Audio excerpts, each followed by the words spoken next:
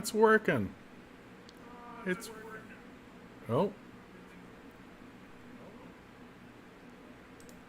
Don't want that to come back at me. Okay. Testing stuff and messing around. Here we are. Hey. This is really sweet. Okay. I'm streaming to Twitch at the same time as this is going on. Now, I'm not streaming Curse of the Dead Gods. I don't know how to change that. That's the thing I don't know how to change. I got so much Twitch stuff that I have no frickin' idea what I'm doing with. Twitch is so ridiculous. Let's see. How do I change that? Because I'm not doing Curse of the Dead Gods. About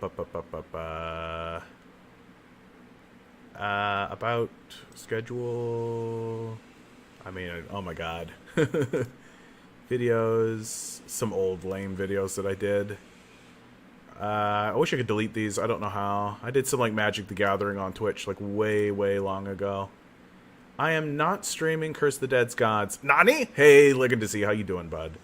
I'm messing about. I'm trying to figure out multi-streaming. I'm over the moon that I've actually got it working on Twitch now. You can see, right? Here's Twitch.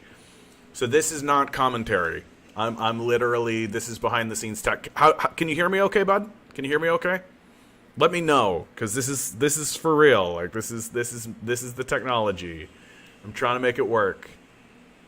So please, feedback. Tell me if you can hear me okay. Do I sound like an idiot? Is there like a feedback loop? Is I need all of the feedback I can get right now, my man, because I do not want this to be bad.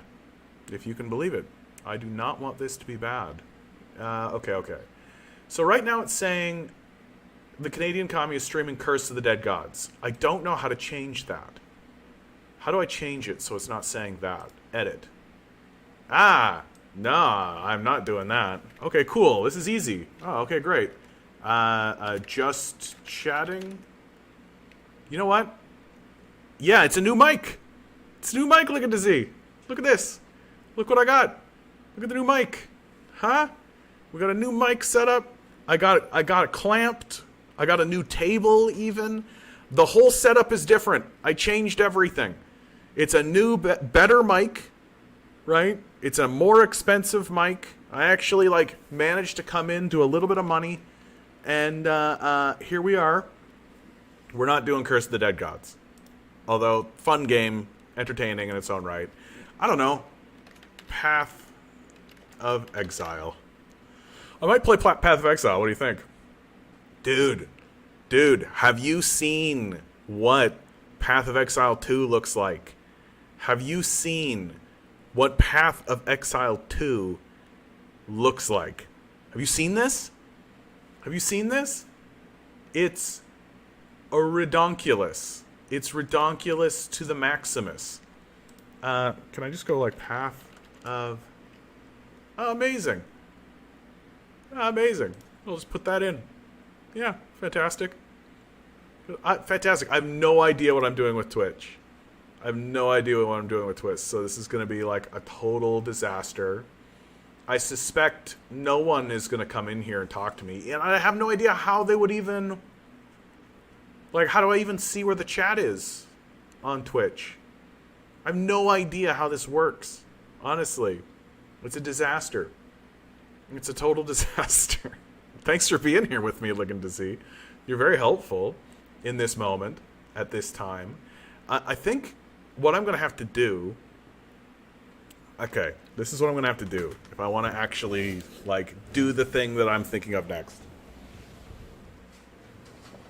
Because my goal here, right? I have goals. I'm making goals for myself. Hold on one second.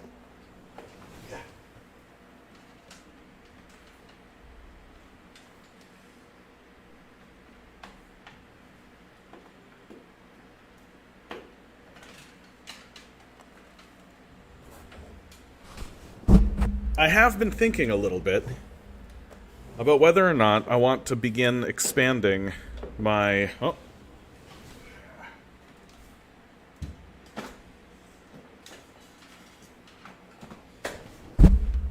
do I want to begin expanding my stream outside of the 9 o'clock ending, right? Like, and the thing is that, like, because basically when I finish streaming, I usually, like, when I finish doing the commentary stream, I usually end up playing some video games, right?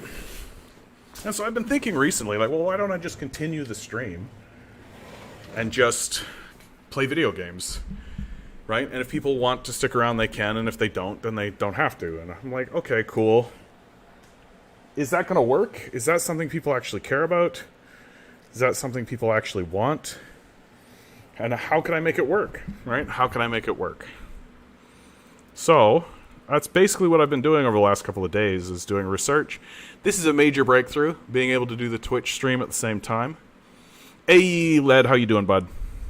Not a commentary show today, man. We're just messing around today. I'm over the moon because I have got my I've got the Twitch feed going. And I'm happy. Oh, hey, I have a viewer on Twitch. How about that? I have no idea how to look at the commentary or anything on Twitch. Like, I have no idea how to even see it. How to see people, like someone's watching. Hey, person who's watching. I'm literally the first stream that I've ever had on Twitch. Oh, you know what? It might be me.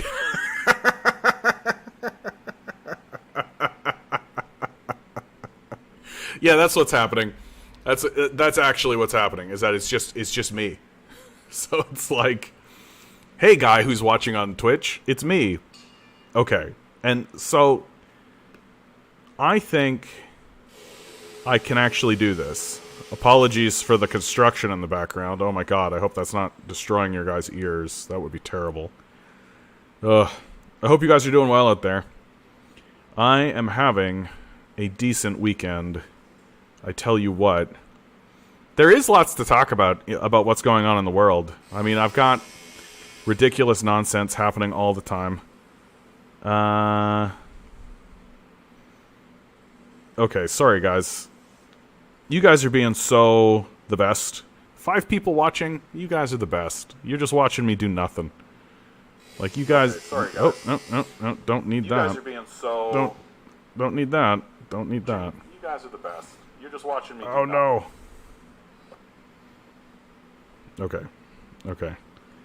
I'm straight up getting this all set up so that I can start streaming on Twitch. And maybe other... Like, can you stream on Facebook? Can you stream on Facebook? I'm just trying to make it so that I can do, like, lots of different things. You know what I mean? I'm trying to get it so that I can do lots of different things. And I'm trying to get involved in doing lots of different things. Because,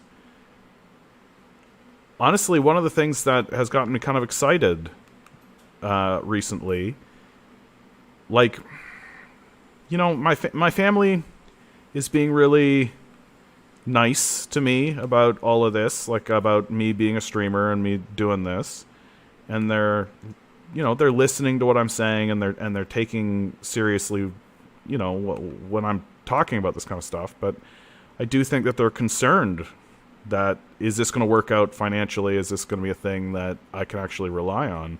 And I actually did the finances on it just the other day. And I actually think for year one, I'm not going to be exact with you guys, I'm not going to be specific, but I think for year one that I'm actually doing a lot better than I thought I was going to do, honestly. And I think I have you guys to thank for a lot of that. I think I have you guys to thank for a lot of that. People have been very supportive of what it is I'm trying to do, and people have been very supportive of what I'm trying to accomplish here. And it's very encouraging. Seeing what I'm seeing in terms of the finances. Like, it's obviously not, like, it's not paying my bills 100%, right? Obviously. That's not what's happening. But it is, but you shouldn't expect that to be the case, right? If you were to start a small business, you don't expect it to be profitable year one, right? And so, I think that I just got to kind of keep plugging at this and keep thinking about how to expanding, and keep thinking about how to make it bigger, keep thinking about other venues, keep thinking about how to get more involved elsewhere, and keep thinking about where to go and where to put myself out there. And Honestly, today's actually a really big day. Like, I've been thinking about doing a multi-stream on Twitch for a long, long, long time, and I've just never been able to put two and two together on it. I've just never been able to actually make it happen. Hey, Cotton, how you doing, bud? This is not real, okay, dude? This is not commentary day. This is fuck around. This is nonsense. Do not fall in love with this. Or if you do fall in love with this, that's great. Honestly, but this is mess around. This is nothing specific. I might actually even start playing video games, dude. I might just start playing Path of Exile, and you're all just gonna have to deal with that. I'm literally like trying to get things set up on Twitch here. Yes, Eric, I got a new mic. Good to see you guys. Oh, God bless you guys for being here. I was just talking about kind of the future of this thing and the future of the channel and how I actually think it's going real good. Yeah, this is a new mic, man. I got a new mic. I got a new setup, as you can see. Right? It's a hands-off sort of a thing. Right? I got a new table. I got a new setup. My camera is set up better. Everything looks much more stable. Everything looks much better. Right? And so I'm really, really happy with it, honestly. Honestly, I'm really, really, really happy with it. I just need to turn the sound off on this thing. Hold on. Sound off. You are now muted. Like, I'm really, really, really pleased with how this is all going. I'm just trying to get it all set up so that I can actually... I have no idea how Twitch works at all. Right? I have no idea how Twitch works at all. Like... people do talk to you on Twitch, right? Like, there is, like, a commentary thing. I just don't know where it is. I don't know the first thing about this. So, I feel so lame. I feel like I'm such an, old man. Like, how do I even interact with this stuff in a way that is... like, it's streaming, but, like, how do I see... like the commentary section? Do you guys know what I'm talking about? Like your comments are right here on the right-hand side. This is YouTube. How do I see that on Twitch? I have no idea. I have no idea how to see that on Twitch. So, like, where is that on Twitch? You know? I'm so flipping clueless, dude. I have no idea what unsighted is, my man. I have no idea what unsighted is. No. See, what do I even do here? What is this? It just feels so... I feel so clumsy.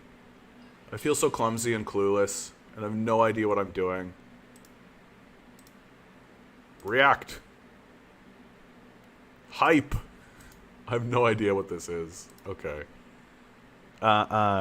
So you guys are watching me be like an old man right now. That's what you're doing. You've tuned in to watch me be an old man.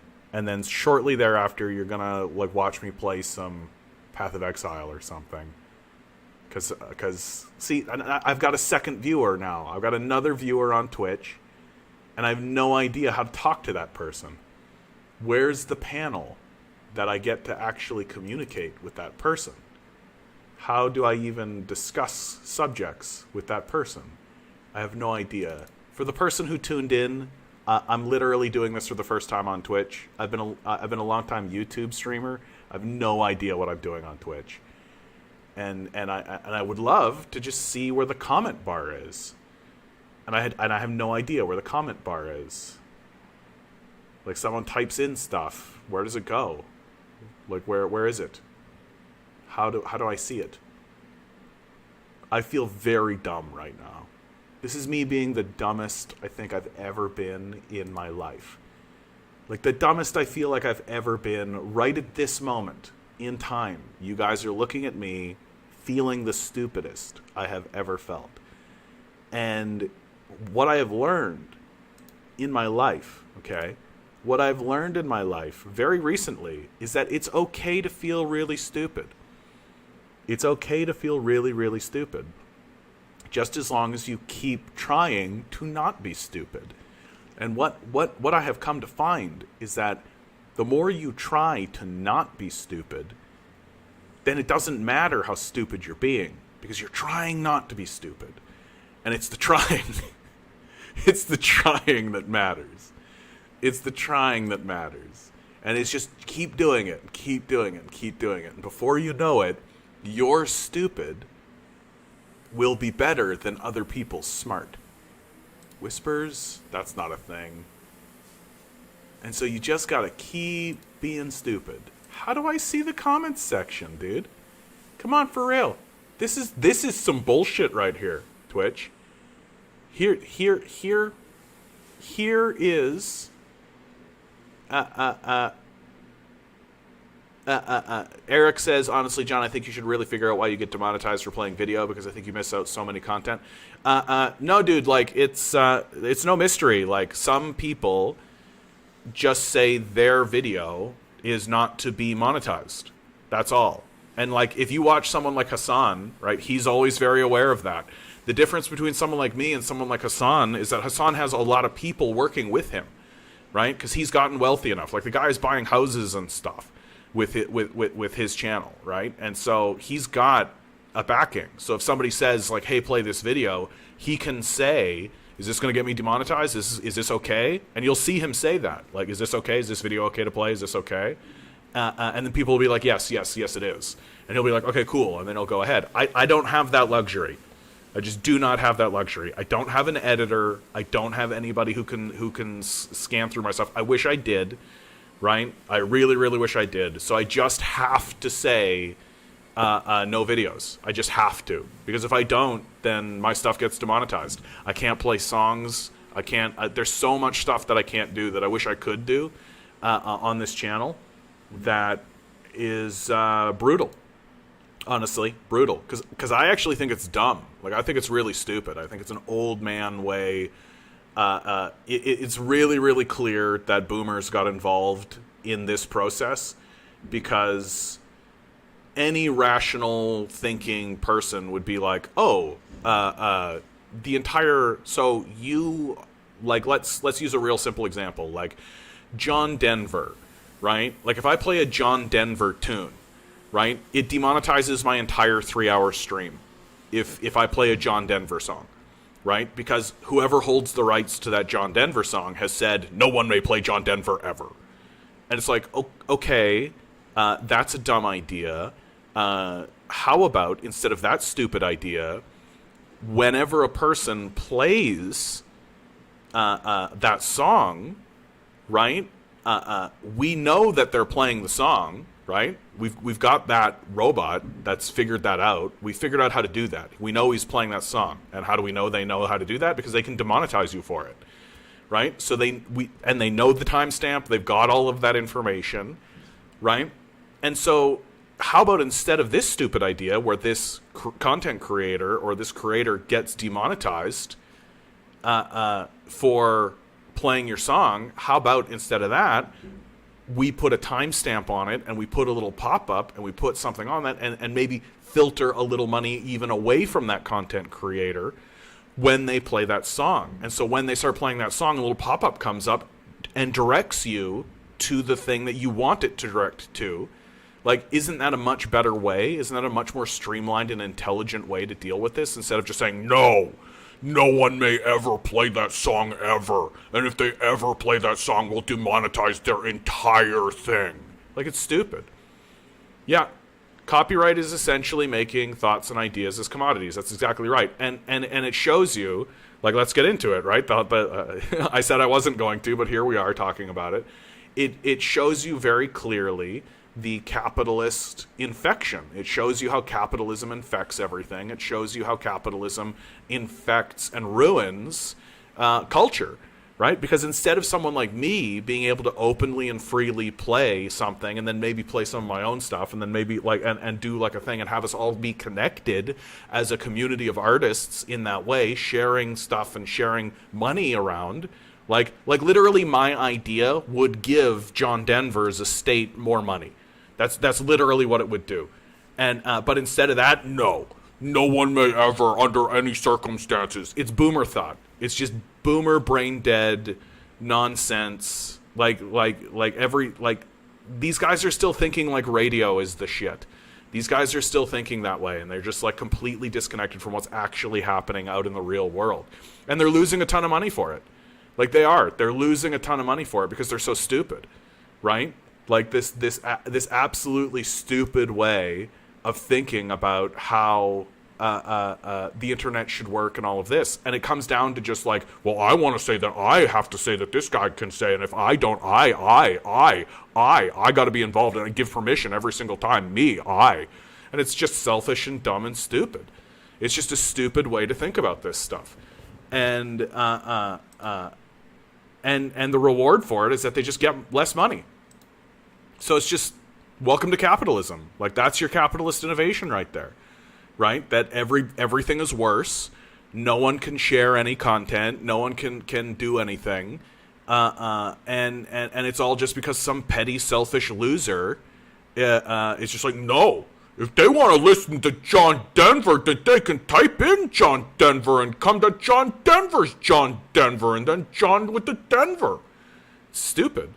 Like, we could literally automate this entire thing. We could literally automate this entire thing and make it so that if I start singing John Denver, it could literally pop up a window and be like, hey, do you want to go to this John Denver thing? And it could literally funnel money away. That if somebody donates money to my channel, so if in a 3-hour stream, somebody donates, let's say, $10, well, a few pennies of that can go to the John Denver estate, right? Like, they can get a little cut for every single time I play a song, and that would be completely fine. I would be completely fine with that. Like, part of my advertising revenue could go to that. Like, it'd be so easy to automate and create this system.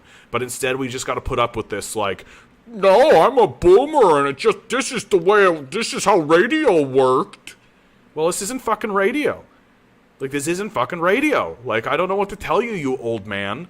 Like, I don't know what to tell you, you goddamn boomers, with your stupid ideas and your stupid thoughts. Like, you're losing a lot of money. You're losing a lot of money this way, right? Like, you could be making money off me. You could be, but you're just choosing not to because you're stupid. Welcome to capitalism, baby. Just the dumbest possible way to think about anything. Dude, I am actually, like, lost. I'm completely lost. Like, how do I talk to this guy? There's a person on Twitch who is watching me. Hi, person on Twitch. Although, I bet you that second person that's watching me is actually the second screen that I opened up. Specifically, because my hope is that I'll be able to open up a different window, like play a video game, but I still want access to your comments, right? I still want to be able to look at your comments while you guys are doing this stuff. So what I want to do is I want to open up comments on Twitch and on YouTube and put them on my second screen, have them here where you guys can't see them, and it doesn't matter that you can't see them. And so I can talk to you while I play the video game, right? And I have no idea how to set any of this up, and I'm like completely lost in the weeds. I am completely lost in the weeds. I have no idea. Because viewer interaction is like a big part of this, right? Eric writes, I just have that burning desire to discuss with like-minded people. Finally going to get a friend of mine to start reading Das Kapital with you.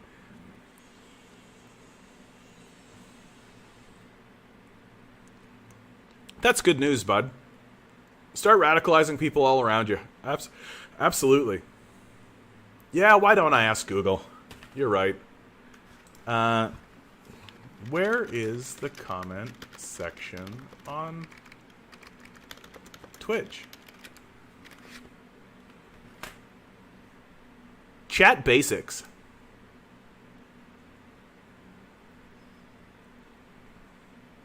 I just chat layout overview. Yeah, where is this? Once you are signed in, your chat window will look like this. But it doesn't. Like, what are you talking about? Right? Chat is essential. It allows you to interact. Yeah, thanks. Once you're signed in, your chat window will look like this. Okay, where is it? Where's my chat window? This is annoying. Like, this is actually annoying. Like, where is it? It just doesn't exist. It's nowhere. Do I have a chat window? Collapse. Followed channels. Yeah, sorry about this, guys. This is the great content, right? This is the content that you guys are all here for.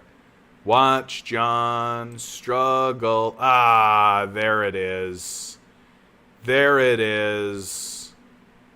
There it is. We've done it. We've done it. Masterfully done. Brilliantly executed. Genius, even. Phenomenal cosmic power. The world is my oyster. Verb the noun. Quality. Quality. This is what we're doing. And all I had to do is expand this, close that, and now I can do this. Doesn't quite work the way I want it to. Rusty, good to see you, bud. I actually did get to go home early today. It was slow at my capitalist place of employment. And I thought to myself, I've got this mic. I have a new mic at home. I've got a new thing going on. And so I want to come and mess about. And a bunch of people are coming in to mess about with me. So that's fun. That's fun. Eric, it's actually funny watching you struggle. Thanks, bro. Thanks. I am actually happy that my suffering can be of great amusement to you. Honestly, I am actually, because, like, I just don't want... I really, really am invested in... I'm trying to be good. That's all. I'm trying to be good. I'm trying to just be enjoyable, right? I'm trying to make it so that you guys have something worth watching, right? Like it's that, and that's it. Like that's it. I want you guys to actually enjoy your time here, you know? And I'm so happy that people are even coming in. This isn't my usual time to stream. Aaron, you have a lot of criticism for Twitch without understanding how it works. Have you considered design? Oh, I got no criticisms for Twitch. I don't know anything about Twitch. I literally, like, Twitch is great as far as I'm concerned. Aaron, I have no criticisms for Twitch whatsoever. Like they seem to know what they're doing. It's me. It's absolutely me. I have no idea what I'm doing with Twitch at all.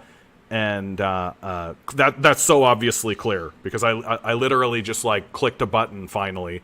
It was just like, oh, there's the chat, the thing I was looking for the entire time, right? There's the thing I was doing the whole time.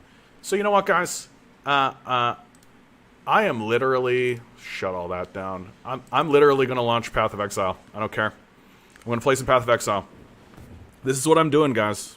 This is what we're doing. Let me know if the audio sucks or if anything's terrible, because for real. And this is the first time that I'm doing something like this on this stream. So, I just... Maybe should I show my... Yeah, it doesn't matter. I don't care. Everybody knows that. Okay. What have I been doing? Templar John. So, when I play these types of games... Why play? No. When I play these types of games, I literally... I don't... I play hardcore. Like, I don't play the softcore stuff. I never do. No, this is lame. Why is it telling me that it's got character selection? Why is it acting... Oh my god, hold on a second. This is so dumb. One second.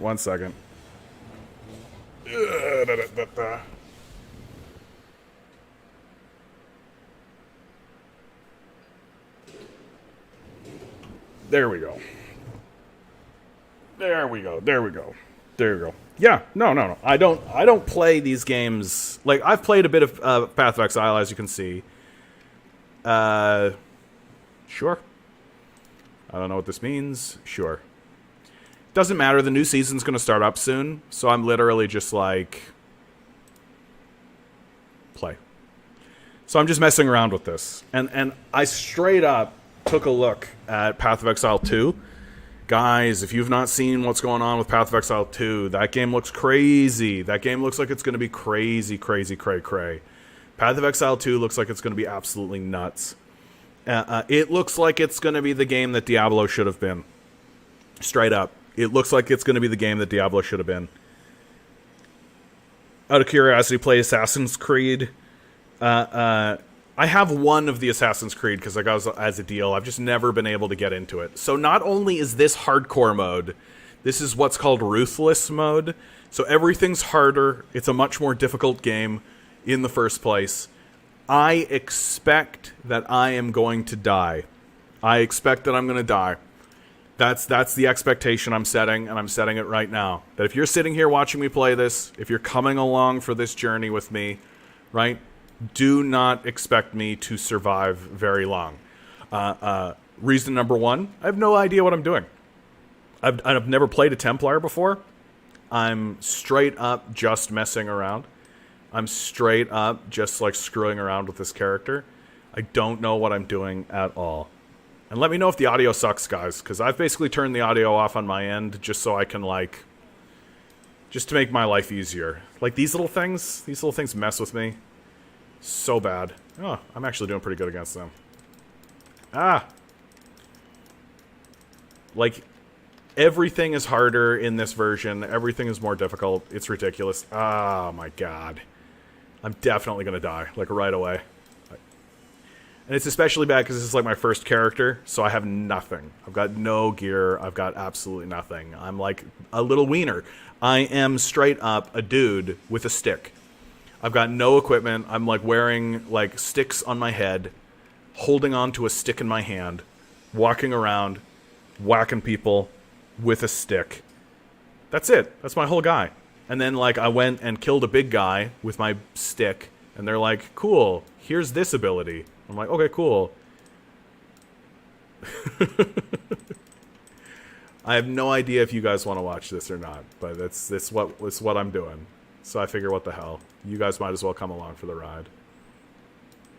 I am actually like crazy. Like the reason why I'm playing Path of Exile is because I got a crazy itch from seeing all the Path of Exile 2 stuff. Like Path of Exile 2 looks outrageous. It's I think the thing that's got me so excited for it is that it's very clearly like they're taking a lot of inspiration from Elden Ring. It's so clear that that's what's going on, that they're literally stealing certain systems from Elden Ring, and I have no idea what this thing is. Select an equipped item. Let's go. Click and hold to spawn molten monsters. Guys, this is gonna kill me for sure. This is gonna kill me for sure. If I die here, just know I totally called it. Right here. Click and hold. Here we go. Molten monsters. Okay, it's already at hard. I shouldn't have done that. What's click and hold to spawn okay, so then what? Defeating molten monsters. Okay, then I gotta walk away, and then they spawn this. I'm definitely dead, you guys. Like, there's no way. If I live through this, it's because I'm awesome. That's it. There's no other explanation. Like, if I live through this, it's because I'm the greatest player who has ever played this game, and I'm amazing. That's what's happening. And this thing needs to be dead for sure. Die. And Forge Snake. I think I did. I think I lived. I think I'm the greatest player that ever lived. Although I bet you there was like some kind of timer. That's why I'm not getting anything out of this. There's probably some kind of timer. I don't know anything about what this is. I'm just here to kill monsters, you guys, because I'm just trying to like scratch this itch that I got from watching the Path of Exile 2 stuff. I think one of the things that I'm like most excited for is like they've clearly made design decisions. In this game, there's really just like most abilities are like stand and deliver abilities, right? So what that means is like if you want to cast a spell, like you basically stand and deliver it the way that I just did, right? You stand in one spot and you shoot the spell. You stand in one spot, you swing your thing. Like with a couple of exceptions, but most abilities are like that. Like, so if you're a spellcaster, you're just standing there shooting fireballs. You're standing there dropping stuff. You're standing there doing that kind of stuff. And the Path of Exile 2, they're like, no, let's put a ton of movement into every single ability.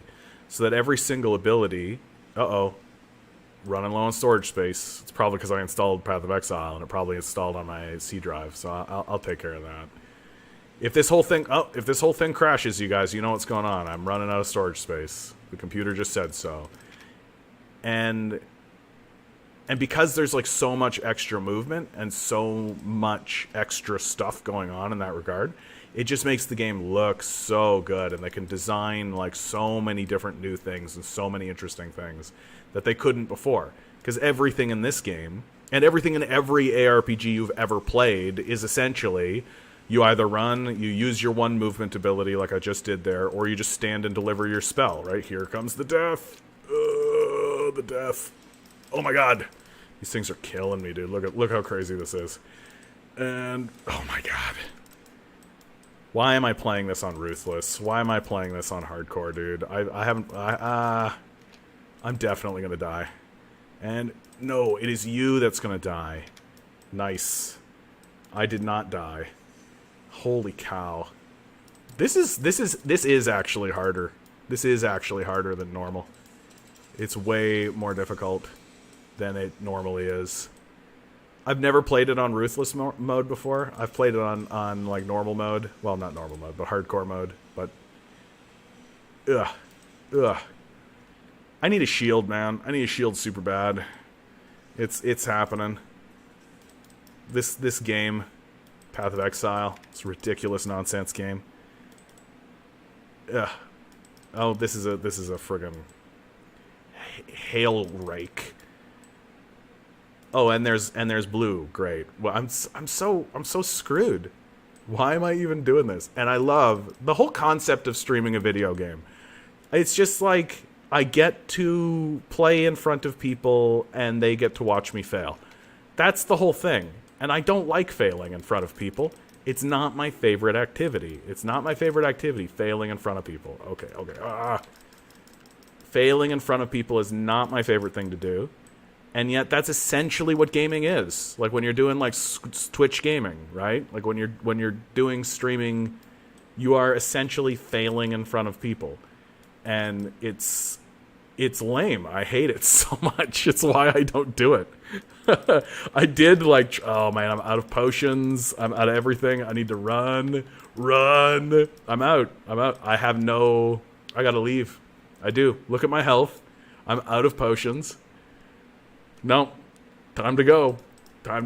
Running. Failing like a champion. Failing like a champion in front of all of you. Y'all get to watch me fail. Thank you. Blessed be. And I go back, heal up, go out and fail again, right? That's the whole thing. And everybody just watches you do it.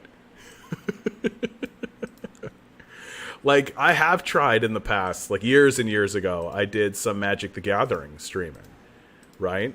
And I got really demoralized because I'm not that good at Magic the Gathering, right? Like, I'm not that good at it. And so you're basically just failing the whole time. And everybody's just, like, watching you fail. And then they make fun of you for failing. And so you're just constantly failing. And that's it. That's it.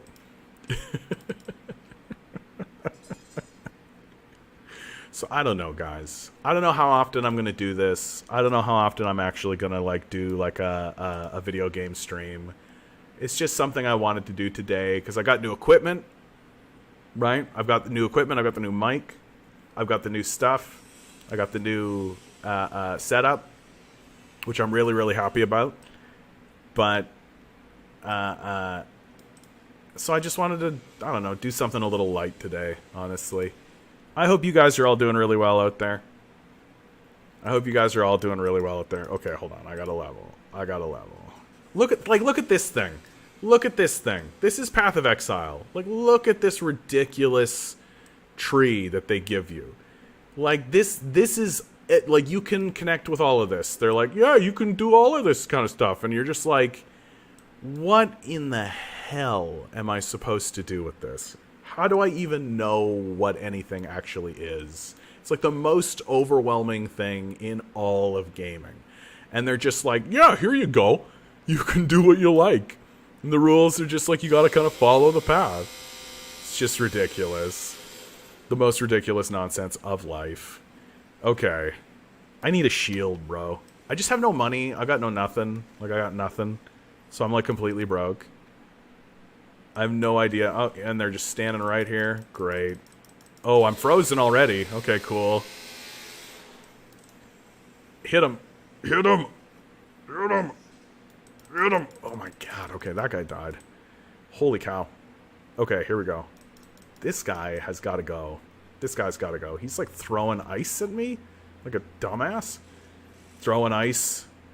Meanwhile, I'm nailing him with ice. Dude, this guy's a tough ass. Oh my goodness. I just can't stand and let him deliver, right? But, like, this is kind of what I'm talking about, is that in this game, everything is just, like, you kind of just stand and beat the heck out of each other, and, like, it's kind of designed to be that way. And most of these types of games are designed to be that way. I am out of health again. I've got to leave again. Bro.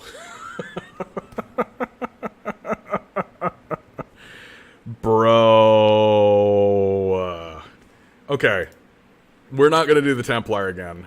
We're gonna, yeah, Hardcore Crucible, Self-Found, Ruthless. Here we go. We're gonna blast their faces with stuff. There you go. How's that for a name? Yep, we know. Okay. I knew I was gonna die with that character. I knew I was sort of hoping, because how this actually works, like how this game actually works, and how all hardcore games work, is that you're trying to find gear for the next character. That's what you're trying to do, right? You're trying to find gear for the next character, and that every character is a setup for the next character. But that only works if you actually find something good to sort of pass down. So you're constantly setting like a series of like hand-me-downs is what you're doing. And so your first characters are always going to be lame, because it's literally just like this lady is literally like nothing. She's wearing like a rag. She's got like a driftwood wand. She's just picked up a stick that she found on the beach, right? She's just running around with a stick she found on the beach, and she just also happens to be a witch. So she's like, okay, cool, I can like shoot lightning, right? Here we go, boom. I can shoot lightning because I'm a witch out of this wand that's literally made out of driftwood, shooting these sand spitters that if they actually hit me probably do like half my health. Frig, they basically do. That's fun, right? And like, the hope is as you go along, you'll be able to survive long enough to actually find anything at all that you can actually pass on to the next character. Like, you are trying to gear up this character to a degree, but the expectation is that this character dies, right? The expectation is that this character is going to be dead. And so you want to make sure that your next start is actually really strong and really good. And you do that by finding cool gear and actually equipping your character. So that last guy, Mr. Templar Man, he did not live up to expectation. Well, he lived up exactly to expectations, honestly. I'm on like Ruthless mode playing hardcore. I totally expected that guy to die. I sort of hoped he would last a little bit longer. But this lady seems like she's going to do a lot better. Every single time I play any kind of video game of any sort, if there is the option to become a necromancer, that's exactly what I do. It happens every single time. Like, it's been that way since I've been a kid. Like, since Diablo 2. Like, the moment I found out that Diablo 2 was going to have a necromancer, I was like, necromancer, let's go. And it's just always been that way for me. And so if there's a necromancer in any video game, I'm just like, necromancer, boom, raise skeletons, skeletons fight for you, you stand behind the skeletons, shoot people with lightning and stuff. But, like, for the most part, the skeletons are the ones that are doing all the work, right? Like, you have minions. It's like, I don't know why anybody wouldn't want this, right? Everybody, if I had magical abilities, like if I had the ability to have magic, and it was important for me to get into fights, I would always be like, yeah, minions, like something to get in the way that's not me. But if they, like, if I had like a stone golem and the stone golem exploded, I'd be like, well, thank God that was that stone golem and not me. Right? I don't know why people get into this mindset of just like, yeah, I'm gonna get in there and fight them. I'm like, no, I'm not gonna fight them. I'm gonna let my stone golem fight them, and I'm gonna curse them and shoot them with stuff. And maybe you're sitting there being like, that's a cheap way to fight. I'm like, I don't care. It's a fight, right? You're the one sitting there pretending like there's honor here. Like, what are you talking about? Like, it's a fight. I'm here to win. I'm gonna use like a weird little golem. And you can get in there with your axe and get cranked in the face by a golem if you like. I am going to be standing behind that golem, being very nice, and just being like, oh, hello.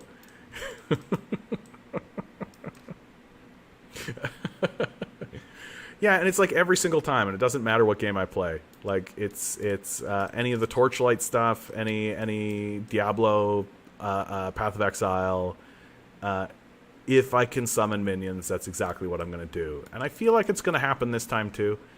Like, I just don't know why I should bother lying to myself or to you, dear listener, about what's about to happen. I'm pretty sure that what's about to happen is that I'm going to level this lady up and she's going to be a necromancer. And there's just no reason to pretend anything else. Snake, how you doing, bud? You ever play Bloodlines the Masquerade? Nice to have you on early. Yeah, dude, I'm just messing around. I actually managed to get it so that I'm also doing a multi-stream on Twitch. I'm over the moon about that. I'm over the moon that I'm actually able to do multi-streaming. I suspect for a long time I'm not even going to get a single viewer on Twitch, but that's fine. Like, most people think that it works that way most of the time, and so I figure it'll just continue working that way until finally some drunken person will stumble onto my Twitch stream, and I'll be like, hey, how you doing? And they'll be like, you're an idiot. I'll be like, probably. Simple as that. So, I don't know, dude. I wanted to relax today. I got a new mic. I got a new setup, as you can see. Right? Everything's looking great. I just wanted to play some video games. Vampire the Masquerade, I actually haven't had the opportunity to play that game. I've heard really, really good things about it, though. That, like, if you're into the role-playing genre, it sounds to me like they did a really good job of being like, yeah, you can play as, like, many different types of vampire. Look at this. This lady's already way better than my Templar was. My Templar was just like, I'm a guy with a stick. This lady's just like, I got a shield, right? I got a plate vest. Look at her. Look at her. She's kicking ass. Screw that Templar. What a loser that guy was. Spell damage. Spell damage. What am I kidding? Who am I kidding? Spell damage. Here he is. Hillock. This guy. Lots of kiting. Get kited. Get kited. Get kited. Lots of kiting. This is the thing, man. Like, I feel like in ARPGs, ranged characters are just better than melee characters. Like, melee characters, like, look what I'm doing to this guy. Like, I'm chumping this guy. Right? There's no other way to describe this. This is a chumping. He's never gonna reach me. He's never gonna look. I can like go up to him. He's not even swinging. There he goes. Took a swing, completely missed because he sucks, right? Like melee characters got to get in there and take shots, and I'm just like, I'm not gonna take any shots. I'm not gonna let this guy hit me. What are you talking about? Like, what are you talking about? And now he's gonna lose his mind. He's gonna heal up to full, right? Now he's got a stick. Look at him. He's got a stick. Here he comes. And oh, take your swing, bud. Oh, you missed completely, right? Like, why would I ever want to stand and deliver with this guy? And yet, there are classes who are just like, yeah, I'm going to stand and deliver. You're like, maybe not. Like, maybe not, champ. Maybe not. And the payoff is not really there. Like sorceresses and, like, these people are just, like, blowing up everything around them. And, like, melee characters are like, I also can kill things eventually. Like, okay, cool. Like, I don't know what to tell you. Diablo. I mean, we could do some Diablo 2. I actually have, like, I recently went through some Diablo 2 and got a Necromancer up to, like, like, he's in hell right now, level 70, something like that. And I stopped playing him. I'm a big believer, okay? You guys know me. I like to get into, like, philosophical talk. I am a big believer that video games can actually really teach you something about yourself. And that if you actually investigate how you act in video games, and if you actually like try to detach yourself and observe the character that you've made or the thing that you've done in the video game, you can actually learn something about yourself. And what's going on here? How come oops, that's not the button I wanted to hit. That's definitely not the button I want to hit. Why is it doing that?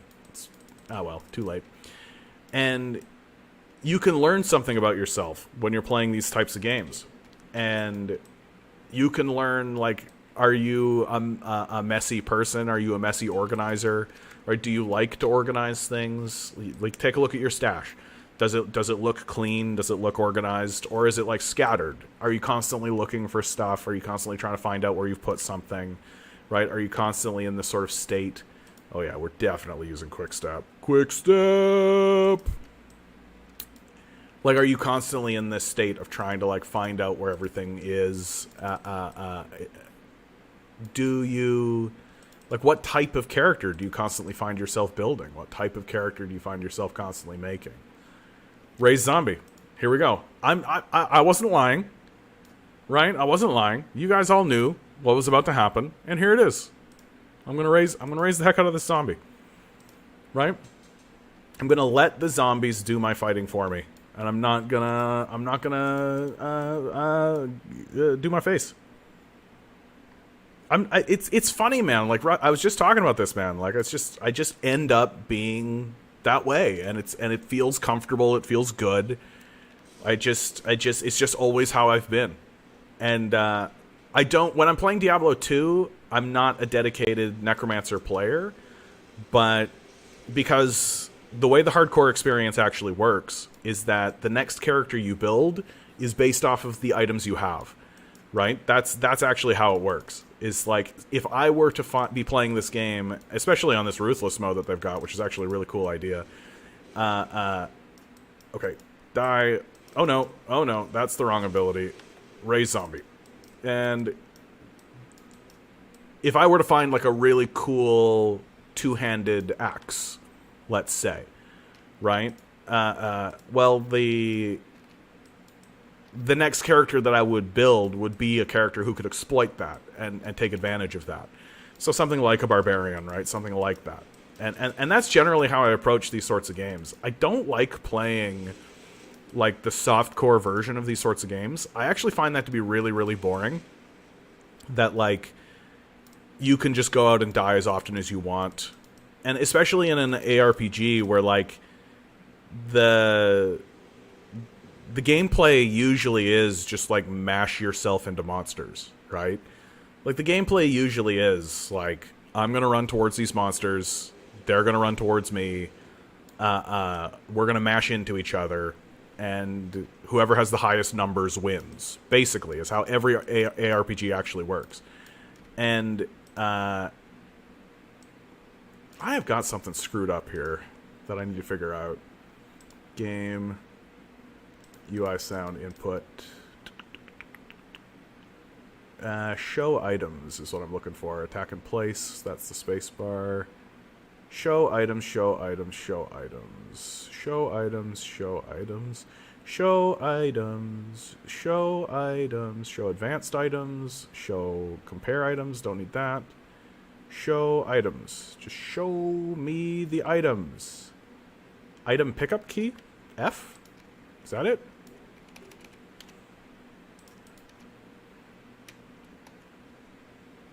Don't know what that... Nope, don't think so. Just literally, I want to see the items that are on the ground. Simple as that. Show the items that are on the ground. Show advanced item descriptions. I think it is Alt. Hold on. Boom, boom, boom. Nope. Maybe it's one of those things where I've got like a filter on. Auto input. You know what? I don't care anymore. I'm just gonna play the game. Chances are good that like really good items are not gonna drop. Simple as that. Path of Exile 2 has really, like, okay, so like, why play single player games, for example? Like, why is Elden Ring a good game? Because like in Elden Ring, you know, fight monsters and die, and then respawn, and then go fight the monsters. So why is Elden Ring good? And the thing is that it's because the combat itself is actually like really dynamic. There's actually a lot going on with the combat in Elden Ring, and whereas in ARPGs, like the combat's fairly samey. Like you guys are looking at it, like there's no reason to talk about it any other way, right? I'm running around. My minions are killing things. I'm shooting stuff. That's great. But there isn't a lot by way of, like, interaction, right? It's not like the monster does something and then I react to the monster. Usually if I'm using my movement ability, right, it's just to retreat, to just kite, right? To just, you know, create space between the monster and myself before turning around and using an ability. And every single ability is essentially a stand and deliver ability. Right? Like, look what I'm doing right now. I'm standing, and I'm delivering. Whoop, whoop, whoop. Right? And then I just use the one movement ability I have. Creating space, creating space, creating space. Oh, aggroed those mobs. That's no good. But, like, for the most part, the combat is, like, usually fairly samey. And you're not actually, like, reacting to something that the monster is actually doing outside of usually, like, the same kind of idea. And because you have one movement ability, which is this, right? And you can replace that one movement ability with another movement ability if you'd like. But because you have the one movement ability, and this guy's probably going to kill me if I keep talking to you guys for a second. Hold on. Oh my god.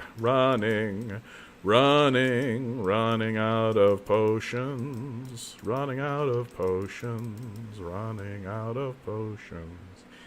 Okay, I think I got him.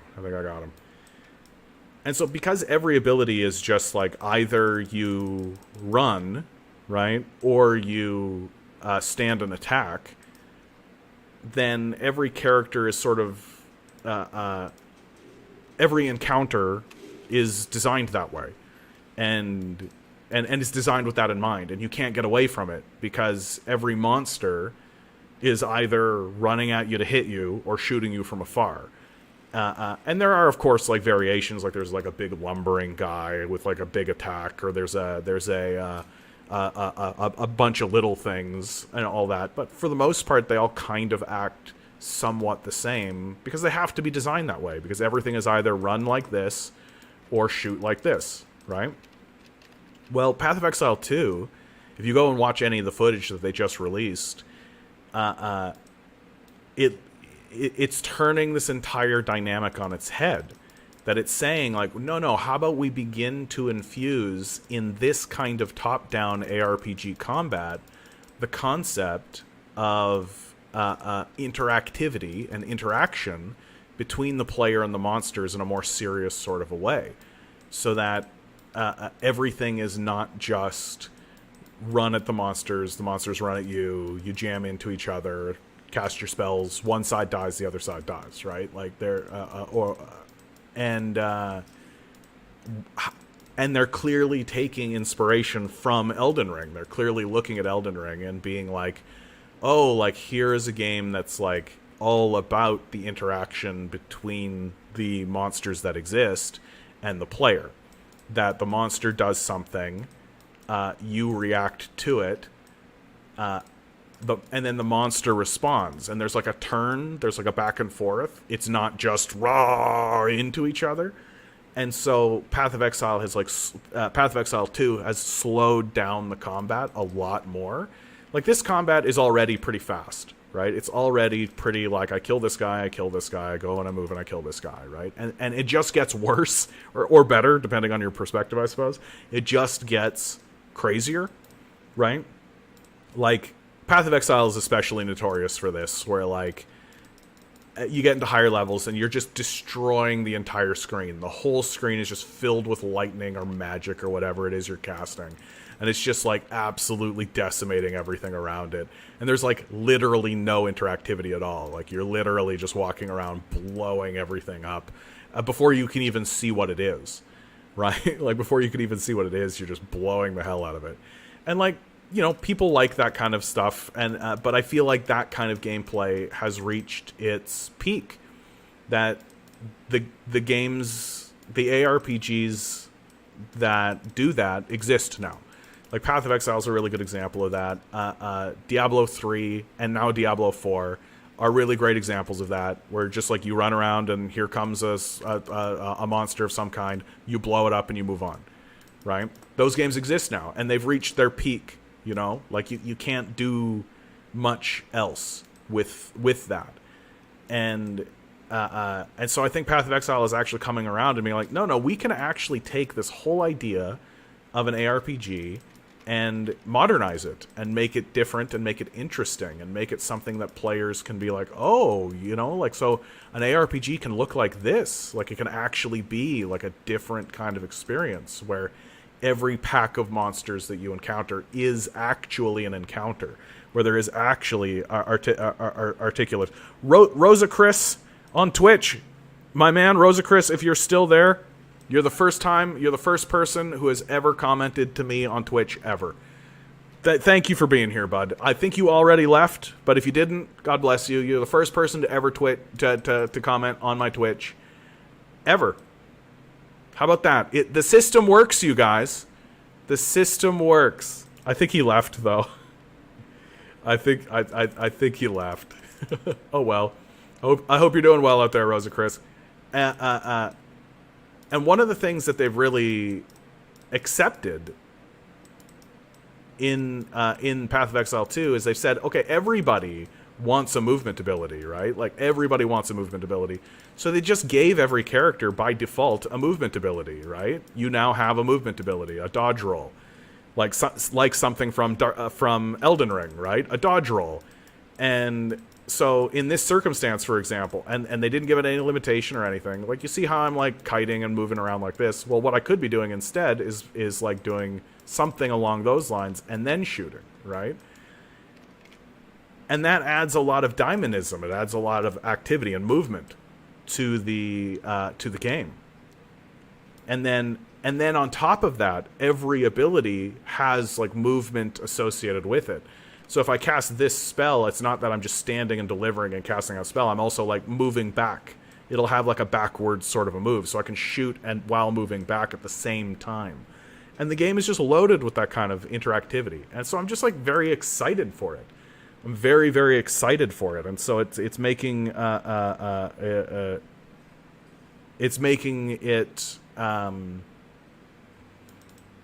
it's modernizing the ARPG in a way that I find very satisfying. Something that Diablo 4 was very disappointing. I was sort of disappointing.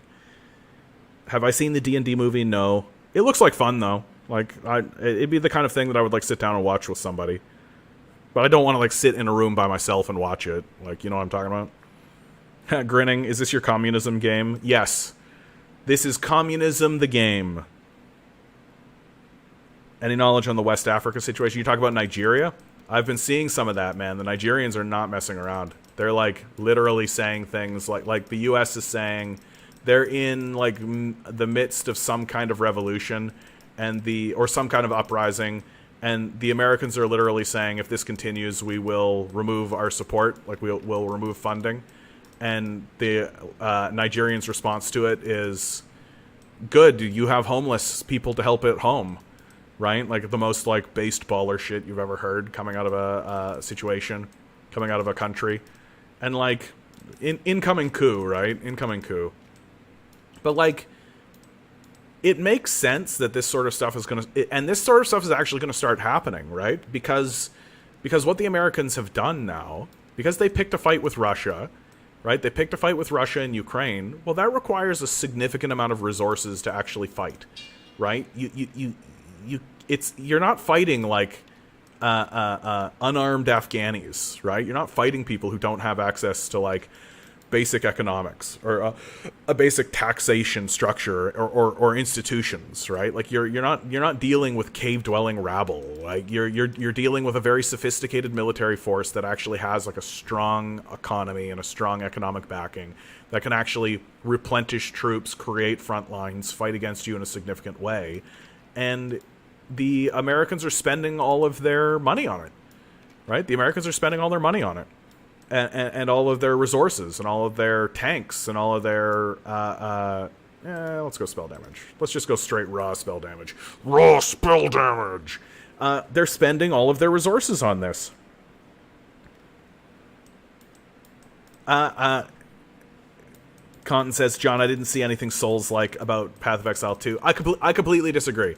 I think the dodge roll is completely lifted. They've changed the way status works, like the way status effects work. Like in previous Path of Exile games, or in Path of Exile, and most ARPGs, in fact, the way statuses work, like Frozen is the easiest one to talk about. Frozen is oh my god, I'm totally friggin' dead right here. Status is very binary. You shoot a thing, it either freezes them or it doesn't. And speaking of Frozen, oh, where are my minions? I don't have any minions. Oh my god, minions. Come and fight for me, minions. Do my bidding, minions. Come, my zombie minions. Save me while I hold a wooden board. Oh my god. Oh my god. And the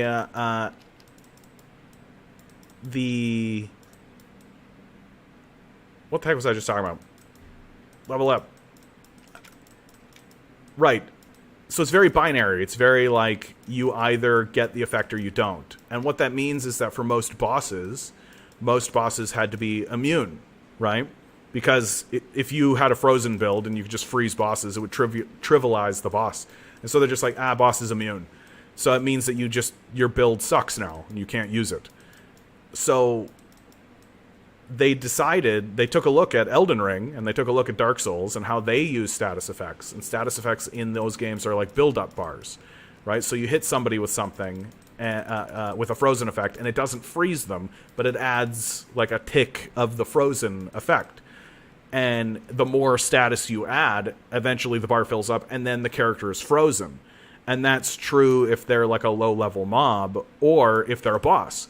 That in Dark Souls games you can freeze bosses, but most bosses are, harder to freeze. They have a significantly larger bar to fill, and they have resistances and all this kind of stuff. But you can still freeze them, and so if you, and so the designers of Path of Exile, they said it outright. They explicitly said that they took this from Elden Ring.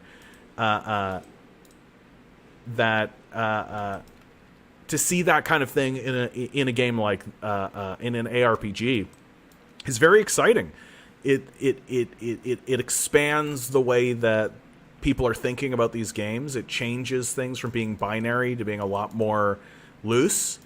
I also feel like just having the dodge roll alone is a lot more.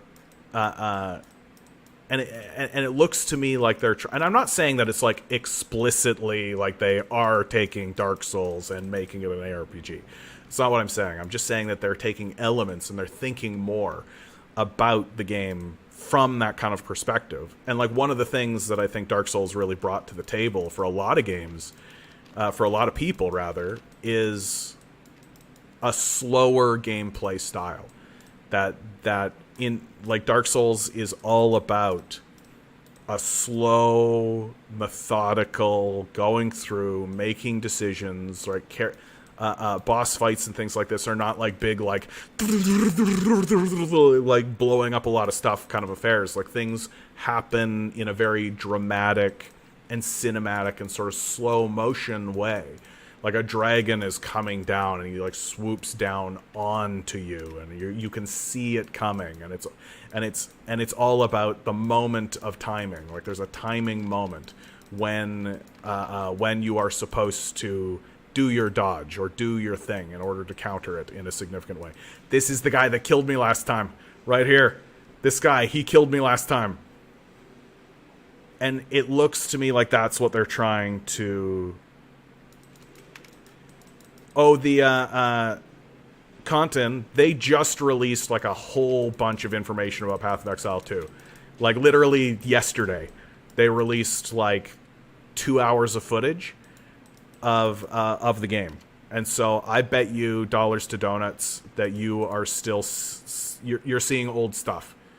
And they just released a bunch of new stuff in order to because they just had something that they call Exile Con, which is just like I'm a gamer, like I love games, and I actually think that's the lamest, like Exile Con. Like, shut up.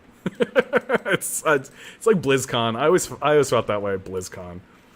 Like, it's just like your presser. You're just having a presser is what you're doing. You're just putting hype on it, and you're just being like, yeah, time for Exile Con. You fucking nerds. Literally, it's just like it's just it's a presser. You're just coming together and you're telling the media this is what's going on with my thing. Only you're getting a bunch of nerds in a room so they can be like, woo, Exile Con, woo. But whatever, it's all part of the hype. It's all part of the hype train. You gotta get people on the hype train. Dude, my minions die a lot more on this mode. A lot more on this mode, I can tell. My minions are dying constantly. I'm having to constantly be raising new minions in this mode. It's pretty gnarly. Hopefully I can make it so that I'm dying less. Oh, Metal Gear, dude. I spent so much time playing the, like, original Metal Gear for PlayStation, right? Like, me and my buddies, we would do, like, full complete runs. Like, we did completionist runs of Metal Gear Solid. And Metal Gear is great. It gets pretty loosey-goosey after the PlayStation version, if you ask me. Here, hold on. I gotta go use the washroom, guys. I'll be right back.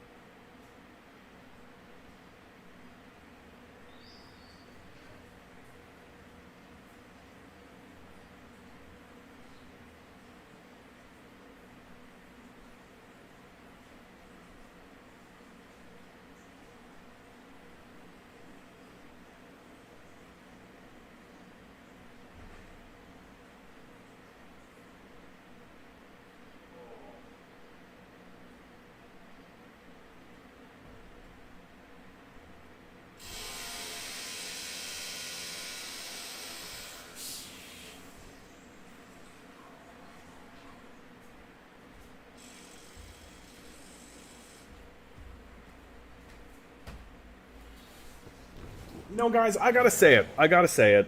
I gotta say it. I'm absolutely pleased as punch how this is going. This is going great. This is going real great. Everything's moving smoothly. I can see the Twitch chat here. I can see what's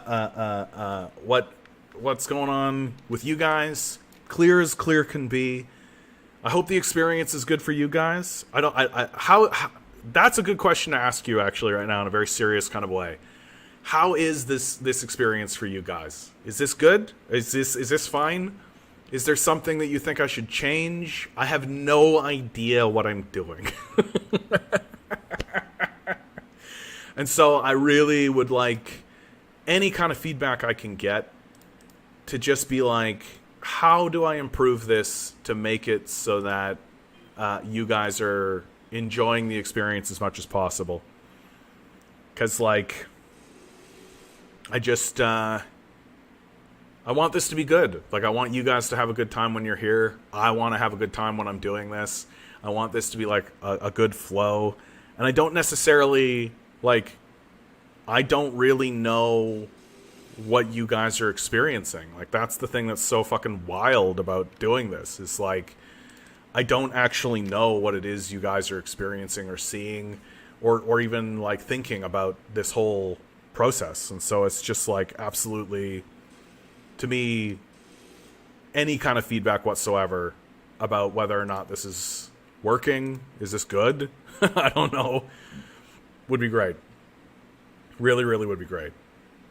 The Metal Gear Solid thing, I felt like the franchise got really wonky after the PlayStation version. Honestly, like I think the thing that really makes me not so like rah Metal Gear, like I'm not sitting here being like, yeah, Metal Gear is the greatest. And I spent a lot of time on the PlayStation Metal Gear as a kid, like really, like a ton of time. And there's a certain ringtone that I hear every so often out in the world. That's the ringtone of Snake's collar. And every time I hear that, I'm just like, Snake, right? So it's like in there. It's in my brain. The thing that really, I think, disconnected me from the Metal Gear franchise ultimately was that the story just got really stupid. Like really stupid. Like really, really stupid. Like I completely disconnected from the story. And I'm not like the biggest stealth gameplay guy at the end of the day. Like when I was playing with my buddies and it was like us all doing it together, I was like, yeah, cool. We're all like playing this game together, and so stealth gameplay, sure. But like stealth is not really how I go about things when I play these sorts of games. And if there is a stealth character, I rarely go for the stealth character. Like if there's a rogue or something, I'm just like, nah, not really how I think about these games, not really how I go forward. And Metal Gear Solid is all about stealth. It's a stealth game. And so like to play like this stealth game that ends up being very like, where the plot is so like bad. Like the Metal Gear Solid games, their plot got really bad and really just like trying to follow it and trying to make sense of it and trying to stay connected and stay grounded in a meaningful story. And I do think a big reason why that starts happening is they kept changing who the protagonist was. They kept changing who you were actually playing as. And then all the connections, like, and then you have boss, and they kept doing this, where there's boss and big boss, and then Snake, and then like red Snake and blue Snake and black Snake, and you're trying to like keep track of all this, and it's just like, at some point, like, I'm just like, nah, like I don't actually care about the story. I don't care that much about this character. I don't care about this blonde character that I'm playing. I don't care about any of this kind of stuff. Like, I was always very surprised that they didn't take the Snake character into a way more personal and rooted route. Everything just kind of became very, I don't know, like abstract. Like there's always, and I don't know how to explain it outside of what I've already said. It's just it's always wonky, and it's always weird, and it's always strange, and it's always peculiar. And I never found myself really being connected. And especially, like, even in the new one, like, literally they're doing stuff where, like, yeah, let's have a character who walks around basically naked, and create, like, the most bullshit excuse for why she's got to walk around naked.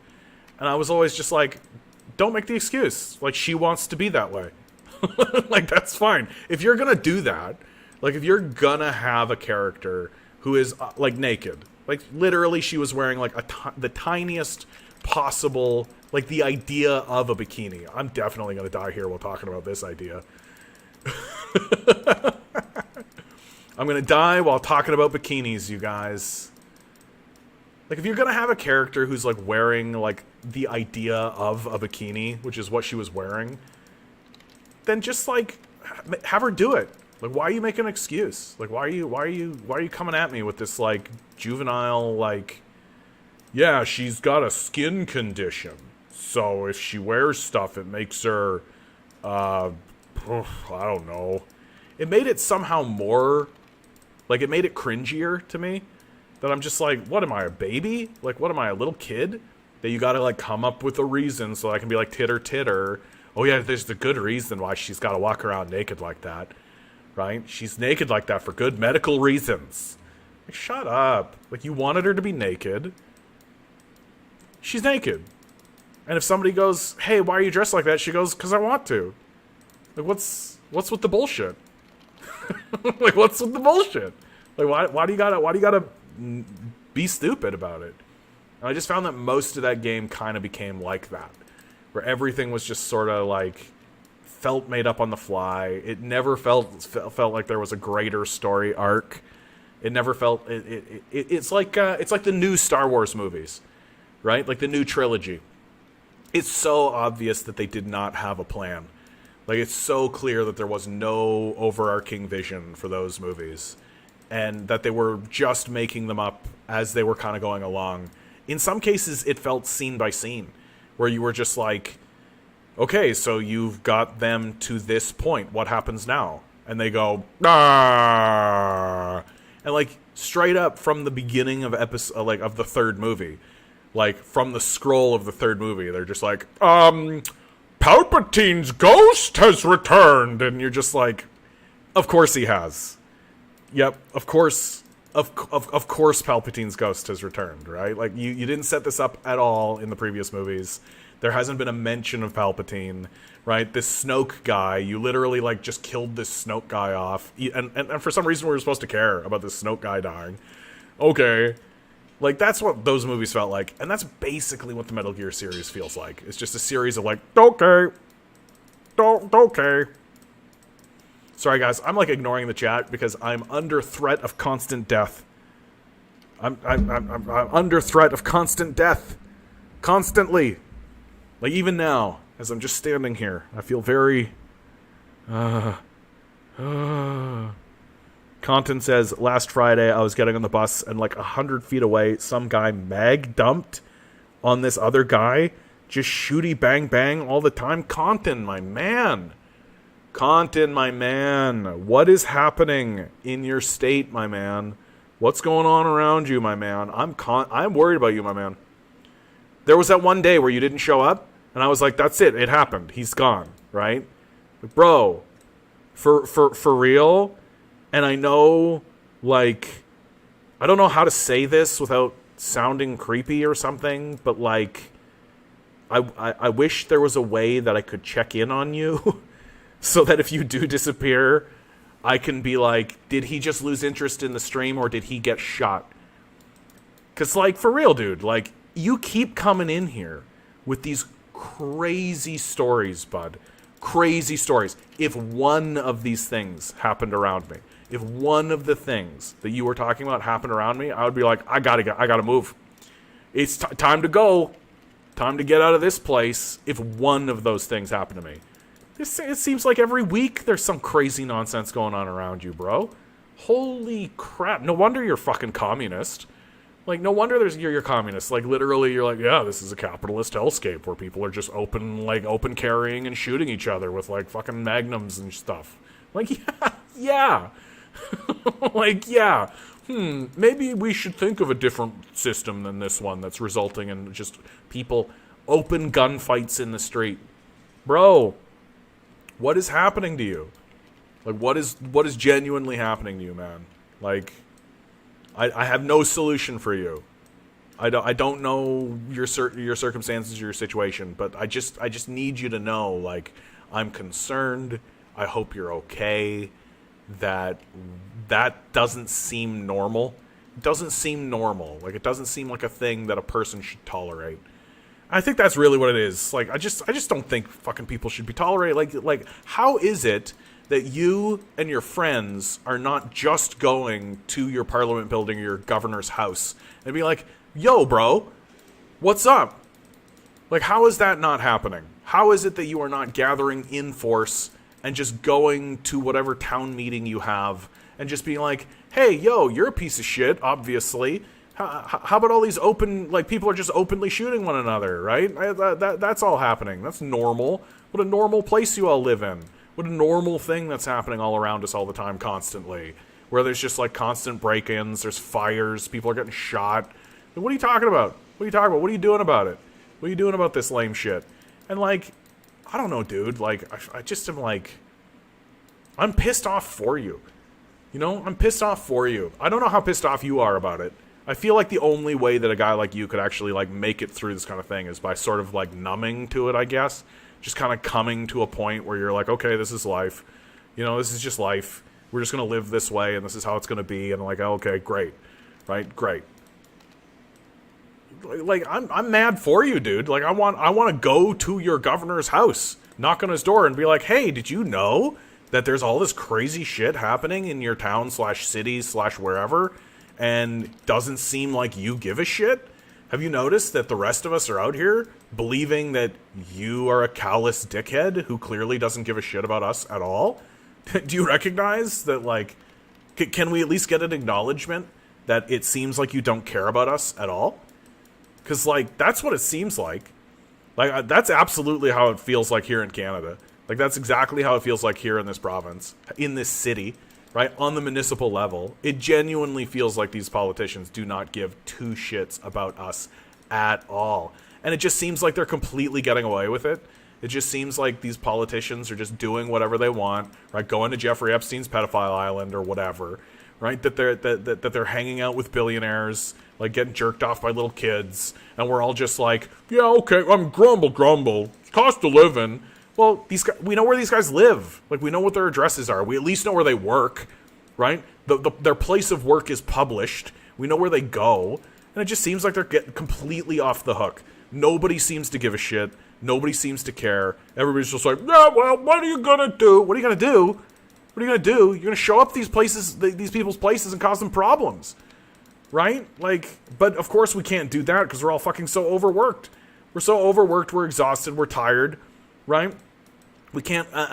We got to schedule it, and we all know what they do, right? It's not like they're holding these town halls and these executive meetings and all this kind of stuff at like 7 p.m. on a Saturday, right? It's not like we're all like, let's go to this place to yell at this guy and then go see a movie, right? That's not what they're doing. They're doing it on like a Monday or a Tuesday at 2 p.m. So only like demented elderly people who are like, we need more money, even though we're the wealthiest cohort in the community, will show up, right? That's what they're doing. So that if you want to actually organize this thing, you actually got to like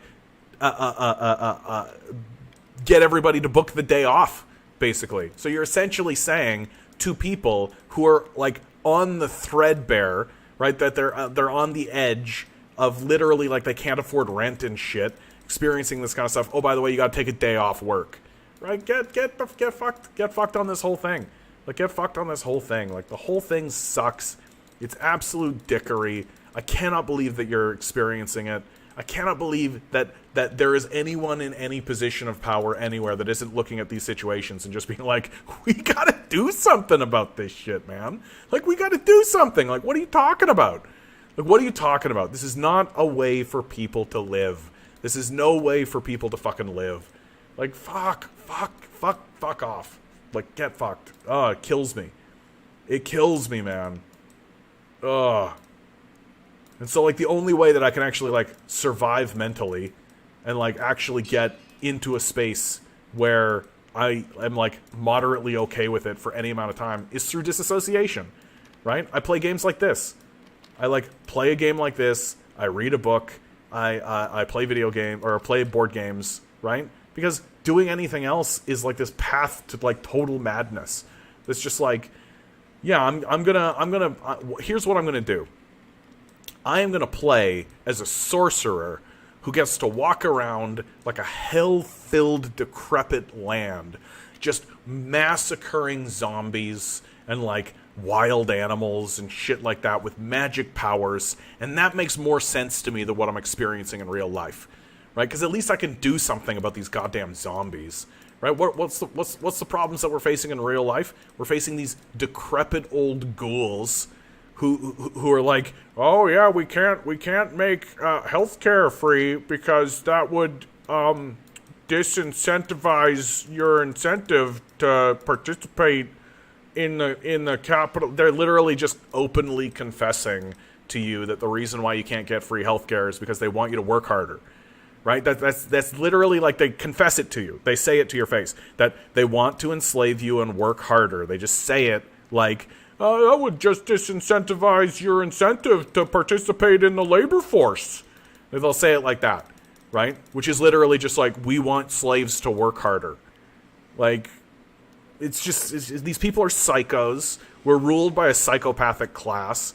And like, so it's easier to play these games. It's easier to just be like, yeah, I'm gonna go kill some zombies. Look, there's a zombie. It's obviously evil. I can shoot it, right? Well, if you tried to do that in the real world, there'd be problems, right? There'd be problems, and we all know what those problems would be. So you gotta, like, try to convince people, but the people are psycho. Like, they're completely lost their minds. Like, they're literally just like, let's go to Jeffrey Epstein's island and hang out with little girls so we get the fuck. And this is just normal. This is just what we do now, I guess. What a normal, rational, regular society. And the entire rest of the world is like, yeah, we gotta isolate these guys. These guys have lost their minds completely. And it's hard to argue with it. It's hard to be like, no, we make sense as a people. We're a rational, normal people who are acting rationally and normal all of the time. Our leaders, sure, they're not the greatest, but, at least they're trying. They're not trying. They don't give a fuck about us. They don't give a fuck about us at all. It just fucking blows my head away that we're just like, yep, normal. What a normal people. Mikhail, good to see you, bud. Oh no, oh god. Oh, I looked down for like 2 seconds and here's this thing in my face. Oh my god, guys. Oh my god. Oh, and they jump. I have no minions. Oh, I'm gonna die. This is it. This is my moment. Raise minions. Oh my god. Oh, I'm gonna die. Oh my god, I'm gonna die. I feel it. I feel death. He's right behind me. He's looking right behind me right now. He's like, yeah, John, this is it. You're gonna die right here, bud. Absolutely. Kill this thing. Oh my god. Run. Raise the minions. Okay, we got another one. Okay. I think I didn't die. Hold on. Not a guarantee. This is still redonk. Ugh. Raise the minion. Raise a minion. Can I raise a minion over here? Raising minions. Oh my god. Minions. My minions. Are you not seeing what's happening, my minions? Do you not see what's happening, my minions? This thing right here. Maybe my minions. Okay. They figured it out. Oh my god. This was a scary moment, you guys. This scary moment brought to you by Path of Exile and the Canadian Commie. I'm out of potions, so if this thing tries to start killing me, it will. It will definitely actually kill me, but we're doing good damage to it. I need a better spell. The spell I'm using is literally just my wand. Oh my goodness, I'm definitely gonna die. This thing's definitely still gonna kill me. No, it is not going to kill me. I believe in myself. Here we go. We did it.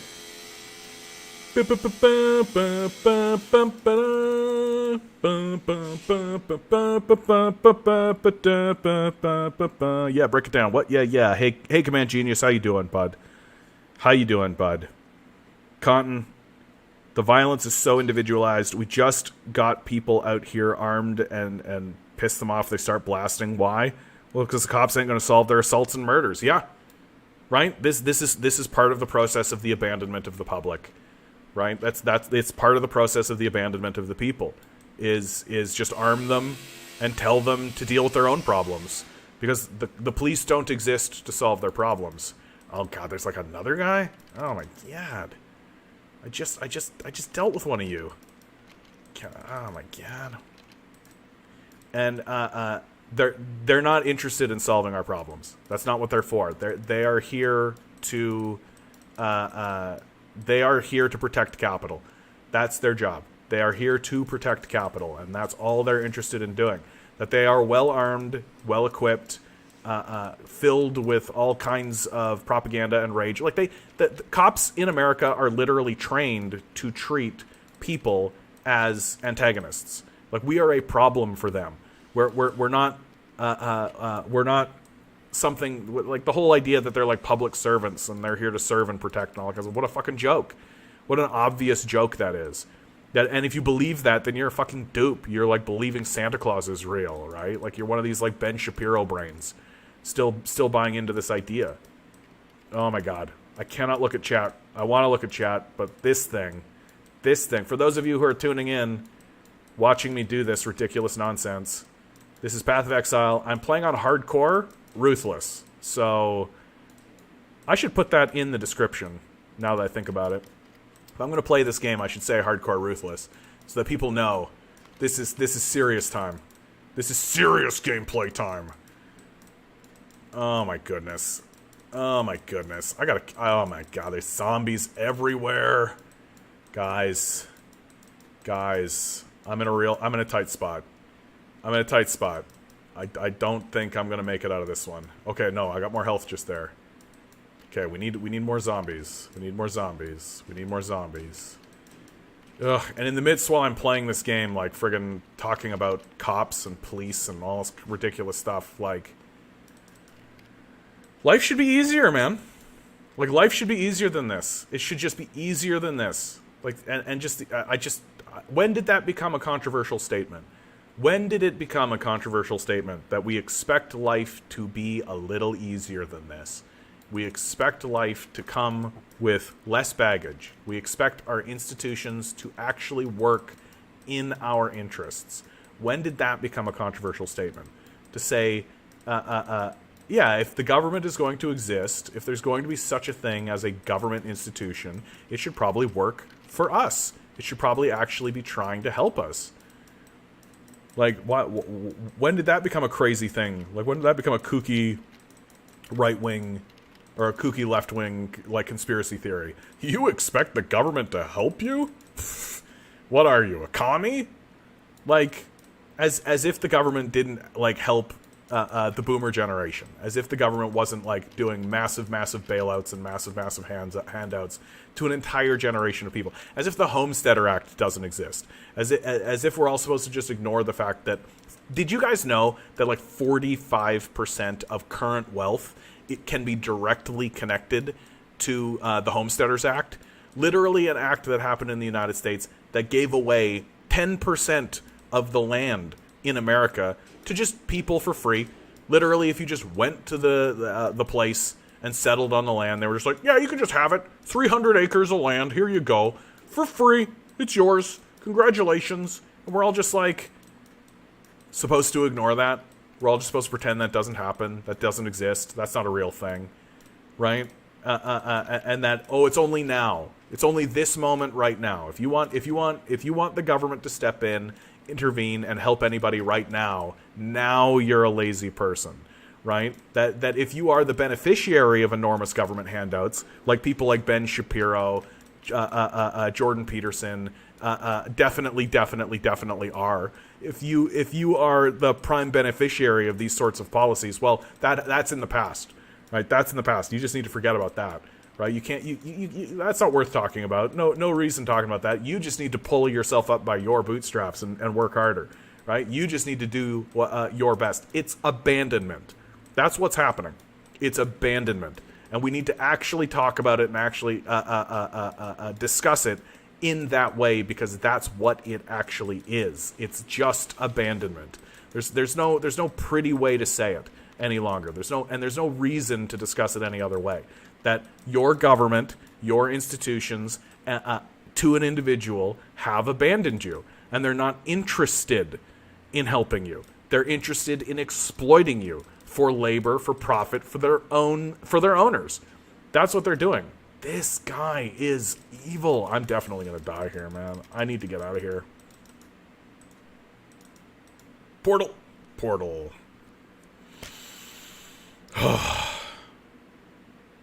Okay.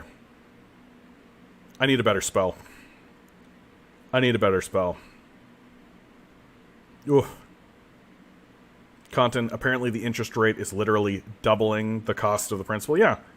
No, it's totally bullshit. Do I have any CC abilities? Not a one, dude. All I've got right now is just this raise zombie spell, and then my quick step ability, and like this little zapper dude that I've got. Yeah, I need some AoE for real. The trouble, my man, is that I'm playing on this Ruthless mode, and I'm pretty sure that in this Ruthless mode, you can't buy spell gems. Yeah. Let that settle in, my man. Listen to what it says. Let's listen to what I just said. You can't buy spell gems. So what you get from these quests is what you get. Get wrecked. Get wrecked. Okay. Hold on. I gotta be able... Oh, I'm in the purchase screen. Sell screen. Okay. Don't want that. Don't want that. Do not want that. Don't want that. Nope. Nop. Nip. Nippity nop. Shoes. They're like the same. That's fine. Except... Ugh. Ruthless. Ruthless. Ugh. Yeah, Grim Dawn's a fun one. I don't mind Grim Dawn at all, actually. Like, I had a good time with Grim Dawn. And, I might actually go back to Grim Dawn again. Like, I don't remember if Grim Dawn had a good, hardcore kind of mode. But, like, I feel like Grim Dawn is one of those ARPGs that got a real, kind of got a real pan that it didn't deserve. Like, I thought that the setting was good. I thought that the gameplay was pretty okay. But can I be like really straightforward with you? I think that what a lot of ARPGs are struggling with, and the reason why there is sort of this kind of like every ARPG sort of gets panned, right? Every ARPG, it comes out and it kind of goes, meh. Like, everybody's sort of like, meh. And everybody kind of compares every ARPG to Diablo 2, ultimately. Like, Diablo 2 is the pinnacle in the mind of most people. And that even if you don't think Diablo 2 is the greatest ARPG of all time, it's still a reference point. It's still, like, the connecting point and the connective tissue for a lot of these kinds of games. And when most other ARPG comes out, so you're thinking like Torchlight 2, which is a great ARPG, something like Grim Dawn, something even like Titan Quest, which I think actually came out before. No, Titan Quest came out after Diablo 2. Like, Titan Quest is another good one. But they all get compared to this because Diablo 2 more or less perfected this version, and Path of Exile is sort of like this. Not sort of like this, it is like this, perfected this sort of version of what an ARPG looks like, which is monsters come at you, you fight those monsters, right? Path of Exile 2 looks to me to be the one ARPG that's actually trying to break apart this mode of what an ARPG looks like, of trying to change it and modernize it and make it a more interesting, more effective kind of thing. And honestly, what makes me so excited about looking at Path of Exile 2 is that it looks like they're actually learning from a game like Hades.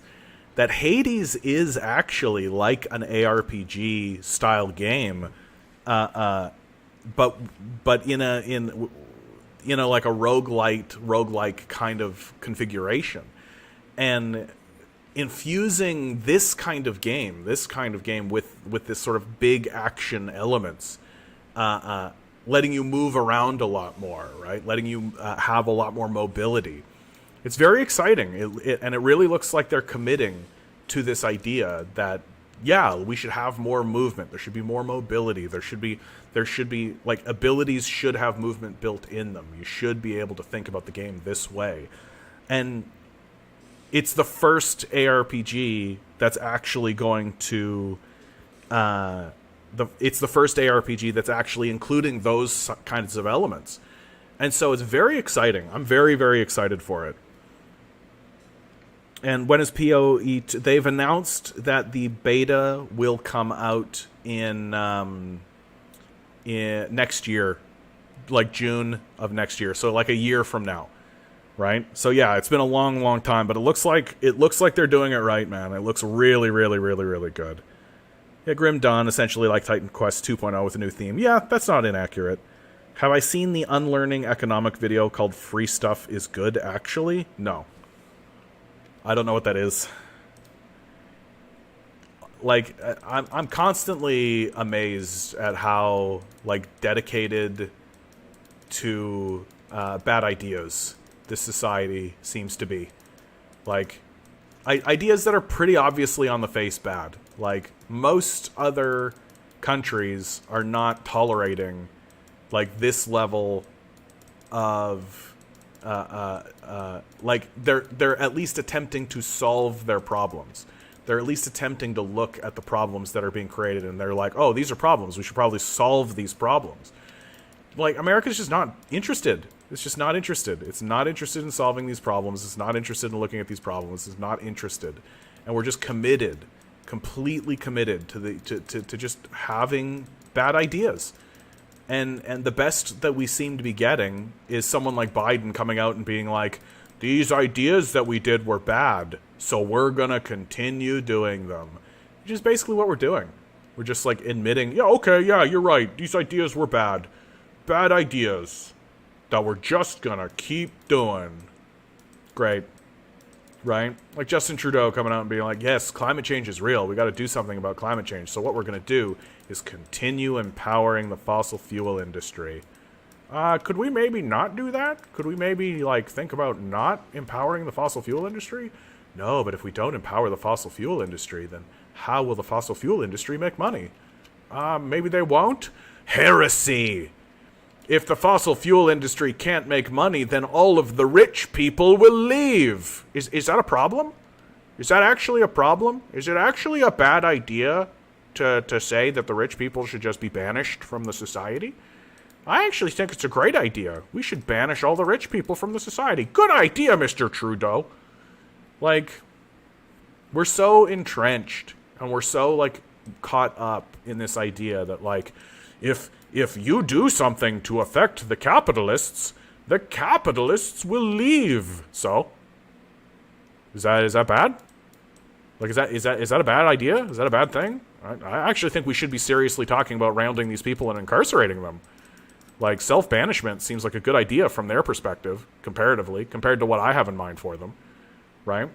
Like, I just think we got to start, like, I actually think that AOC is totally a plant, that she's completely part of this grift, because her whole thing is tax the rich, right? Remember, she wore that stupid dress, right, with the tax the rich on her butt. Right? And everybody was supposed to be like, oh, well, what a thing. Let's all discuss the merits of this tax the rich sort of thing. Well, if we tax the rich, well, what does that do? It limits the discourse completely to, well, the idea is either to leave the rich alone, let the free market decide. Free market opens up, or to, well, the rich should definitely still be the ruling class, and they should definitely still exist as the rulers of our society, but maybe they should only have slightly less money while they own and dominate the means of production, right? Instead of something like, hey, maybe these people should be arrested. Maybe we should incarcerate people like Bill Gates. Maybe we should put people like Elon Musk in jail for their many obvious crimes that they're definitely committing against the populace and humanity, right? Maybe we should strip all their assets. Forget about taxing them. Or forget about tax the rich. How about seize the means of production? How about maybe these guys shouldn't actually have control over anything? That they have proven themselves to be demonic, evil psychopaths. Many of them literally going to islands to rape our children. And we're just like, yeah, we should definitely make sure that these guys are still billionaires. Yeah, just, we should raise their taxes by 2%, right? Just to make it so that we have clean drinking water, at least. Like, this is essentially AOC's pitch to us. And I think that's her job. I think that's her role. I think she's controlled dissent. Because she's part of this scummy system that cannot be reformed. That it needs to be done away with and redrawn. Like, we need to redraw our constitutions. We need to sit down and actually say, oh, hey, these documents were actually drawn up by, like, slavers. Like, these documents were actually drawn up by people who are, like, psychopaths, who, like, literally pulled teeth out of people's mouths in order to make teeth for themselves. Like, this kind of crazed, manic shit. And we're all just like, Thomas Jefferson, poet and scholar, we should always listen to what this guy had to do. The guy had fucking sex slaves. The guy shipped women over from the African continent in order to keep as sex slaves. Like, he's some fucking, like, Japanese anime villain. And we're all just like, this is definitely the guy that we need to base our entire society off of. That everything that this guy wrote and said is sacrosanct and untouchable. He was a genius of his time, you know. A brilliant man. Like, I guess. Like, I guess. A brilliant man who didn't consider black people people. Like, a brilliant man who maybe we shouldn't be basing our entire fucking Constitution on. Maybe we shouldn't be thinking, like, the Founding Fathers. Maybe we should actually, right? Maybe we should actually think, what is it that we're doing? What the hell are we doing? Wait, you've never heard of the YouTube channel called Unlearning Economics? Dude, this guy is actually a left-wing economist who debunks Milton Friedman argument of free lunch is bad with actual economic data. Oh, here we go. Fun fact. The Founding Fathers actually made the argument that the Constitution should be redrawn every few decades. I think Thomas Jefferson made that argument. I'd be very, very, very, very surprised to find out that somebody like, who's the one I really hate? There's one of the Founding Fathers that I'm really just like, this guy was a shitbag from like all the way through. Like, literally anyone who is not a white man is a despicable person. There was a bunch of them that were like that. And like, sure, like someone like Thomas Jefferson is on record being like, the American people should have a revolution every generation. Like, okay, great. Like, that's his idea, right? But the rest of them are just like, no. Like, we need to make sure that in fact, the rich control the Senate so that the poors don't ever get it in their head that they can pass legislation to benefit them.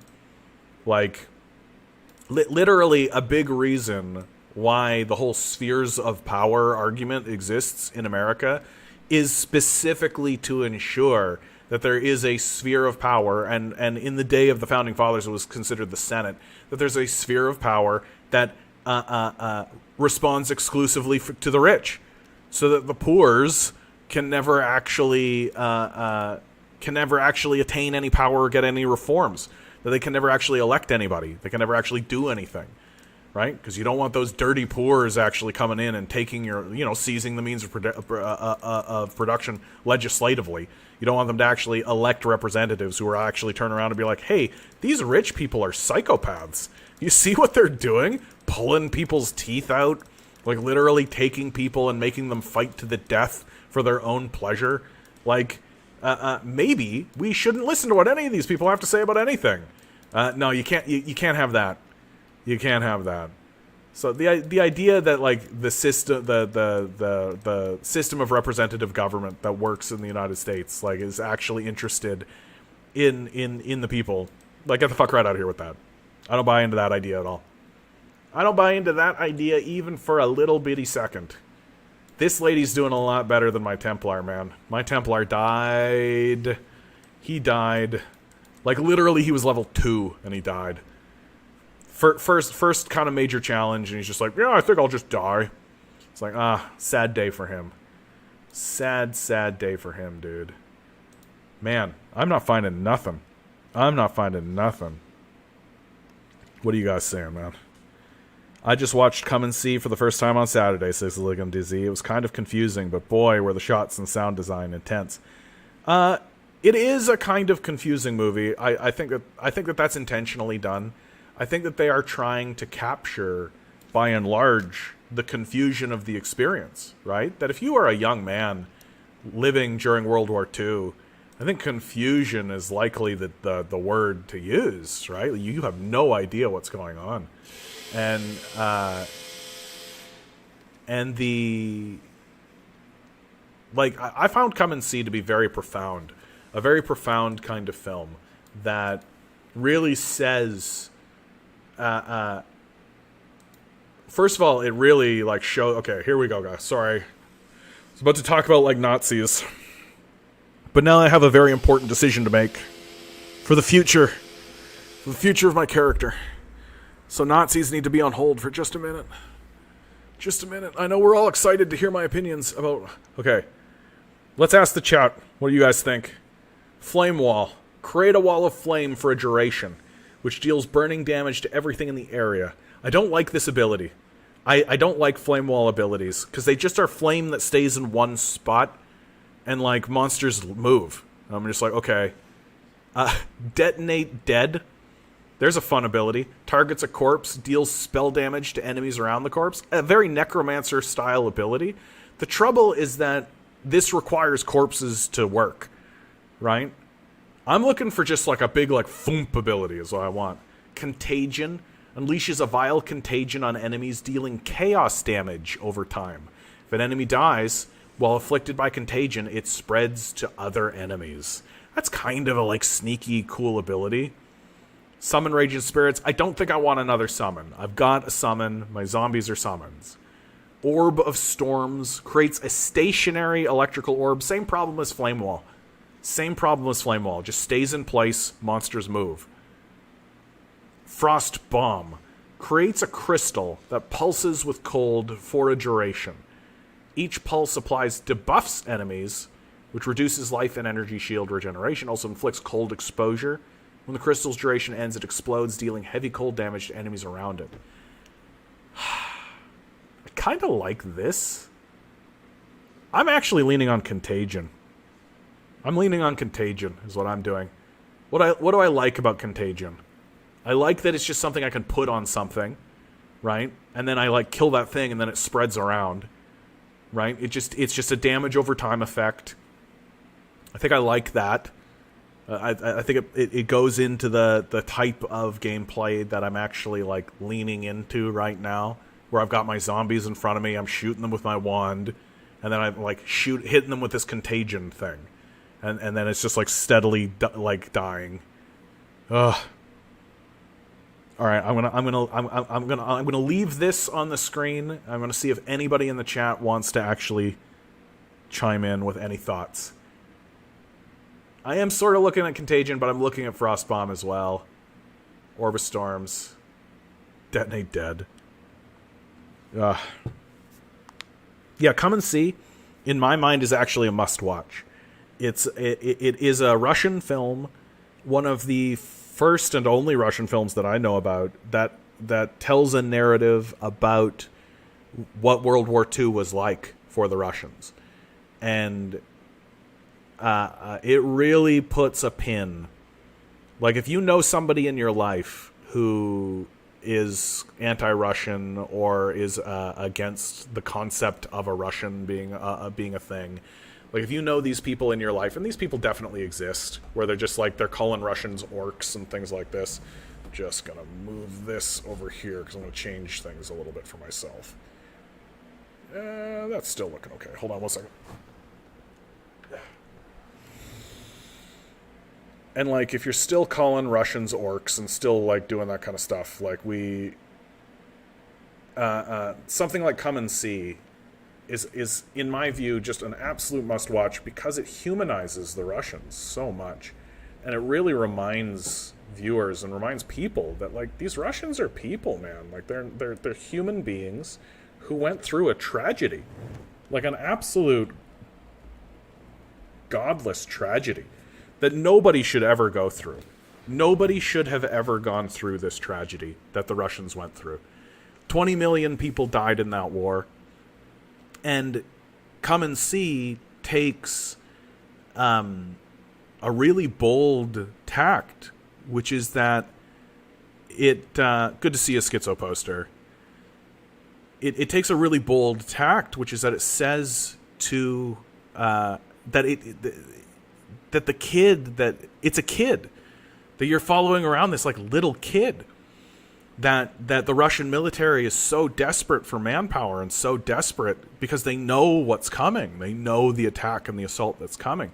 And initially, what I found so bold about the film is that it doesn't really show the Russian military in this positive light. It's not a propaganda film, right? That the Russian military doesn't come to these villages and pick up this young man with like this rah, like lovely boldness, right? That there is sort of this like expression that this is necessary, we do have to do this, but it's not, there's a callousness to it. There is like a brutish sort of callousness that this boy is more or less torn away from his mother while she's like crying and weeping behind him. And so there's a callousness. You're not necessarily put in a place where you're supposed to be rooting for the Russian military. Right, you're certainly you're certainly in the perspective of this young boy, and this young boy is more or less just thrust into these situations, and the chaos and the absurdity and the ridiculousness of what it is to be in the midst of this insane industrialized war, and it isn't until you finally interact with the Nazis. It isn't until you finally interact with the Nazis, and I'd say the last 30 to 40% of the film is about is interacting with these Nazis. And it's not until you interact with the Nazis that it becomes painfully obvious and extremely, extraordinarily clear that the Russians had to do absolutely everything to fight back against these guys. The Russians had to do absolutely everything to fight back against these guys. That there's that they are openly psychotic. Literally, the like last 40% of the film is these Nazis rounding up women and children, putting them in a church, telling the women that they can leave as long as they leave their children behind, and then lighting the church ablaze. And then finally the Russian military capturing the Nazi unit that was responsible for doing this. And this young boy witnesses all of this. He's involved in all of this. The Russians capturing this Nazi unit and them dealing and questioning and then dealing with these Nazis. And it's a movie that does not pull punches and really makes it very clear that the threat of Nazism was extremely real, was extremely devastating. That it doesn't sanitize anything, and I think one of the most crucial themes of the film, though, is this idea that while the Russians were forced into this position where they had to go to war, that they never lost their soul. That there's this moment when they have these Nazis where the Russians are screaming, let's burn them like they burned that church. And a woman steps in with an assault rifle and just guns the Nazis down and says, no, we won't be like them. We won't be like them. And there's this long shot of the fellow who's holding on to the torch that he was going to use to torch these Nazis, and he slowly puts it into the water, not even burning their corpses, just throws it into the water, and then they even go so far as to have this montage at the end where the young boy, after seeing all this horror, after seeing all of this ridiculous horror, he finds himself staring at the picture of Adolf Hitler, and images of Adolf Hitler doing his speeches, clearly running through the boy's mind as he begins to shoot and open fire on the portrait of Adolf Hitler. And he's shooting the portrait, and then it's flashes and images, and Adolf is getting younger and younger as the images go by. And you get the sense that the young man is imagining, I want to go back in time and kill this man before he was even born. It's a very familiar idea. Would you go back in time and kill Adolf Hitler, right? That kind of idea That if you could go back in time, would you? And Adolf Hitler gets younger and younger in the boy's imagination until finally he's looking at a baby. He's looking at a toddler and a child, a baby. And the young man stares at the poster, and he's thinking of the baby, and he stares at the poster, and he's thinking of the baby, and he stops shooting. So it's another moment where the filmmaker says that the Russians are willing to pick up weapons to defend themselves and fight, but they will not lose their soul, that they will keep their soul. And so it's a beautiful film for that. It's a beautiful film for its chaos, for its embracing of the insanity of what World War II must have been, especially from the perspective of a young boy. And then at the end, it really brings you to a point where the young boy, after shooting the poster, slings the gun at his back and then marches off to continue fighting. And you think to yourself, that's right. It's a horrible thing that he has to do, and it's a horrible burden for a young boy to bear, but it must be done. It must be done, given the scale of the threat that we are confronting, and while we do it, we will not lose our soul. So, sort of flouting that kind of Nietzschean idea. If you stare into the void, you become the void. Well, the Russians did not become the void.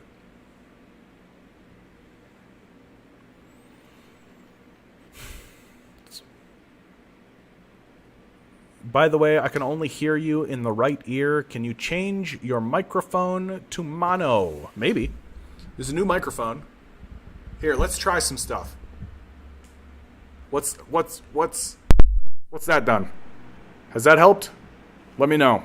I think that does change it to mono, actually. That's stereo. That looks like it's mono. Hold on.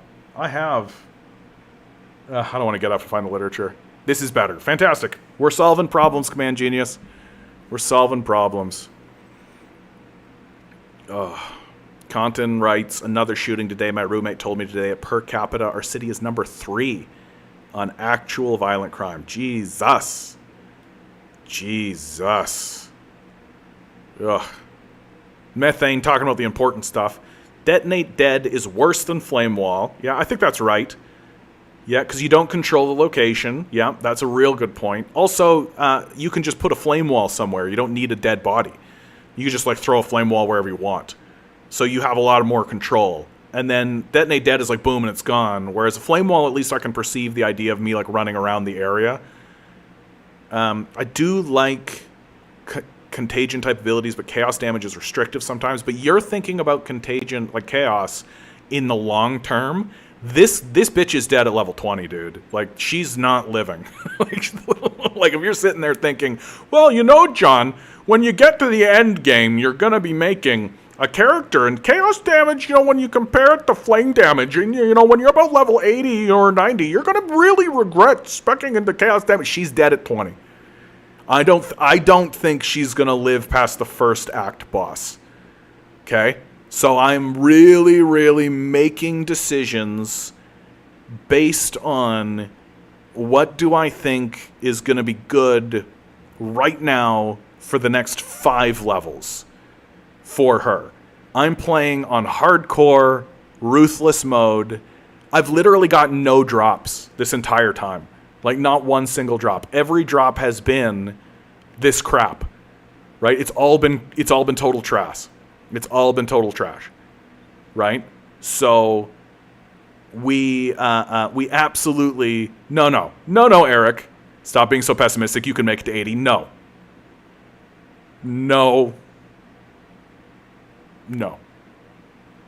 If this character, Eric, oh hey, we got somebody in first time chat, Susie Adams, good to see you. First time chatter on Twitch. Look at that. Susie, if you're wondering who I'm talking to my YouTube channel. I don't have that link. This is my first Twitch video, okay? So please forgive how shitty I am at doing this. I'm also streaming on YouTube, and I have a much larger community on YouTube. You can find me, The Canadian Commie, at YouTube if you want to join that community. I'm going to change it, so I'm going to put that on on Twitch. You should have access to that. That's a dumb thing that I should have already done. I'm doing well, Susie. I hope you're doing well out there. So yeah, I'm here playing this. I'm playing Path of Exile hardcore ruthless mode. I should definitely also put that on Twitch. I'm very bad at this. Okay, I'm very bad at this. So please, God, forgive me. Oh, AFK mode. A necromancer? Just the one, was it? Book of Regrets. I have many regrets. Oh, did I? Glyph reward. Okay. I'm going with Contagion, you guys. I'm going with... Yes, Ruthless mode is crazy skimping on the items. I can really already tell. Like, by now, I would at least have some blue items, right? I've got nothing. Like, I knew it was going to be skimpy. I didn't realize it was going to be this skimpy. Like, this is really, really, really, really bad. Like, I'm actually kind of happy I have this iron ring, even though it's useless for my character. I should probably sell this, in fact. Given how ridiculously skimpy everything is. Like, this is not useful for my character. I'm going to sell this. Okay, we are getting Contagion. Contagion, gotten. Contagion. Put on the thing. There we go. We did it. Book of Regrets. Respec points. We'll see how that goes. Sell items. Let's sell all this garbage right here. This game is a lot more intense like this, man. I actually really... Come on, what's going on? I'm clicking... Is it Alt? No. I'm just hitting the wrong button. No. It's not Control. Shift? No. Is it Shift right-click? Is it Control right-click? What is happening in my life? What's the deal with not selling items quickly? Oh my god. No, dude. We're definitely not making it to 80. Talking about Russian documentary, you also never heard the 20-part series called The Unknown War. It's one of the few documentary series that uses the Russian perspective. Jeez Louise, yeah. That'd be an interesting thing to watch, actually. Because, like, Western documentaries about the war that take the Russian perspective always do this, like, but at what cost narrative. That always happens, where they're like, the Russians managed to defeat the Blitzkrieg by the encirclement strategy, but at what cost? And you're like, but at what cost? Like, shut up. Like, what do you think was going to happen to them? Well, you think that they were going to just be like all roses and dandelions if the Nazis had to come in there? Like, if the Nazis would have just come in there and been like, yeah, it's totally fine in here, right? Get the F out of here, man. This friggin' like, sure, the Nazis were defeated, but at what cost? But at what cost? Okay, here we go. Here we go. Contagion! Okay, cool. Oh, wow, that's actually pretty good. I don't like... Oh, man, all my zombies are already dead. Oh, no. Oh, no. Oh, no. Contagion! Oh, I'm frozen. I'm toast. I'm toast. I'm toast. Oh, I'm alive. Zombies. Zombies. Contagion. Contagion. Contagion. Contagion. Zombies. I didn't die. I definitely thought I was dead there. I thought I was toast. I thought I was a toasty ghosty, you guys. I thought I was totaled. Holy cow. That was the scariest thing I've ever experienced in my life.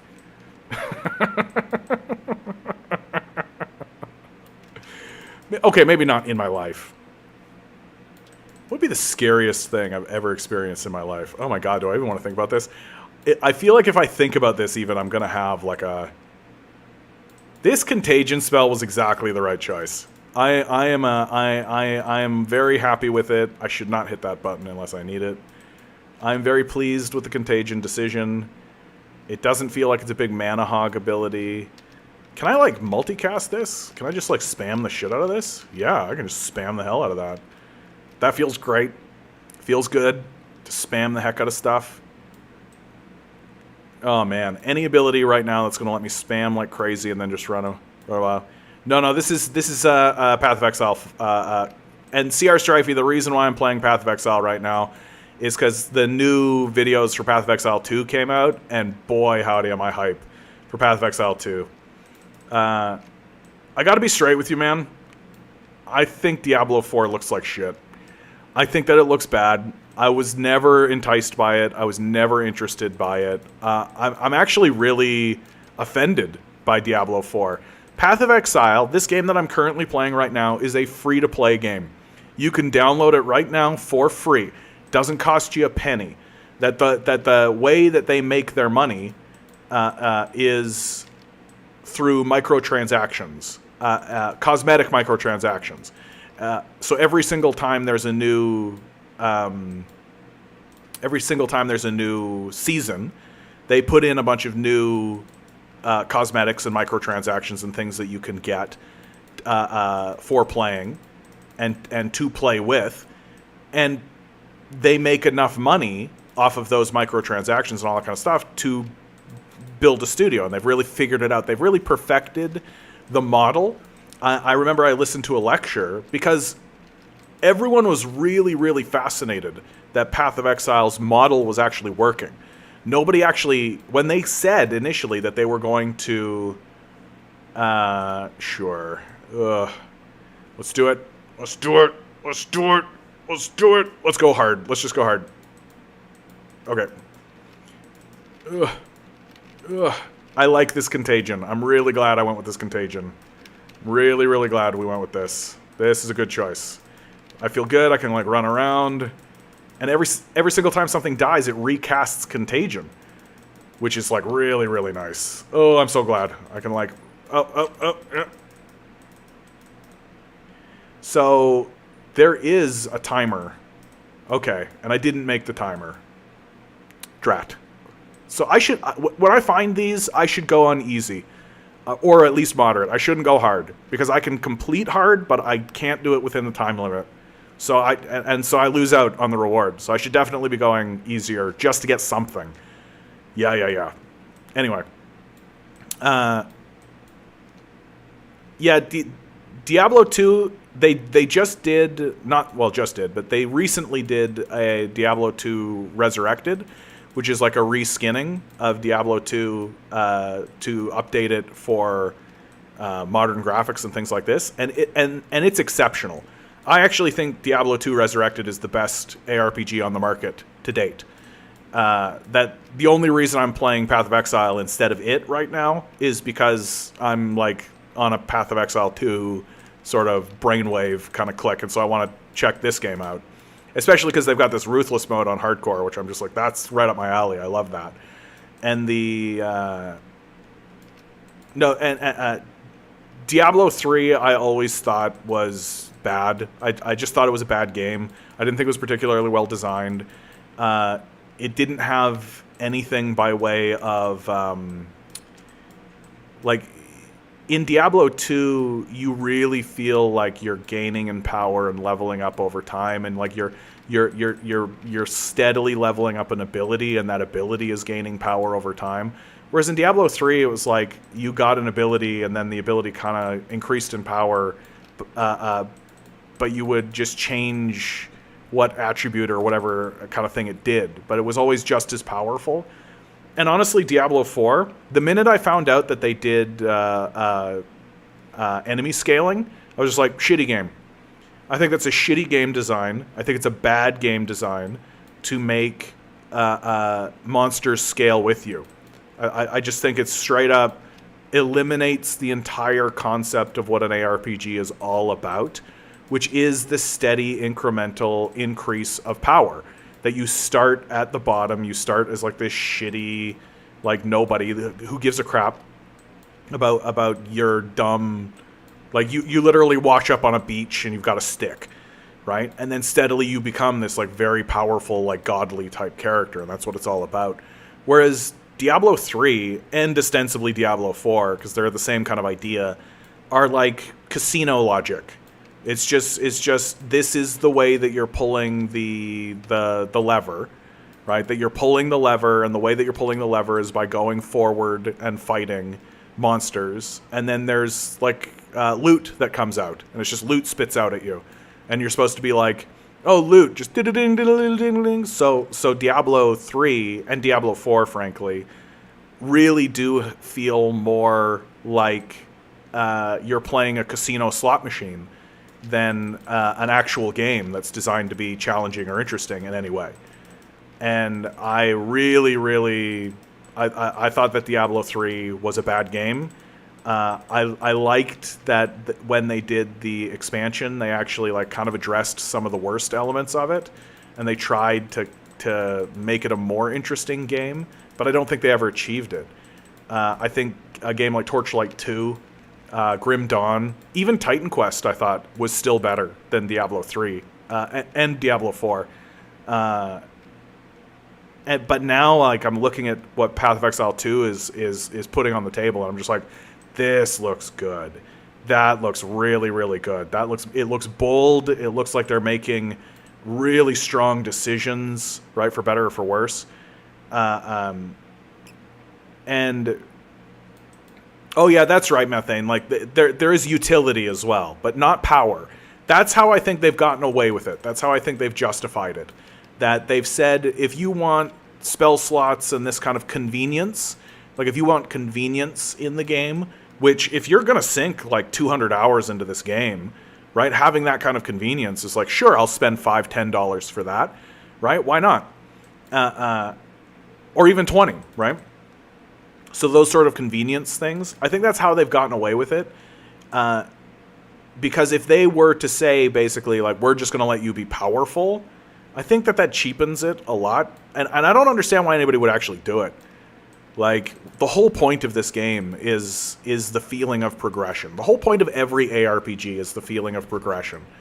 Like, there's no reason to play these games if you are just as powerful at level 1 as when you are level 50, right?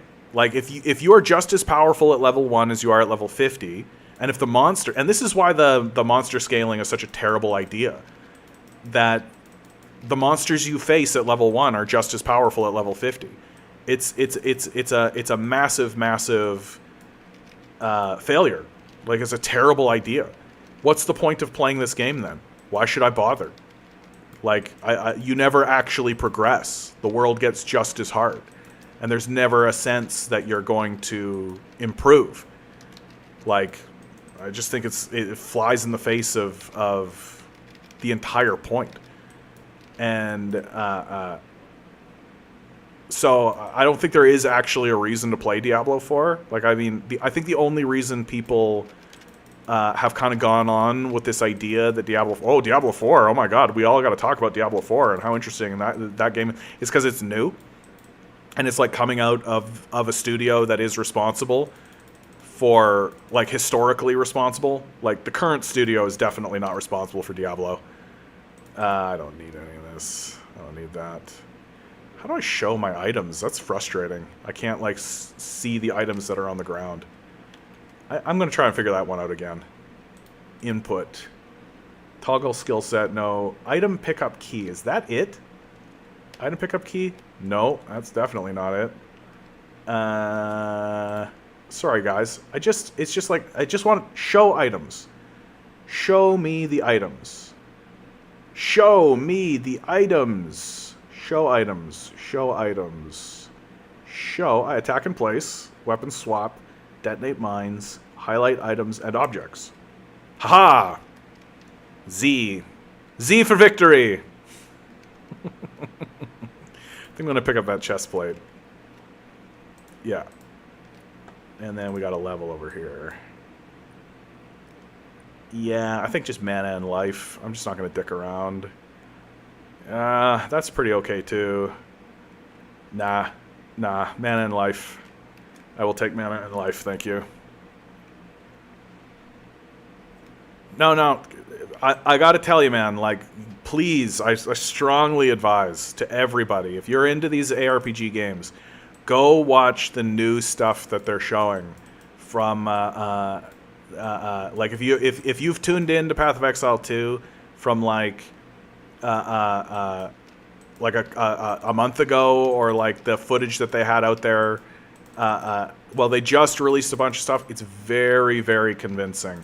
And a lot of the stuff that I'm seeing, like one of the crazy things so weapon swapping in these games has always been like an idea. It's always been a thought, but it's never really been executable. It's never really been the case that I'm actually going to be standing here using fire spells, and then suddenly be like, okay, now I want to use lightning, so I'm going to hit X and then use my lightning. Like, it's too cumbersome. It doesn't work the way you want it to. And so what they're doing now is they're letting you set it up so that your character will automatically switch between items.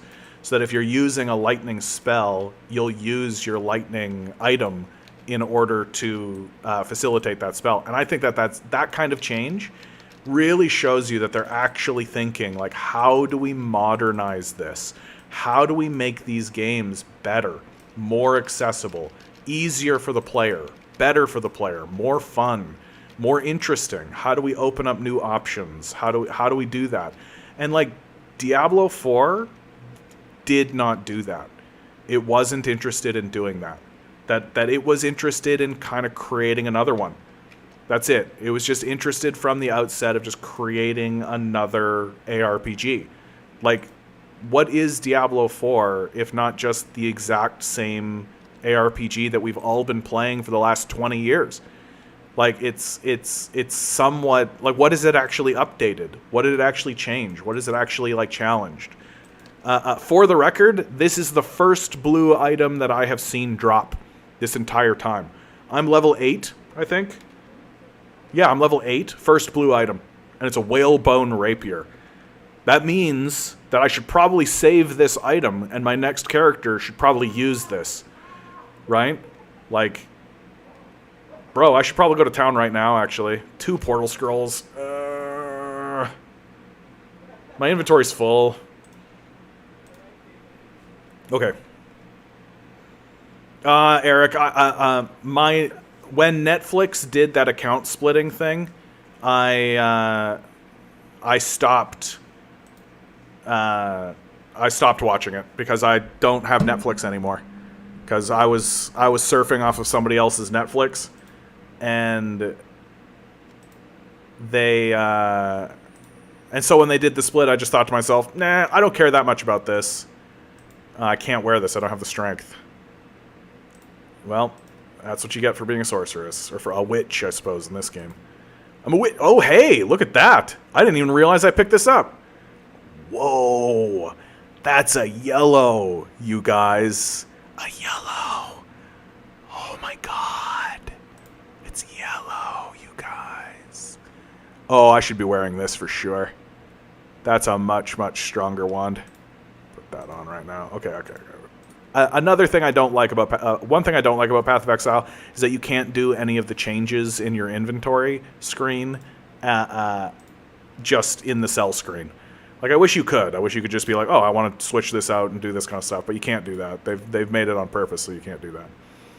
Okay, definitely raise zombie. Back in there you go. There you go. We can get rid of this wand now. Boots, probably not.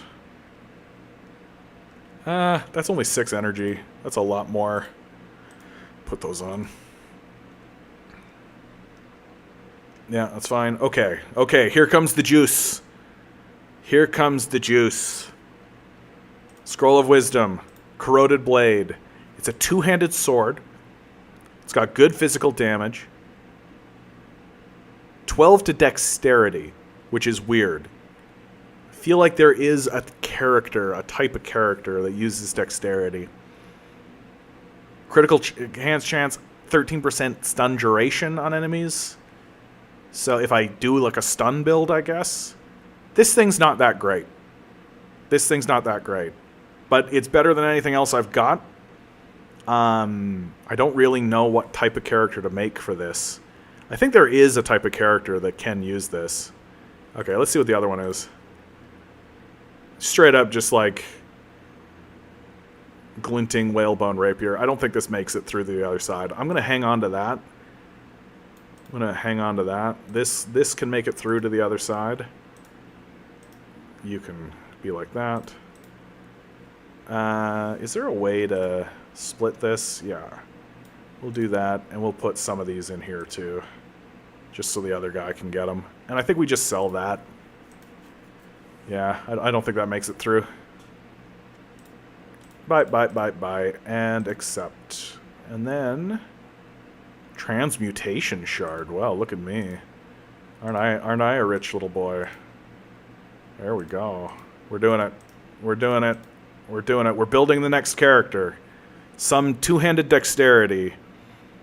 Control click is fast. Thank you for the tip, bud. Thank you for the tip. I appreciate that on Twitch. I appreciate that, my man. I'm doing my best. If you're wondering who I'm talking to, bud, I got a YouTube thing going on. I forgot to put the link on the Twitch feed because I'm dumb. This is my first Twitch feed, so I'm stupid. But I'm making it happen. Thanks for being here, though, bud. I hope you're doing well. You're going to hear me rant about politics a lot. Hope you're doing well out there, bud. What about a druid-type character? What that sword works for it? You know what, man? I don't actually know that much about dexterity builds in Path of Exile. Like, I don't know if there's a good, like, two-handed dexterity user. And that's a dexterity sword, so I'm just like, oh man, maybe I could just build a barbarian and you could just have like 12 dexterity, that's fine. I just browse new player streams after I'm done with League. Oh, fantastic. Is that League of Legends? Dude, I completely, totally rage uninstalled League of Legends a week ago. I was just like, I'm fucking done with this game. Bullshit game. I hate this game. This game sucks. Screw you, League of Legends. I'm never going to play this game again. And I'll probably play it again in like, you know, maybe 6 months. Maybe 6 months. It's like, I'm on this like League of Legends cycle. Oh, okay. Now, the duration-based seasons of Path are called Leagues. Gotcha, bud. Gotcha.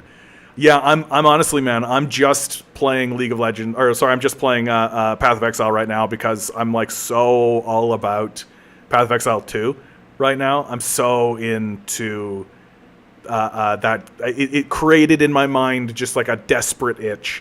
I needed to scratch this itch, this Path of Exile itch. I gotta scratch this itch.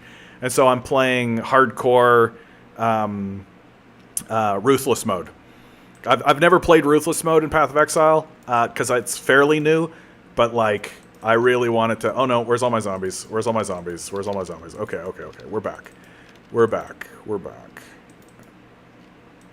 That's gonna be suffering. Yeah, it's how I play these games. I've been playing these kinds of games since Diablo 2.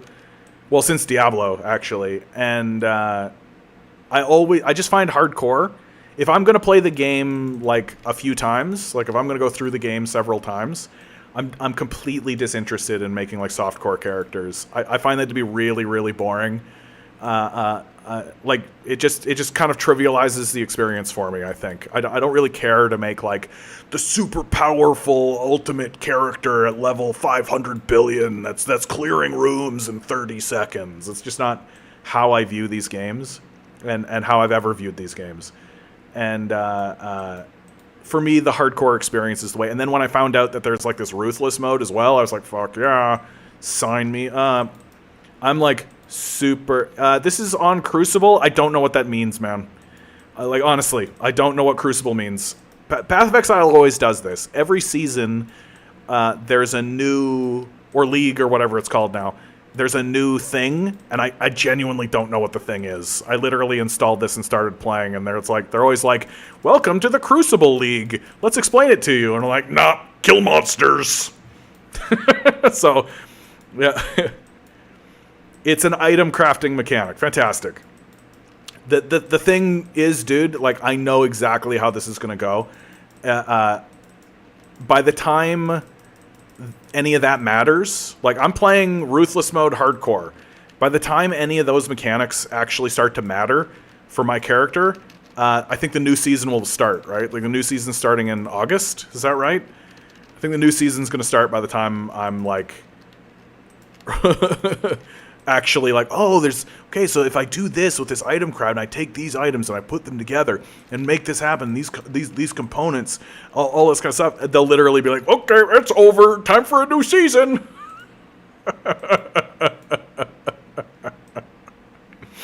August 18th, yeah, so soon, right? Like it's real soon. So I'm not that committed to any of this, you know? Like, I'm not really committed to this character I'm making. I'm not committed to any of this. I'm literally playing this because I'm like, I'm scratching that itch, man. I'm scratching that itch. When the new season starts, man, I might actually start up a new character, though. That actually sounds like fun, man. Starting up a new character, getting into that. I'd be down. I straight up do not understand how these things work. I don't understand. It's clear that there's like a timer effect, I think, and you got to kill the monsters before the timer runs out, right? That seems to be what it is, but I just suck, I think. Yeah, don't fully charge. No, I know about that. You hold the button down. That gives you how many monsters you fight, but I never get rewarded for it. Like, what's the reward for doing this? Oh, item XP. Oh, is it an item thing? Is it an XP thing? Once it reaches a node, it adds stats to the item. I need to get better at this. See, I need you around, bud. I need somebody around to actually explain what the hell's going on in this game. Or maybe, crazy thought, I should read the thing, right? I should actually read what the thing is. Because I am pretty fucking clueless. Yeah, get good, noob. Thanks, Eric. Thanks, bud. Bread Cultist says, hi, what game am I playing? We are playing Path of Exile. Not only are we playing Path of Exile, my man, we are playing Hardcore Ruthless Mode, Path of Exile. I already lost a Templar, which, you know, as one does. Because, I don't know why I went in with my first character as a melee character. That's not going to work. You're not going to have a good hardcore experience on Ruthless Mode, right? Yeah. No, dude. I remember I played a League of Path of Exile where they introduced this kind of thing, and it killed me a lot. If you like put it up to like 100%, it was like, you will die. And I was like, okay, do not put this up to 100%. So I've done it up to like 60%. Like, I've got it up to hard mode, I guess. So what would you recommend, man? Like, how... Hades is a great game, man. Hades is a masterpiece. Hades, in my view, is one of, like... If you have not played Hades, it is time to stop doing what you are doing and play Hades. And if I have a lot of respect for video games that increase, that raise the bar, that create a new standard, right? It's why I didn't really like Diablo 4 at all, because Diablo 4 did not raise the standard at all. It was just like another ARPG, right? It's like every other ARPG you've ever played. Like, sure, a bit more polished, sure, it looks good, like, oh yeah, animations, okay, great. But they didn't really raise the bar in terms of, like, the quality or the style of the gameplay. Hades took the roguelike idea and the roguelike mechanic and perfected the storytelling that I have never seen better storytelling in any roguelike before or since. And that they really took the idea that, like, your character is going to die, you're going to go back to the beginning and start all over again. But all of the characters that you're interacting with are characters that you are growing with and learning with, and that the story progresses as you die. And to me, I thought that was brilliant. I thought that was what made Hades go from being like a really solid action game, right? Really solid gameplay, the mechanics and the way that you create new, fresh builds every time you play is really great. It's really and the fact that you can get these like really cool like overpowered builds and all this kind of, go away, Norton. Nobody cares what you think. That you can get all of that kind of stuff, like, that's really great. But like, to me, it was that they perfected this storytelling that, like, every other roguelite and roguelike that is being made now has got to look at Hades and just be like, this is how you tell a story in these games. That every other roguelike before it was really just like, Something like Dead Cells, right? Dead Cells is a really great example. Or there was that other one where you were in the castle. I'm blanking on the name of it offhand, but and like these games are great. Like Dead Cells is a great roguelike game. These are great roguelike games, but the story really is like, you are undead and you want to be free. Nope, you didn't make it that time. Nope, you didn't make it that time. And so there's not really any characters, right? Like, Hades is littered with just these brilliant, like Hades himself is just a brilliant character. Zag is just wonderful as a character, and every character has this great, perfect personality. And then the bosses that you're fighting, like Theseus is perfect because by the time you get to Theseus, you're just like, okay, this is the end of Act 3, right? You fought the end bosses of Act 1 and 2 probably a few times by now. You're kind of chomping at the bit to get into Act 4, and because Act 4 is going to be like when you meet like the end boss, and you know who the end boss is. I don't want to be spoilery, but come on. And and then you got to confront this fucking Theseus guy, this absolute twit, this total prat, this absolute loser who's just like, oh, I am here to defeat you. Oh, you're no champion of mine. And you just hate this guy right away. You just want to just strangle him so badly. And then he beats you. And you're just like, no, it's the worst. And then you got to go through it all again to meet. And you're just like, oh, I'm going to get you. I'm going to get you. And then when you do, you feel real good about yourself. Feel real good about yourself. Only get beat by that little rat. You know the one I'm talking about. You know what I'm talking about. No, dude, I did like a full completionist clear. Like literally every item in the game I got in my thing, in my hall or whatever you call it, like the gems where you collect everything. I did a full clear in the beta. So I did it before they even included rewards for killing bosses. So when you kill bosses, you get gem rewards. Well, they didn't have that in the beta. So I just ground it up and found strategies for how to do it in... It sounds so stupid to say out loud, but this is what I did over COVID. This is me during COVID. I was playing Hades over COVID like crazy. And I played the shit out of that beta, dude. I literally had my entire book finished before I even saw the ending of that game.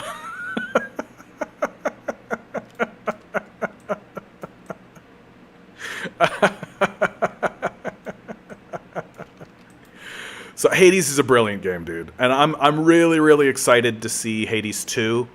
Lots to live up to. Big shoulders to stand on. I'm a little bit worried that they're not going to do it. I'm a little bit worried, but it's a good studio, strong storytelling, and I think I'm gonna play the shit out of it no matter what. Like it's gonna be very difficult to let me down in terms of the gameplay, because all they really got to do is just kind of do the same thing but with like new and interesting different effects, because that's the fun of the gameplay of that game, is like combining things. Yeah, you're right, dude. Yeah, you're right about that. I'm gonna mispronounce this, dude. Advesprit. Well, that's not hard to say. Advesprit is saying I got to move my left click to. You're right, dude. I'm just gonna do it. No, you're totally right. It's time to rebind all this anyway. I can do that like this. This is all good. This can be my dash. This is fine. Quick step. That's fine. Because you're completely right, my man. Like, dying when clicking on a monster is just absolutely the worst. Die. I'm really glad I took this Contagion, man. Contagion feels really nice. Contagion feels really nice.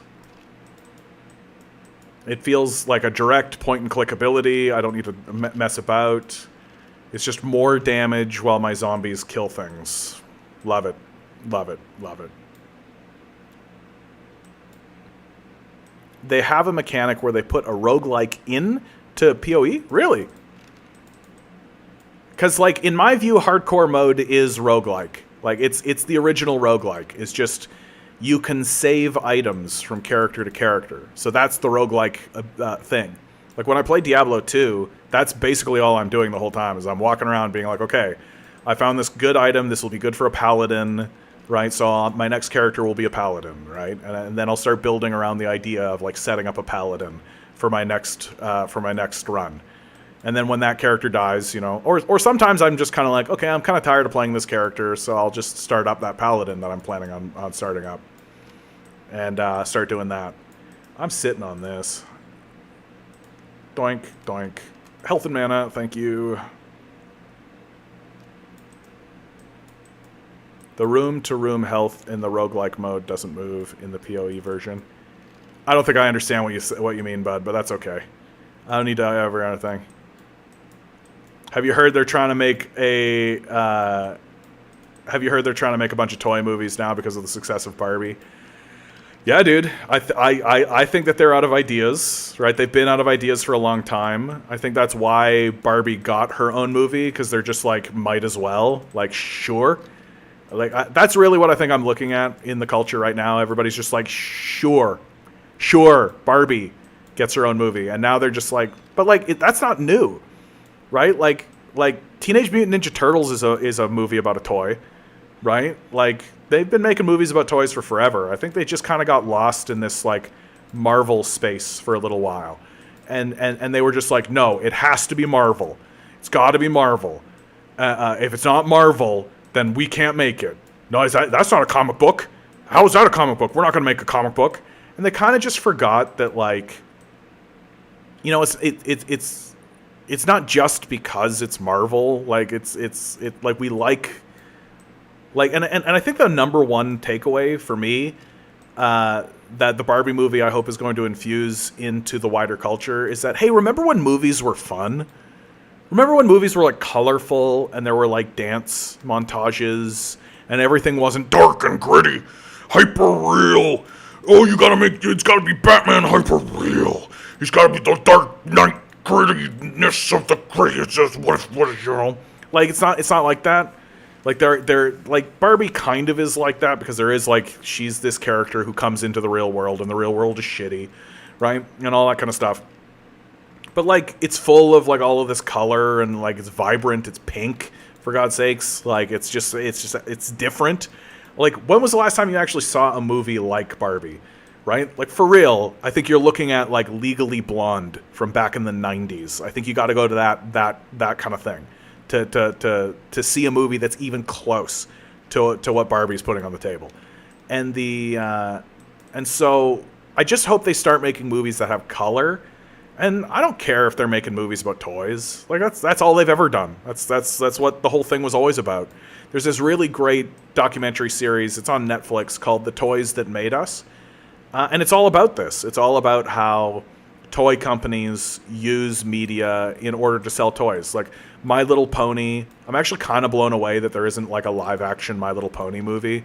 Straight up. Like, why is there not, like, a 3D, like, mainstreamed, like, My Little Pony movie? How come I'm not seeing this? Like, there's a huge base of people who are like, My Little Pony, man. The bronies, man. The bronies.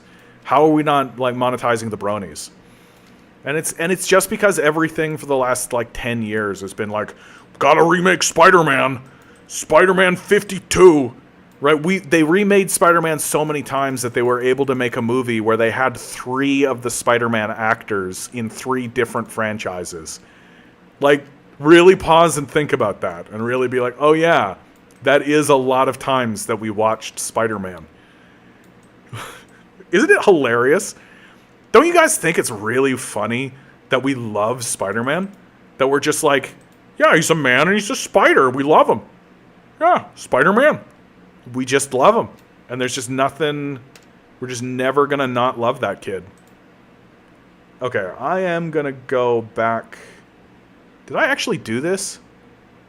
Yes. Yes. Did I? What are my quests? PoE with your quests. Your wife works in Hollywood? No kidding. DM, man. Good to see you, bud. You're usually on YouTube. You came over here to Twitch today. Good to see you. The Twitch chat starting to pick up. It's going to work, you guys. I'm going to become a billionaire. You watch. I'll become a billionaire Twitch/YouTube streamer. Yeah, right. Okay, Book of Skill. We did it. We did it. We're the greatest. We're the greatest streamer that ever lived. Nah. I'm pretty unimpressed with this stuff so far. Keep that. Definitely going to use that. Okay. Sony owns the rights for making Spider-Man movies, so as long as they keep making Spider-Man movies. Oh, DM, you were banned from YouTube and TikTok. What happened to you, man? Oh, man. You got to be careful, man. I got banned off TikTok. I can't stream on TikTok anymore because they straight up are banning people for if you're just like, fuck this capitalist system. Like, it's you cannot deviate. Like, but the only thing that you're allowed to do is talk about history. So you could talk about like the history of communism and socialism. You can talk about that, and you can also like you can sort of talk about things theoretically. So you can talk about like the theory of Marx and all that kind of stuff. But if you start talking about actually actioning any of this and what should actually be done, you will be banned. And they made that really clear to me. Yeah, I thought it was so cool when I heard John Delancey Q was in My Little Pony. Yeah, that's right. They put Q as in My Little Pony. And he basically plays the same exact character. The reason why they got him is because they were like, we need a character who is chaos. He's literally chaos. What should we do? I think I might have an answer to your question. I think I might have an answer to your quandary there. We are going to apply those points. We're going to get this deep wisdom. We're going to go deep, you guys, into the wisdom. We're going to have such deep wisdom. We're going to be so deep in our wisdom. Advesperate says, my wife works in Hollywood. Hey, hook me up, man. Listen to this voice. You hear this beautiful voice that I'm saying to you right now, Advesperate? You hear this beautiful voice? Hello, this here is John Sanderson. I'm the Canadian commie. I could do so much voice work. It'd be crazy. Right now, everything's getting replaced by robots. That's what's happening.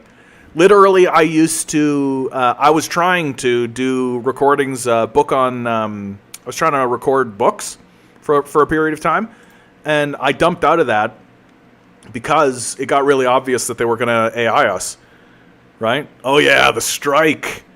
Can't do anything right now, the strike. You're right, my man. Hey, you think I'm messing around with you, Advesperate? I'm here to play. I'm here to play. You listen to this silky smooth voice. I could be so many great characters. I could be so powerful and larger than life. If only they gave me a chance. I just need my big break.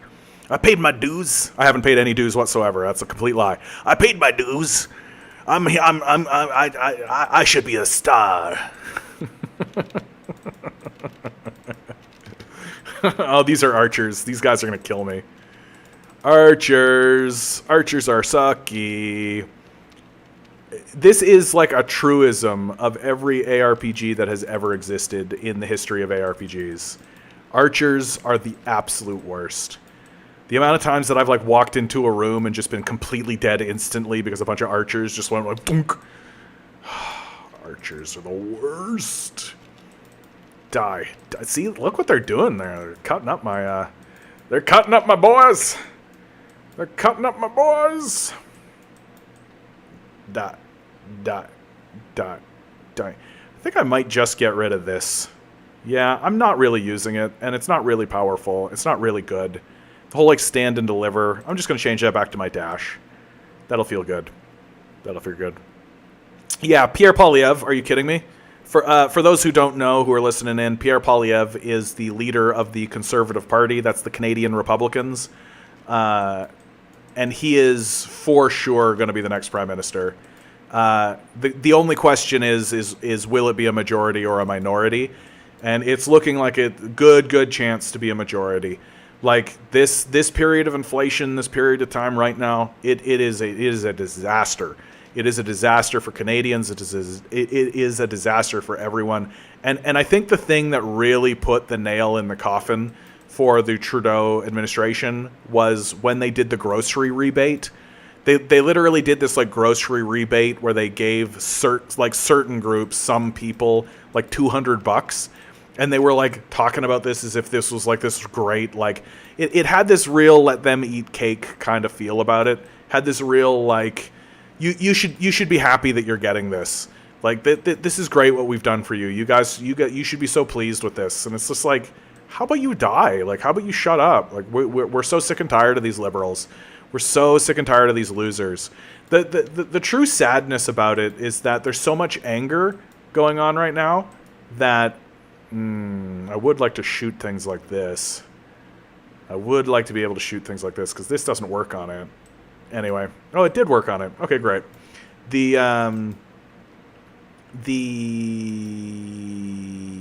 the hell was I just talking about?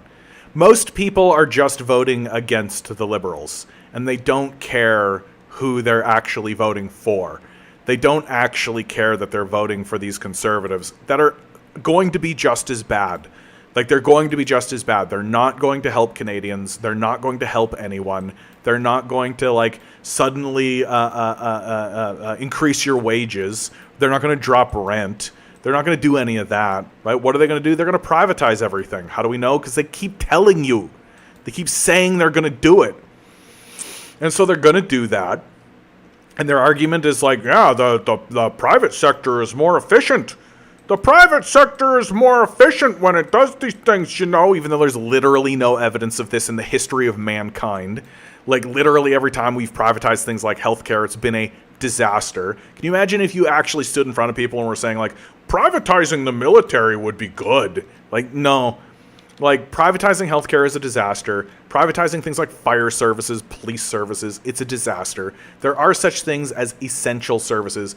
And we're just kind of waking up to the fact that things like food, right? Things like food, right, are essential services. We need that.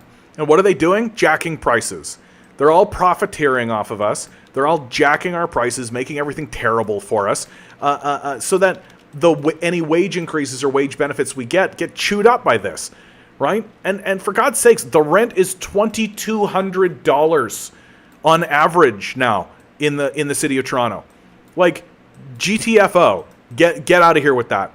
Like, if you are actually going to stand in front of me and say, yeah, the free market, it's really working, you know, it equitably distributes resources.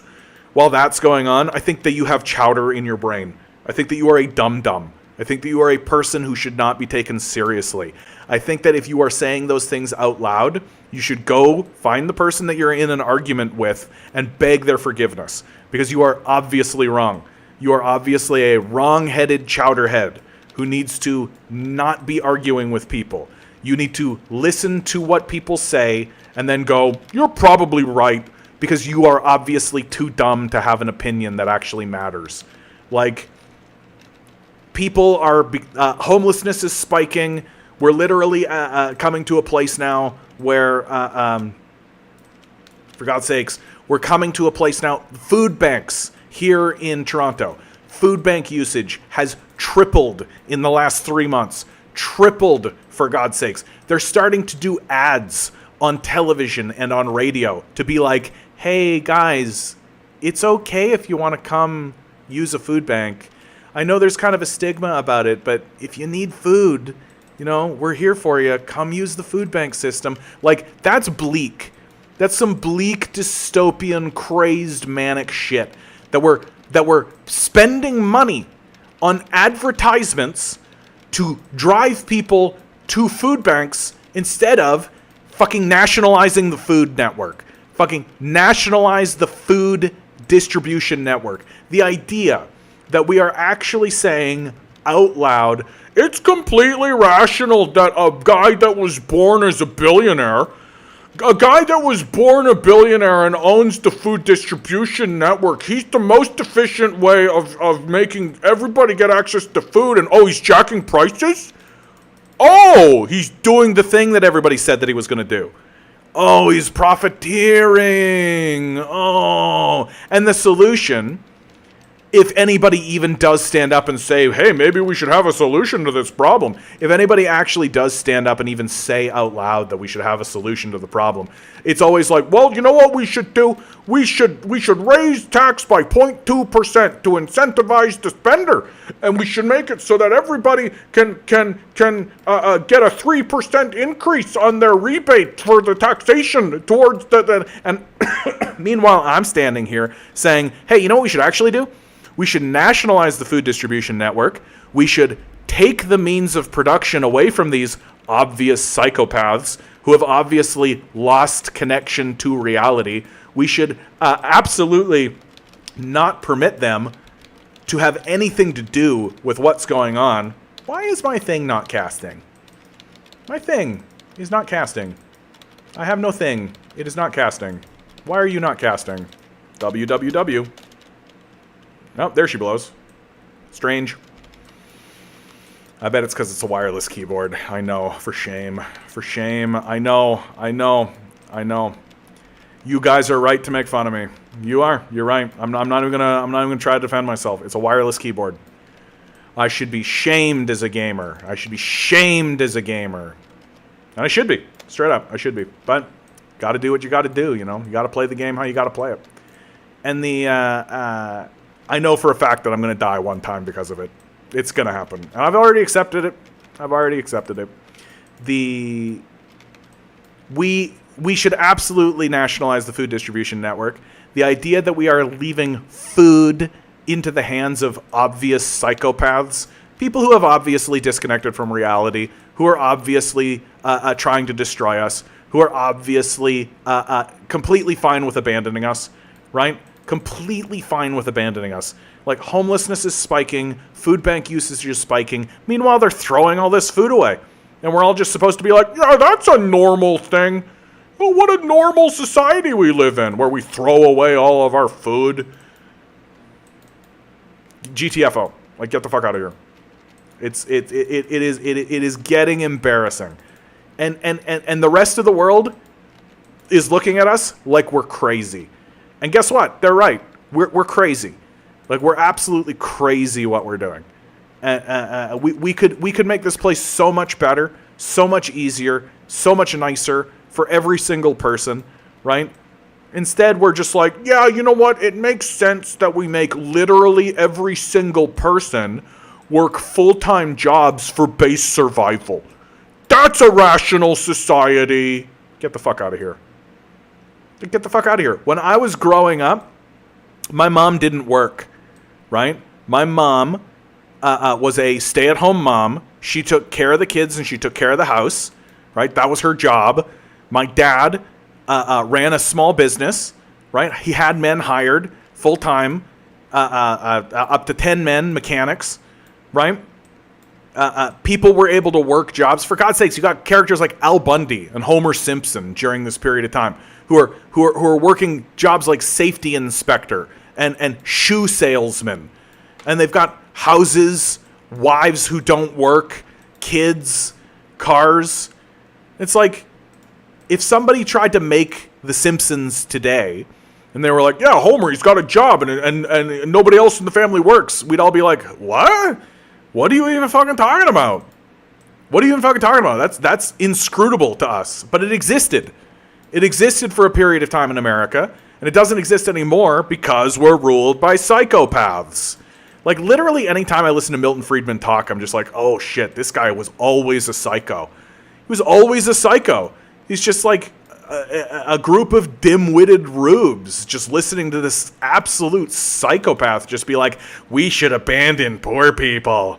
It's right that everyone is poor and desperate because then they'll work harder for us. Whoa, you fucking psycho. And people still listen to this guy and are still just like, yeah, that makes sense that we should impoverish everybody for the benefit of a small group of rich psychos. Because everybody's greedy, right? Fucking what the fuck? Okay. Yeah, that's right. Even with the UBI, it doesn't. I used to be a big basic income person. I used to be a big basic income person. Before I started doing this communism thing, I was actually an advocate for basic income stuff. I don't advocate so much for basic income anymore. I value and appreciate... Let's go all the way. Not all the way, obviously. I value and appreciate people who are arguing for it, and I'm not opposed to the concept of a basic income. That seems dangerous. Ugh. But you've hit the nail on the head. That the means of production is still owned by psychopaths, and they will jack prices. It's what they're doing now, right? That we are witnessing what their response will be to raising the to putting in a UBI.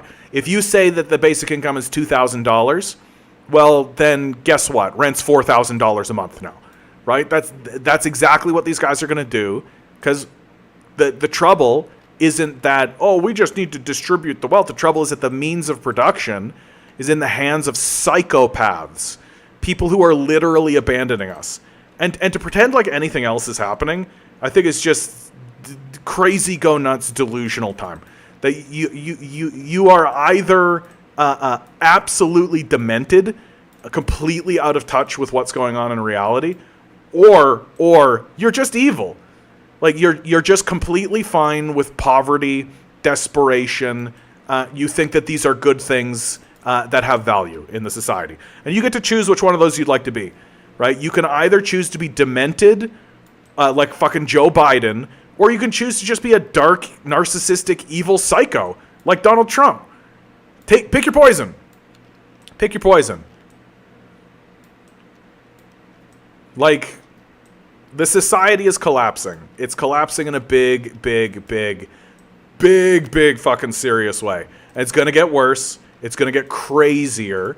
Everything's going to get way crazier, guys. You don't even understand how crazy it's going to get. Like, you think that these evangelical Christians, now that they've had a taste for power and they're going after the trans people and they're passing legislation and they're doing all that kind of stuff, you think now they're going to let up? You think they're like, okay, good, we did it. We passed that legislation against the trans people. Time to go home. We did it. It's going to get way crazier, you guys. Like in real bleak, obvious, straight up, like, dystopian ways. Well, and you can see, like, what's the one that really convinced me that we're going down like a crazy rabbit hole? Oh yeah, the stories that are coming out of Florida now, right? Like, we've always known that Florida was sort of crazy, right? We've always known that. Like, it's nothing new. Literally, I'm seeing reports coming out of Florida now that are saying 20% of leprosy cases that exist in the United States exist in Florida. That Floridians are experiencing a crisis, a health crisis of, no lie, no fucking around, leprosy. Leprosy, my guys. Like, literally a biblical affliction. Straight up something from the Bible. That Jesus Christ was walking around curing leprosy. Well, guess what? It's in Florida. And now, also another Floridian story, they just passed legislation, DeSantis just passed legislation to make PragerU, right?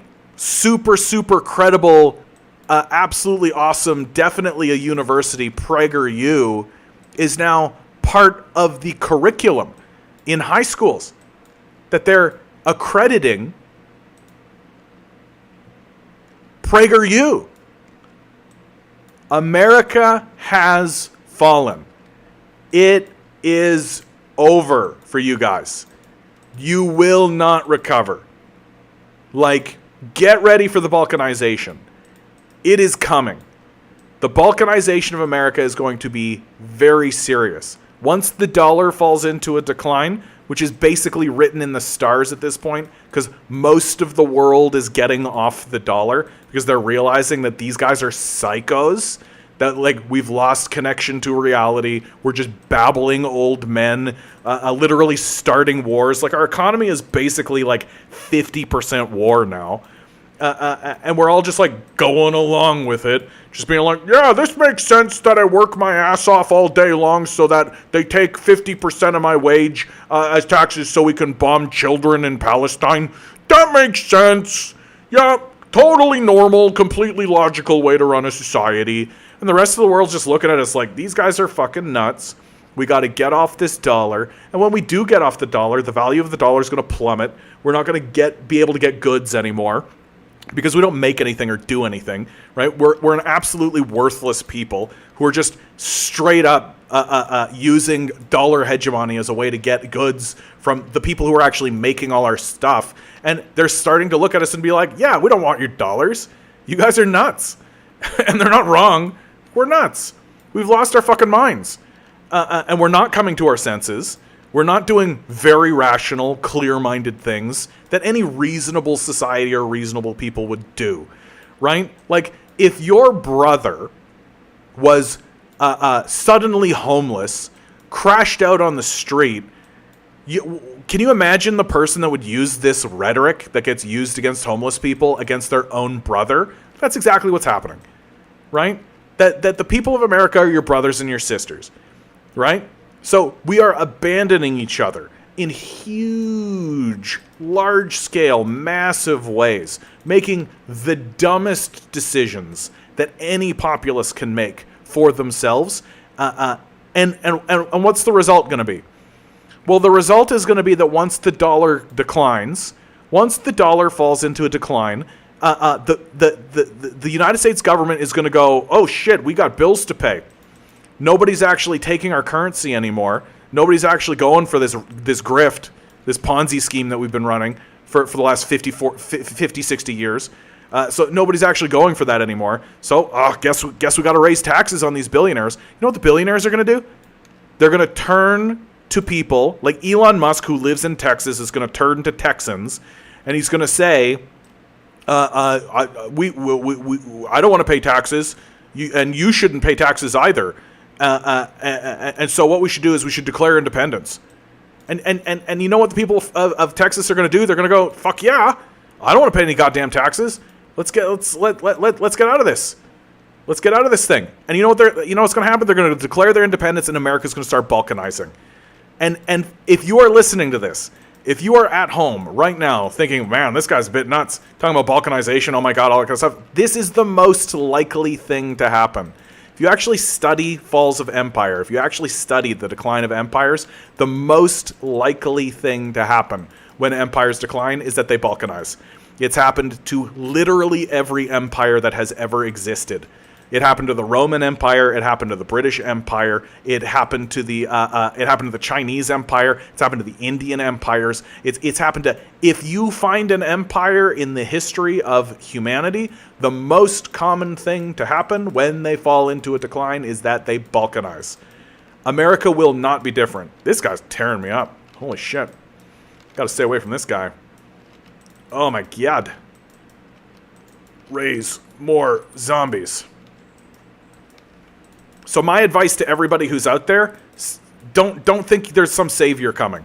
Don't think that like Jesus Christ is going to come on down and save you. Don't think you're going to vote for Obama, right? Don't think that there's going to be like RFK, we're going to go for him. We just got to vote for the right guy. Talk to your neighbors, get to know their names. Those are the people that you're actually organizing with. Those are the people who you're actually around. Those are the people that you should be allied with. You are not there is no political solution for this. The political system has been bought by the wealthy. It is being used by the wealthy, and if it didn't benefit the wealthy, they would do away with it, which is exactly what they're going to do. That's exactly what they're going to do, because the system is going to turn on them eventually, because it has to. It literally has to, in a 1 + 1 = 2 sort of way. And we are going to experience the balkanization of America.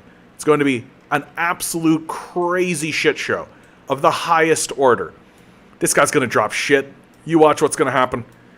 I'm going to go through this whole process. I'm going to be running around, getting my zombies, doing my stuff, raising my dead. Right? Come on, zombies. Come on, zombies. Where you at? Right? Where'd this guy go? Right? He's almost dead. Almost dead. He's going to drop nothing. Nothing! Dude, this mode is hardcore, man. This is it. This is the real hardcore. This is literally like, if you die once, that's it, you're dead. Oh, you wanted some items? Fuck you. I hope you die. I hope you die. Oh. This is it. This is the hardcore of the hardcore. I've literally been playing this game now for like 3 hours, and in that entire time, I've seen 1 yellow item and 2 blue items. That's crazy talk, dude. That's crazy talk, man. I love it. I love it. I love this. I hope that I get to play a game like this.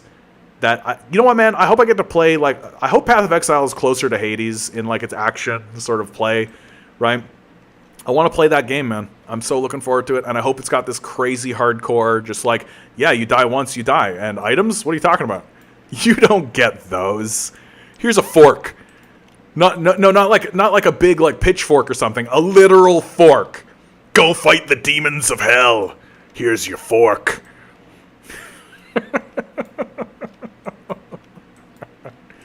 God damn it, man. God damn it. I haven't looked at the chat in a little while. I went on a real stream of consciousness right there. 'Cause, like, fuck this place. Fuck this place, man. I wish that interacting with reality was as easy as killing these goatmen. I wish that I could just go out there and slay people like I slay these fucking goatmen. Could go talk to these politicians and have problem solves like you fucking kill these goddamn goatmen. Instead, you got this knot of problems. Just this enormous knot of problems that basically just says, yeah, billionaires own the place. What are you going to do? Ugh, it's a catastrophe, you guys. It's a catastrophe. Reality's a catastrophe. Everything's really dumb. We're all just dealing with it. Bow, bow, bow. Yeah, yeah. Ba-dow, ba-dow, bow, bow. Yeah, we're dealing with how dumb it is. World's just a big old piece of shit. We're dealing with how dumb it is. I can't handle it. Ba-dow, ba-dow, bow, bow, bow, bow, bow, bow. Going to town. Going to town. Adam, good to see you, bud. 2 Adams. I've got 2 Adams in chat. Adam 8 and Adam McPherson. This implies the existence of Adam 1 through 7.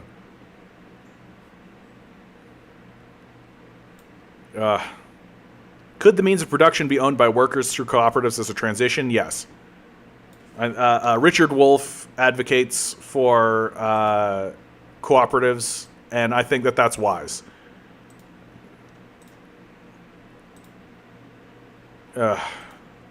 Wait, is this gnarled branch any good?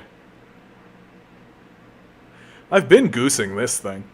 I don't know if that matters at all. Honestly, I kind of want to just keep wearing the shield. This thing's no real benefit. 18% chance to block.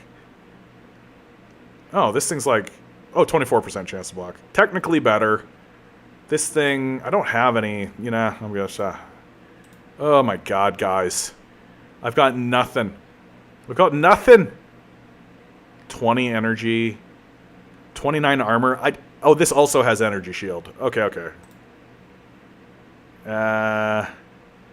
Oh my god. 8% increased. Oh, that thing's better. I'm gonna use this instead of that. Yeah, we're gonna do that. Oh yeah. It's all coming together, you guys. Incremental reformism. Incremental reform. Incremental reform. We're doing it. We're doing it. Guys, we're no longer using a plank, like a door. We're no longer using a busted ass door. Now we've got this ring of wood. Steady improvements, you guys. We're doing it. We're gonna become a better character. Incremental, over time. Skinning knife of needling. Bullshit. This thing's bullshit. Oh, man. Dude, what's so great about a game like this where you get nothing? where you get absolutely nothing, is that when you finally do get a thing, when a thing finally does plop in your lap, you're like, yes, it's a thing! And then you just, like, treasure that thing. Yeah, that's what I need, a thing. A thing. Jordan Peterson being interviewed by Bill Maher. I couldn't bring myself to do it. Just brutal. Just brutal. Yeah, I can't eat gold, man. Absolutely. Energy-backed currency, though. Yeah, they're going to do that kind of stuff. That's what this whole digitization move is all about, if you ask me. They might develop a Ruthless or PO2, but I think base speed of it was slower than PO1 already. Yeah. I haven't played Ruthless in months. Do you have any active skill gems available? No, because you can't buy... on Ruthless mode, you can't buy gems, right? Like, you literally are not allowed to buy gems. So you just don't have access to gems. It's just the gems that you get through quests. Brutal. Just absolutely flippin' brutal. I love it. I got to tell you, I actually do love it. Like, I'm like, yes. Make this game harder. Make this game more ridiculous. Part of the thing that I'm so excited about Path of Exile 2, man, is that slower gameplay. Watching the videos and just being like, oh, the interactivity, like the dodge roll, the movements, that they're really thinking about movement in the game is just like, oh, I love that. I love that so much. Because, like, ARPGs are great, but I said this earlier in the thing. I don't know if you were here when I said this, but I think it's absolutely true. Is that, like, we essentially reached, like, peak ARPG in Diablo 2. That Diablo 2 Resurrected really convinced me of it. That I like Path of Exile, I like Grim Dawn, I like Titan Quest, right? I think that there are good ARPGs. Torchlight 2, I've been playing a lot of Torchlight 2 recently. There's a lot of really good ARPGs out there, but they're all kind of on the same sort of level, right? Where it's just monsters come at you and you come at those monsters, and there's the interaction point is more or less just this. More or less just don't. And then the monsters die and you carry on, right? And if you die, it's usually like in a bonk kind of way. And it kind of just like the connection happens and then you are the one that dies. And that doesn't happen very often. So there isn't much by way of interactivity. Most monsters just kind of come straight at you, and you more or less, you have an ability to create distance or to close distance, and depending on what your character is like. But that's mainly it. So Path of Exile 2 is introducing a lot of movement and a lot of like sidewaysness and a lot of like roll in a direction, and a lot of attacks then can be more like like down like this and side kind of swipe things, and then monsters can start doing movement stuff. And now suddenly you can have like arena spaces where you are moving and monsters are also moving, and so now there's a lot of movement in the game, and there's much less stand and deliver going on, because that's how most of these ARPGs actually are. Is that you either get your movement ability, but then all of your attacks are stand and deliver. And that's it. You just stand and deliver. And so the idea of, no, now it's not stand and deliver. Now it's move and do a thing, or do a thing while moving. And the different ways that you can move. And I just think the addition, the combination of movement with action is going to completely change ARPGs in a way that I haven't seen a change like this in ARPGs in like 10 years. It's been a long time. I think like the most, like I think back on like the big changes that have happened in ARPGs, and I think like getting rid of potions was like the biggest change in ARPGs. You go back to play like Diablo 2 and you're like, oh yeah, there's a lot of potion management in Diablo 2, and like getting rid of that kind of stuff, or doing what Path of Exile did, right? Where that you have potions still, but they refill when you kill things, and there's less of them, right? So like that's a streamlining of gameplay, but the essential combat of just clashing into things has never really been challenged, and it really looks like with Path of Exile 2, it's the first time that I'm seeing a company take this plunge and be like, no, we can improve on that very thing, the essence of what the game is, which is the moment of interaction between the character and the monsters. We can actually fundamentally mess with that. And I'm very excited by it. And their choice to obviously slow the combat down, I think is a really good choice. Not just for the player, so that the player can kind of understand and react in a better kind of way, but also for them as developers, so that they can develop and build monsters and sets and things to really take advantage of this. I really think that they're making a lot of really smart choices, and moreover, I think it's a good choice simply to make Path of Exile 2 different than Path of Exile, right? I've seen commentators talking about how they don't like the way Path of Exile 2 looks, and it comes down to mainly it doesn't look like Path of Exile. And I'm just like, I don't care. Like, so why make another game? Why just play Path of Exile, right? Like, if you're gonna make a different game, if you're gonna make a new game, make a new game, and make bold decisions. And at this stage in the game, especially in the ARPG space, I think that there are bold decisions that can be made, and it looks like this is the company that's actually doing it. It looks like this is the company that's finally going, we can do something that no other ARPG has ever done. That's very exciting for me. I love seeing, like, what are the games that are actually advancing, the genre, like Hades did for roguelikes. Hades advanced the genre of the roguelike. That every roguelike that gets made from now on should be directly copying the storytelling system that exists in Hades. Period, hands down. If you're not doing that, you're not making a roguelike that I'm interested in. But just straight up. Like, maybe you could do like a cute like mechanic of some kind or all that kind of stuff, but so much of that has already been done. That now it's about telling good stories and interesting and creating interesting characters. And Hades had that in just spades. And so Path of Exile 2 has this real opportunity to and it looks like they want to actually fundamentally change the way people think about and play these games. And that's very exciting to me. Just the weapon swap system alone is just like, ooh, that's spicy. Ooh, that's nice. That's a nice... Ooh, you're telling me now that with this weapon swap dynamic, I can have, like, a different weapon for, like, a different element or a different idea or a different thing that swaps automatically when I use the skill? Oh, my God. That creates a whole new cascading way of thinking about how to play these games. I just think it's brilliant, and I think that... and I'm very, very excited. Like, even if I play it and I'm like, it's not quite, even if I had that idea of just like, I would still be like, boy, do I respect this attempt. Boy, do I respect what they're trying to do. Boy, am I in love with even the idea of what they're attempting to do. So even if they don't stick the landing, but I think they will.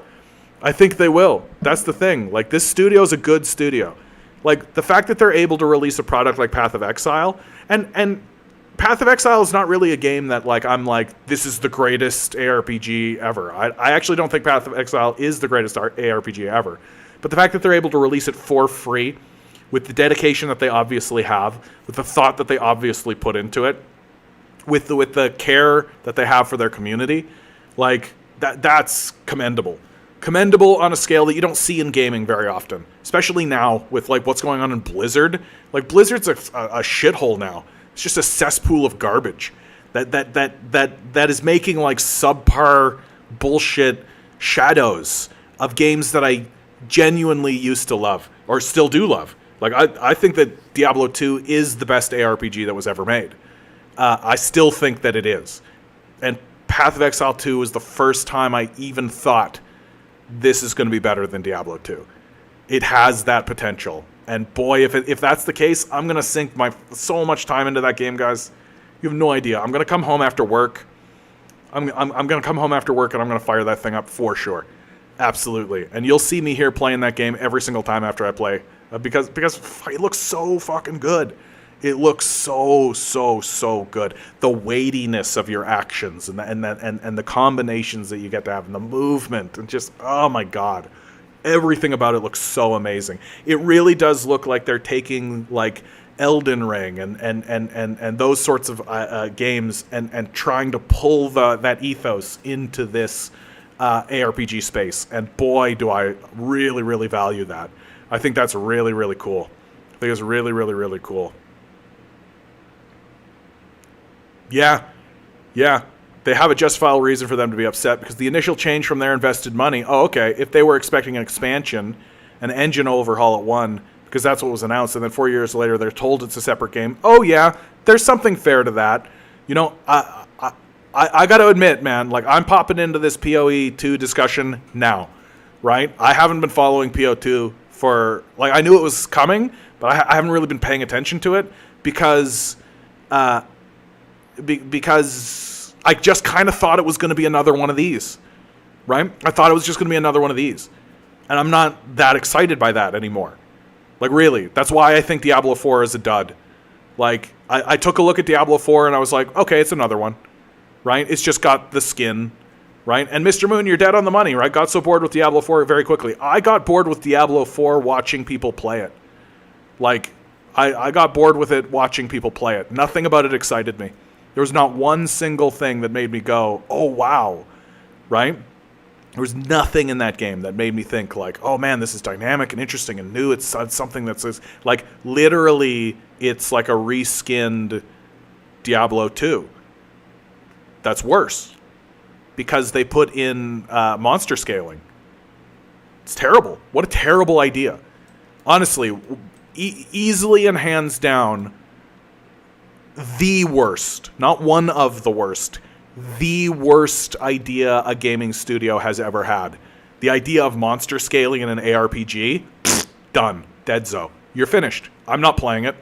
What a boring, snoozeville, lame-ass, cop-out, dumb, idiotic, snoozing idea to put in an ARPG that's all about raising your power level through time.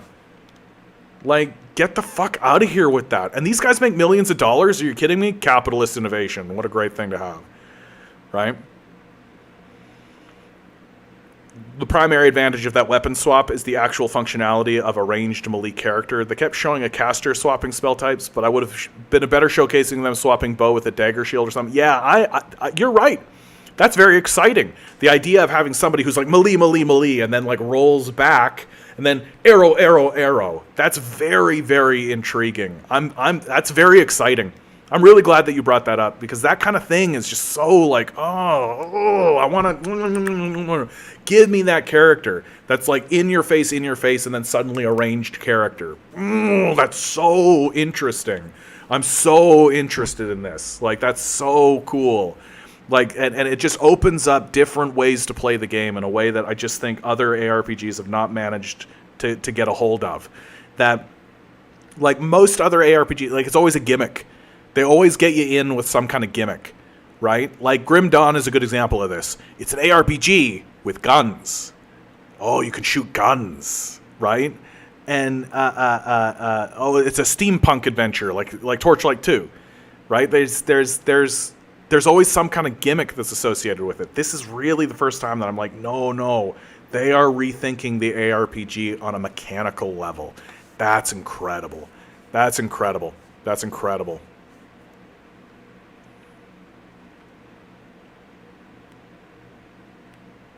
Oh, some people bought the supporter packs of like $1,000. Oh, shit. Yeah, that's legit. They buy into what was said, and PO2's development is within an ivory tower, essentially. Yeah. They did show transform animations in the initial showcase years ago, but they didn't show it at ExileCon, so it's assumed they didn't have it completed to the state that beats Diablo 4 at that point. I want Ranger Catgirls. That's hilarious, bud. That's real funny. Yeah, there's no reason to go to anywhere in Diablo 4's open world. The open world is a dud, right? It's a bad idea. It should not be part of this concept. that in Diablo 4, the open world just becomes a thing for you to traverse between samey dungeons, right? Like, every dungeon looks the same and plays the same, and is of the same power level because the monsters scale. There's, like, literally, like, the game feels dead. It feels lifeless. It doesn't feel alive. It doesn't feel like there's anything there. It doesn't feel like there's oxygen in it. It feels like a corpse. It just doesn't feel like something that you want to interact with. Baldur's Gate 3, yeah. Divinity Original Sin. If you're in for those games, man, those are the best of them for sure. Mikhail, if you're in for something like Civilization, I highly recommend Age of Wonders 4. Age of Wonders 4, they're still updating it. It's still great. It's a really, really, really, really interesting game. It's kind of on the back burner for me right now because I'm not really in the Civilization space. But when I get back into that Civilization space, Age of Wonders 4, for sure, is going to be my game of choice. At least look into it. Really, really good. Okay, let's get back to this crazy shit show. What am I doing here, guys? What am I doing here? What am I doing here, man? What am I doing here? Why in God's name am I playing hardcore in front of all you guys? This is just like asking for trauma, is what this is.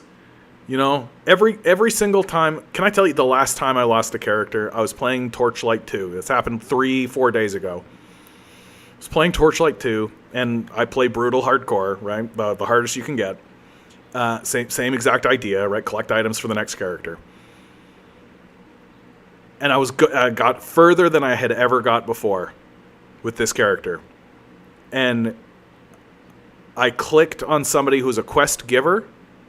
I was reading their quest, and as I was reading their quest, a pack of monsters came by and killed me while I was reading the quest. And I was just like, I was so mad. I was so mad. I was so fucking upset. I like literally stood up. I didn't even turn the game off. I stood up and I walked out of my apartment. I just walked out of my apartment and took a walk. Because it's like one thing to die, you know? Like if like you lose a character when you're like, I'm going to go into this boss fight. Like you go fight Duriel in Act 2, right? In Diablo, and you're like, this is a tough fight. You got to be ready for this fight. You got to do this fight correctly. Duriel can and does kill you. And you die there, you're like, ah. Oh well. Right? If you die to a disconnect, right? You die to an internet disconnect or something like that. That's annoying, but it's part of the game. It's part of the game, and you got to be like, oh, okay. I've always viewed disconnect deaths as completely legitimate. It's a totally legitimate part of the game. That it's the hand of fate coming by and just saying to you, bye. Goodbye. All of that work that you just put in for no reason whatsoever, bye. It's gone. Hand of fate. Move on. Next character. It's literally God saying, next character, bro. That's what's going on with disconnects. And so you're like, okay, hand of fate. That's what that is. And you can try your hardest to work against it and make sure you got a stable connection, make sure everything's good, all that kind of stuff. But when it happens, take a breather, take a breath, you're good. When you die to something that is bullshit, something that is so obviously bullshit. I was reading a quest from a quest giver, and while I was reading the quest, monsters came by out of fucking nowhere and just killed me. Get the fuck right out of here. Get the fuck right out of here with that bullshit. Now that I know that it exists, I'll be more cautious with it. It was just that it's like I didn't think that was within the realm of possibility. I think that's what it basically boils down to. That in my mind I had thought, oh, quest giver, safe zone. That's the connection that I had made in my mind. But in Torchlight 2, they're like, no, friend, you're never safe. There's no such thing as safety. Ugh. Just to let you know, Twitch pick and sound quality is terrific. Thank you, DM. I appreciate that a lot, actually. I need that feedback. New mic. New mic. Big reason why I'm doing the gaming stream today is because I wanted to experiment with the stream, and I wanted to experiment with doing a gaming stream. I think it's been a resounding success, honestly. I think that I'm going to do more of these. I think my usual Tuesday through Thursday stream, I'll just keep normal. I'll keep it with the news, and I'll keep it the kind of thing. But I'm going to start putting this stuff in, because usually when I finish a stream, what do? I play a video game. So why not? Why not just continue the stream and just do a video game? I'm fine with that. You guys can watch me die ruthlessly. Okay, here we go. Here we go. We're doing it. We're doing it. You know what? Nope. I'm going to go pee. Chair stream. Chair stream. Everybody watch the chair.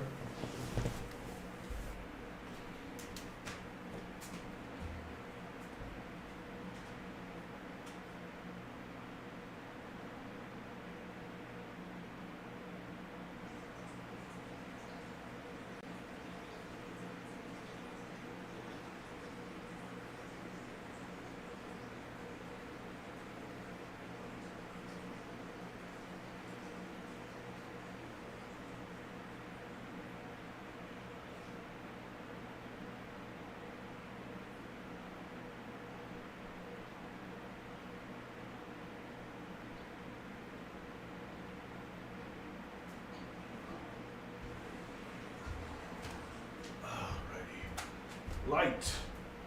Chair? You can't say that. That's racist. Can't leave the chair alone with anything, right? Oh my god, he's the most... Oh my god. Oh, Mr. Moon agrees with the chair. Oh, I always knew it. I always knew it. The racist Mr. Moon. I knew it. I had 4 viewers on Twitch. I went to the washroom. Now I've got 3. I knew it. I knew it was going to happen. It's okay. My bladder needed it. Okay, here we go. Eric, I cannot believe it. The controversy that's being stirred up in my chat. I don't think that we will ever recover from this moment. We've just got to get past this as a people. Learn to agree to disagree.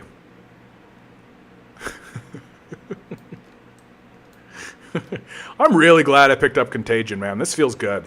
Feels good to just be able to be like, boom, and then they got it, and then it blows up, and they get it again.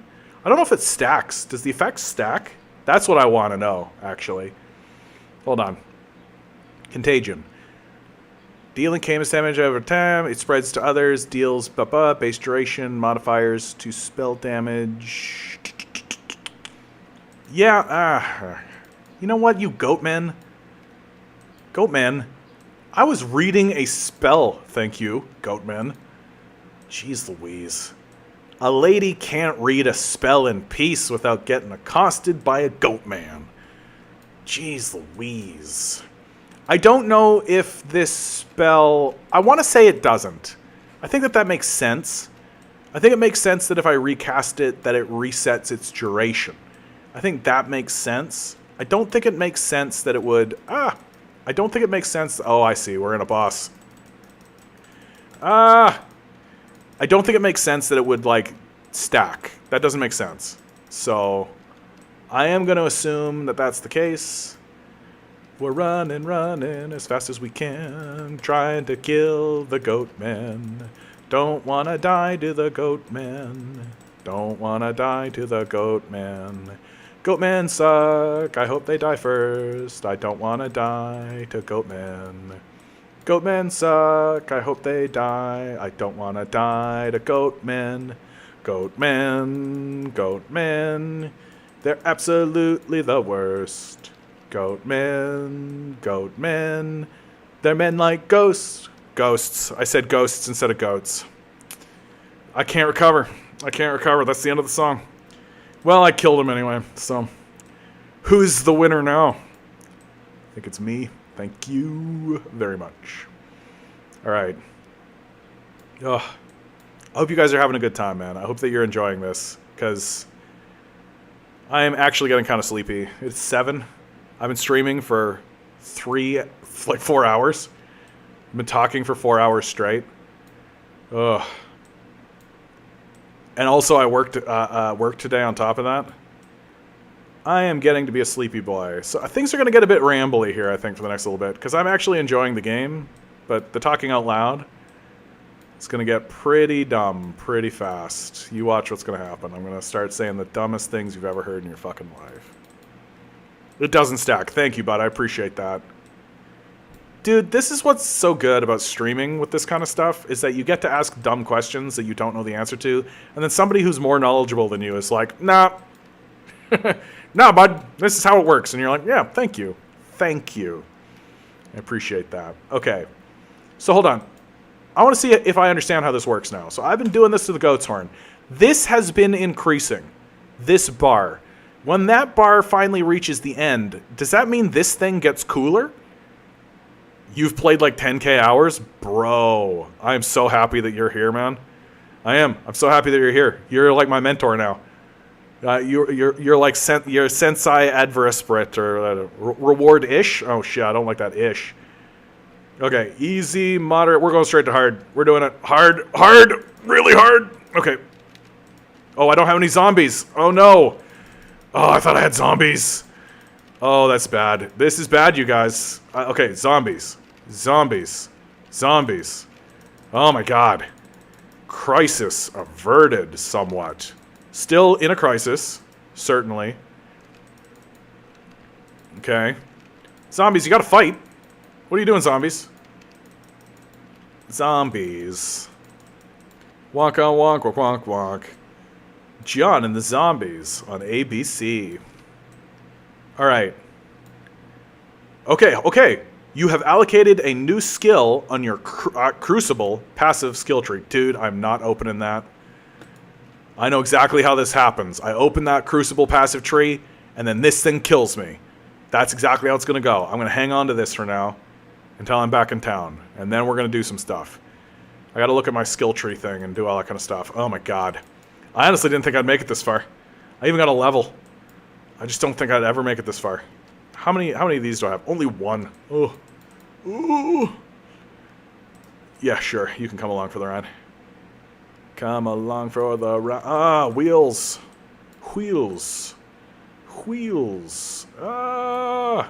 Oh, this is spooky. This is some spooky. Dude, can you imagine, like, being out in the wilderness and then just, like, a bunch of dudes that are, like, made out of wheels just start wheeling around at you, and you're just supposed to, like, deal with that? And you're like, what the fuck? What the fuck? Like, what the fuck is this even? These wheel guys. Oh my god. Wish my zombies had wheels. I need, like, I feel like I need some kind of aura or something. I want an aura. That's what I want. I want an aura that makes me cooler. Or makes my zombies cooler. I'd be down for that. Like, if I had an aura that was, like, +2 to zombies. That'd be alright. I know, I'm very descriptive. +2 to zombies. Wow, that's authentic. Oh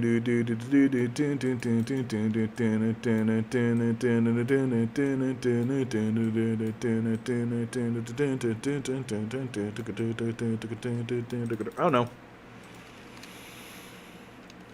Oh, just take the waypoint. Bro, that is correct. You are on the money, dude. You have put 10,000 hours into this thing. Holy cow, that Quicksilver potion lasts for nothing. That lasts for nothing, man. Holy cow. That's almost pointless to have, honestly. That Quicksilver potion. That's just like the little tiniest burst of speed ever. Just enough to kind of like get you out of trouble, I guess. But like, oi. Man, they're not kidding with this. This is just some ruthless. When you hit a waypoint, you can just log to character select. Why would I want to log to character select?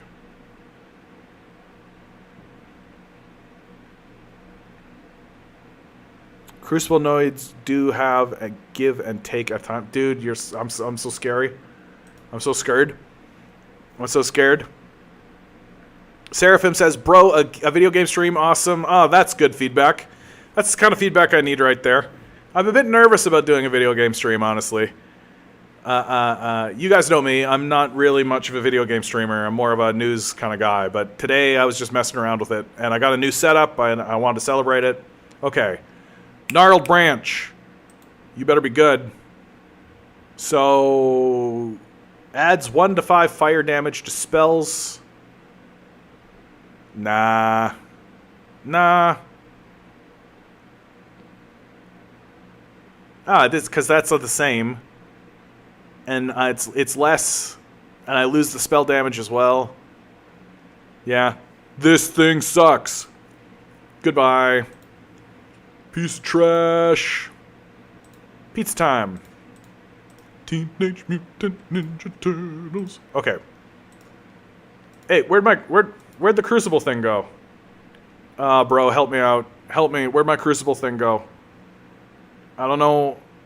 Right-click your wand. There you go, bud. You were way ahead of me, man. You were way ahead of me. You were like, this guy doesn't know what to fucking do. I'm gonna be lost. And you were right. You were absolutely fucking right, my man.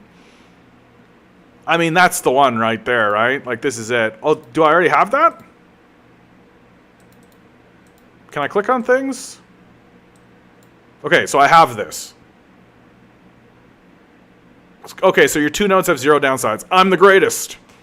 But this is only with this wand, right? Like, if I replace this wand, I lose this thing, right? Got it. 7% increased spell damage. 10% increased maximum energy shield. That's pretty good. 4% more cast speed. Pretty okay. Late game, based on level, you're gonna... Dude, this character is not making it to late game. This is... I'm playing on Ruthless mode. This is hardcore. There is absolutely no way this character is making it to late game. If this character makes it to level 20, I'm currently level 11. If this character makes it to level 20, I will consider this character a wild success. I will be absolutely thrilled. If I make it out of Act 1, there it is. Not level 20. Forget about the level cap. If I make it out of Act 1 with this character, if I beat the Warden with this character... Here's me fighting the Warden, by the way. Contagion! Run! Contagion! Run! Oh, I still got this thing. Boink. Okay. Now what do I want? I don't really want to do the energy shield, I don't think. I feel like I should go for something. Like I should go in a direction. What's this? Lord of the Dead. I mean, I'm using minions. +1 maximum raise zombies. Dude, I could get skeletons at some point. Yeah, I think, I mean, come on. Right? Straightforward. Minions. Right? Yeah. So it shall be written. So it shall be done. Alright. That was easier than I thought it was going to be. I thought that was going to be way more difficult. It's nice when a good plan comes together. You already have spells invested in your starting... I would not suggest minions. Tough shit. Why not? Why not? Because I can reclaim that. So why not? You're the guy. I'm gonna believe you. Speaking of which, what's Elon's obsession with X? I don't know, bro. Like, it's some little kid shit. It's like when I was little, I had a symbol. I turned my name into... Dude, I'm going to tell the whole story. For whatever reason, and I don't know why, I gave myself the moniker Car Killer, but it was with 2 Ks. So it was K Car Killer. And then I took 2 Ks and I flipped one beside each other. So it was like a line, and then so it was 2 Ks back to back. And that was my, like, symbol when I was, like, 10. Right? And I think it was connected to the game Carmageddon. Because I was playing Carmageddon, and I was, like, destroying cars. Right? And you got to destroy cars, so you're, like, a car killer. Great. Right? Just destroying cars. And, I could probably come up with a lot of reasons why I was car killer. But anyway. That's what it was. And so I would, like, sign with this symbol, and this was, like, my symbol, and this is what I was, because I was a fucking 10-year-old, right? It's the same exact thing with Elon Musk. He's got this 10-year-old sort of, like, X. X marks the spot. X is lewd. It's dirty and dingy to be X. X is on the side of gin bottles and moonshine, and X means sex. There's all kinds of, like, really ridiculous, dumbass, childish reasons why a person would be, like, obsessed with this nonsense. And he's obviously obsessed with this nonsense. Because, if I made it clear, by this point, Elon Musk is a child. Raising a minion is a spell. However, spell damage does not scale minion damage. Okay, but, like, don't I want to increase my minion damage? And if increasing my minion damage can be done through the thing, should I do that? I want to use minions, bro. Like, you're probably sitting there being like, ditch the minions, and I'm like, nah, I'm gonna use the minions.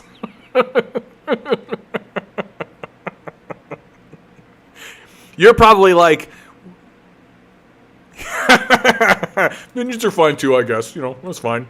You know, fine. If you want to do minions, you know, you don't do minions your whole life. Like, you know, I mean, there's just better ways to play the game. But, you know, if you want to be minions, you know, that's fine. You know, that's fine. I'm just fucking with you, bro. I'm just fucking with you. I do want to do minions, straight up. I like minions. I enjoy playing with minions. I do wish, one of the things that I wish to update minion-style gameplay, I do wish there was a mass raise dead spell. That, like, you think about a game like Diablo 2 with the Necromancer. The Necromancer could really use a mass raise dead spell. Just, like, cast something like this contagion space, and any corpse within that space just raises. It's like, it always, even when I was a kid, I was like, that makes sense. It makes sense as a spell. It makes sense as something that you would get later on to be more powerful. And it just always kind of bothered me that, like, revive in Diablo 2 was, in my mind, always, even when I was a kid, I was just like, that should not be what that spell is. That it should be a mass res that continues to increase the power of your summons. That's what it should actually be. And I feel like most ARPGs are missing the mark on this. Like, it really should be a mass resurrect spell. And as a long-time necromancy enjoyer, as a long-time necromance enthusiast, I don't know how to say this properly. As a long-time guy that likes to play as necromancers, that's my big critique of necromancers in these styles of games. Mass resurrect, please. Let me do something like that and res a bunch of corpses all at once. The idea that I'm just going to be like one zombie at a time, like right here, be perfect, boom, right? Nope, one zombie at a time, another one, like every time I res a zombie, it's just like, and like, at level 1, right, yeah, sure, like even level like 20, it's like, yeah, like you want a sense of progression, you want that kind of sense, but come on, another one of these, wasn't one time enough for you? Wasn't one time enough for you, Iron Point? Iron Point the Forsaken? You jerk. I feel like I beat you once already. Now we meet again, Iron Point the Forsaken, with your stupid arrows that do no damage. Those arrows do damage, but they're too slow, too fast for you. Watch, he's gonna do it again. Whoop. Oh, missed me. Oh, he got me that time. He's just like, he's not Iron Point the Forsaken. He's just like hit point man. Hit point sponge the healthy. That's what he is. There we go. And for our labors, we got a fire arrow quiver and a corroded tower shield. We are nailing this shit, you guys. We are unstoppable. Hold on. I also need to make sure that... Welcome to the club. You are now a zombie. Fantastic. The starting right-hand brand of the witch exit was minions. Oh, yeah! Using contagion and minions is suboptimal. Thanks, bud. You are right. Actually, yeah, you are actually totally right. I fully expect this character to die, dude. Like, honestly. And again, I'm gonna fall back on, like... Yeah, that's right. I was thinking about it differently. I was thinking, this game separates minion damage and spell damage. That's right. I forgot that. Drat! Oh, well. Honestly, man, I do feel that by the time it actually matters, this character's going to be long dead. Then we'll optimize this minion build.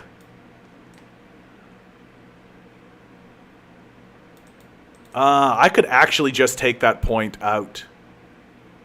Zombies are permanent minions, so the cast and costs are high, but skeletons, summon raging spirits, and absolution are temporary minions.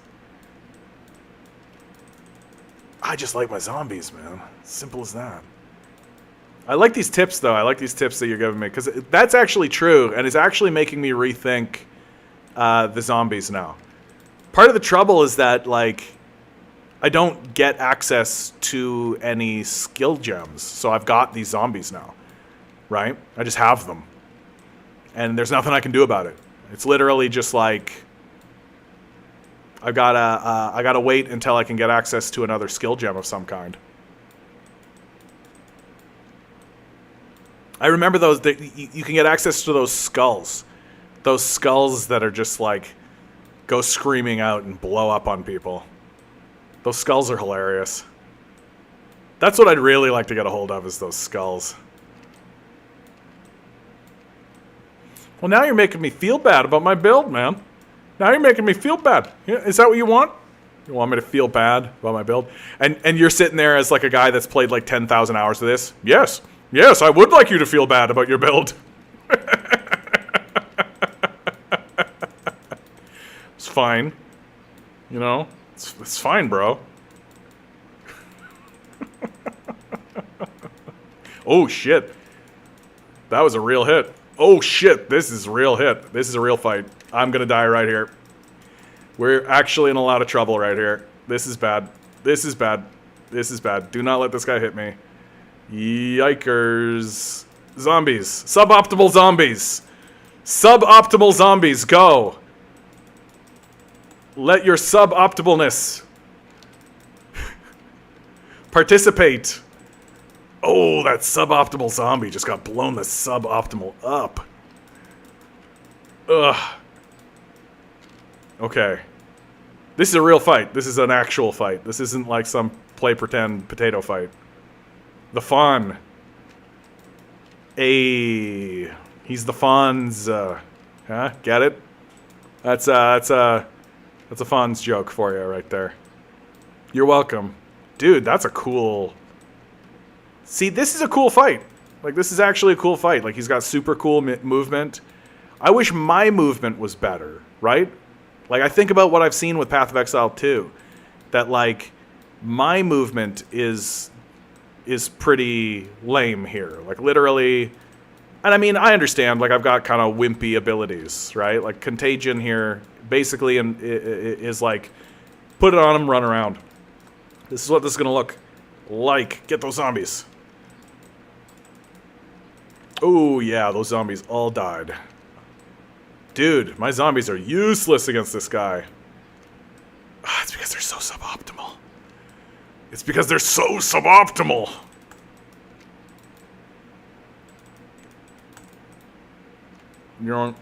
Oh, get away from me, dude. Get away from me, dude. And you know what I'm going to get for this? I'm going to get, like, a twig and a bucket.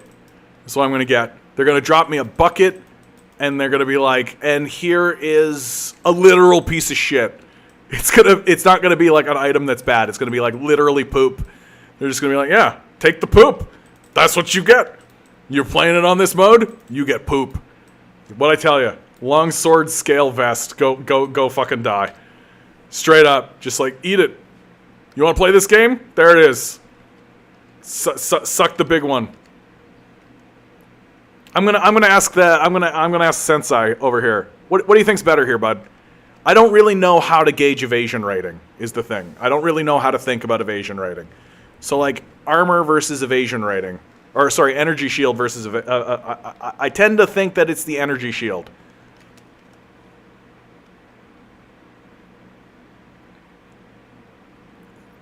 The dash skill I have is Ruthless specific. Oh, I didn't realize that.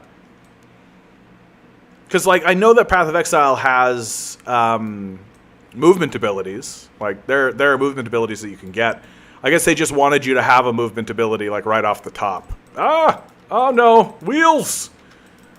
Ah, I forgot to turn the fawn into a zombie! Ah! Zombie. Nah, I'm safe now, you guys. I've got that suboptimal zombie. God damn, he's so suboptimal. Alright, alright.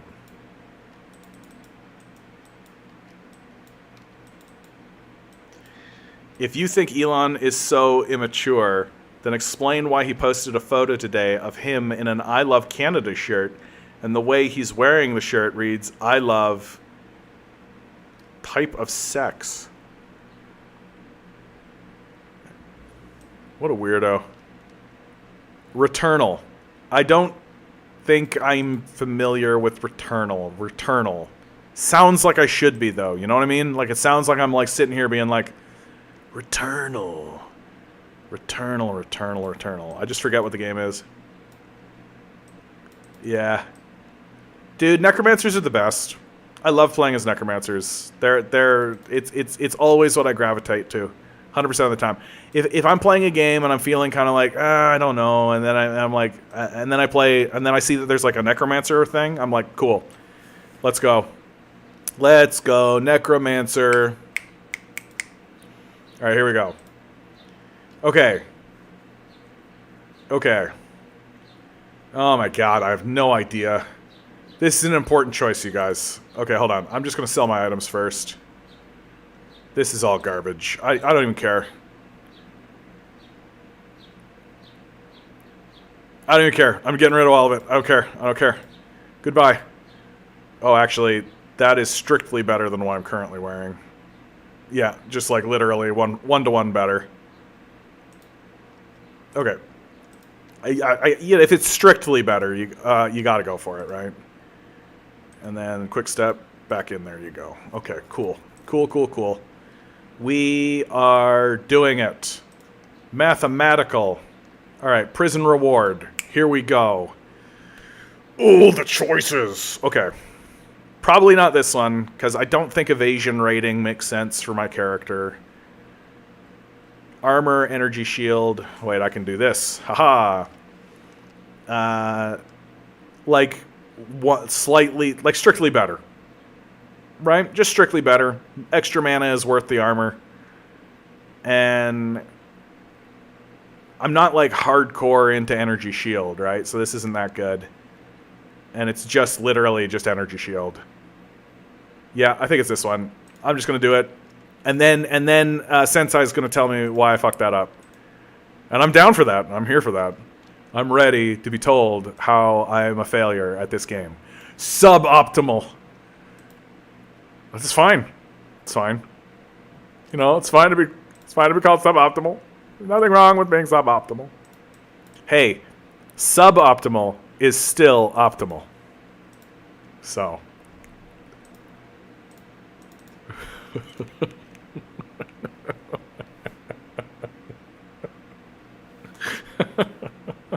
I told you this was gonna get stupid. I told you. I told you this was gonna get stupid. What did I say to you guys? What the fuck did I say to you guys? Honestly, man, I actually think I wouldn't mind getting rid of the zombies. Like, I don't think I would mind getting rid of the zombies. I'd like to play a sorceress. Like, I'd like to play like a proper magic caster. You know? Let's just keep going on with the goat horn. Yeah, let's go, Brandon. Is this a thing that I can do? Click and hold to spawn molten monsters. Let's go, Brandon. Let's go, Brandon. Okay, I'm not going to go any higher than that. I'm not going any higher than that.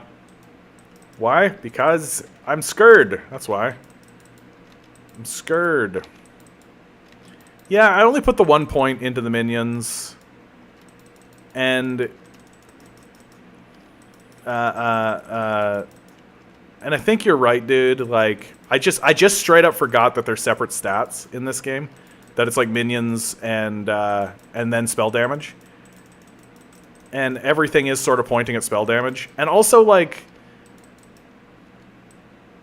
in these kinds of games, like, a lot of minion stuff is not really great when it comes time for, like, boss fights and things like that. Like, most minions just kind of are fodder that die immediately in boss fight battles.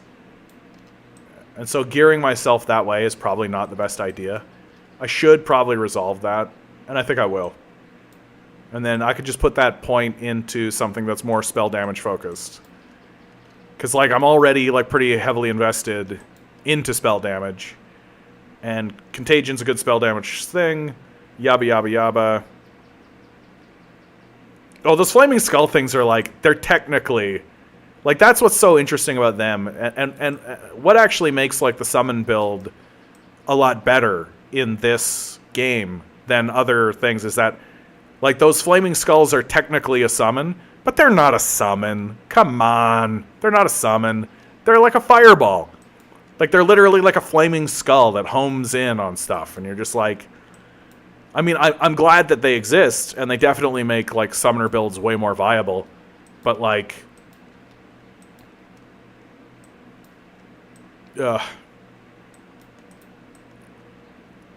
What kind of spell do I need right now? Like, what would be a good spell to add to this kit? What would be a good thing to replace these zombies with? Like, it'd be good to have, like...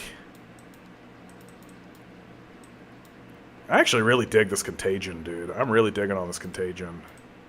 Just walking into a room, casting it, everybody dies. It's like poison damage. Makes me feel good about myself. Makes me feel strong and powerful.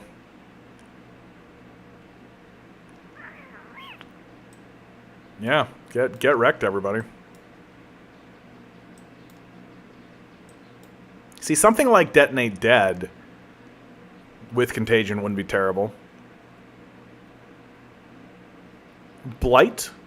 That makes sense, because you cast this, and then you walk over to them and just, like, blight them, right?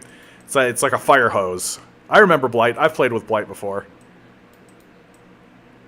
Yeah, that makes sense. Because you do one cast of that, and then you walk over to them and just start beating the shit out of them. But it's like, what am I going to have access to, you know? Like, you can't... You only have access to what you're given. So I've, like, completely fucked this whole build up already. Even by picking zombies. Although, that's not true. That's actually not true. Because I didn't have the option to pick a... Oh, that's not true. I had an option to pick a summoning spell.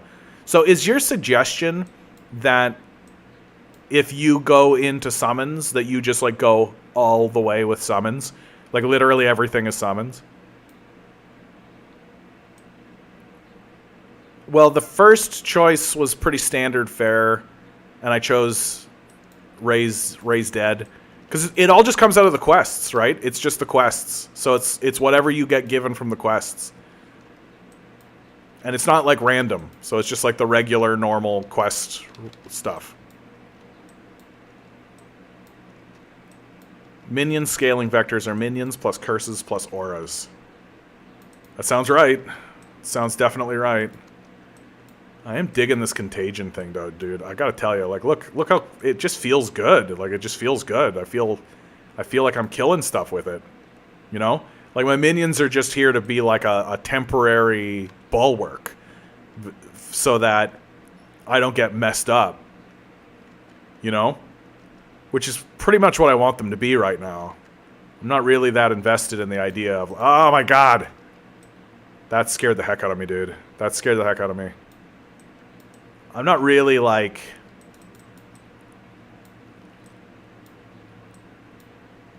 I definitely want to be killing stuff with like contagion and like... Yeah, it would be nice to have like a spell. You're right, like something like blight would be like hit that and then just be like blighting the crap out of them instead of this nonsense. Because like right now, and I don't like shooting my wand. My wand feels very weak, and it feels very... I feel vulnerable. I don't wanna stand in place and shoot my wand at these guys. I feel very much like I'm gonna get got if I do that. Oy, especially right now. Oy, oy. Ay.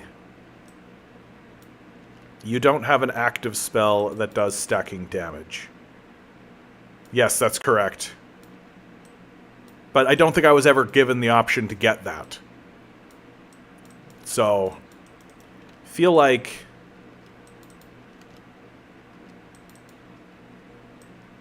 I think if I was to do this over again, I think I would stick with Contagion. Like, I'm really liking Contagion. I'm really glad I picked that. But my first spell, I think I would make my first spell more like a... I think it was like a Fireball. I think I could just get like a Fireball. And then use... like, Contagion, Fireball. Right? I think that's where I would go instead. But, woulda, shoulda, coulda. Spilt milk. Suboptimal.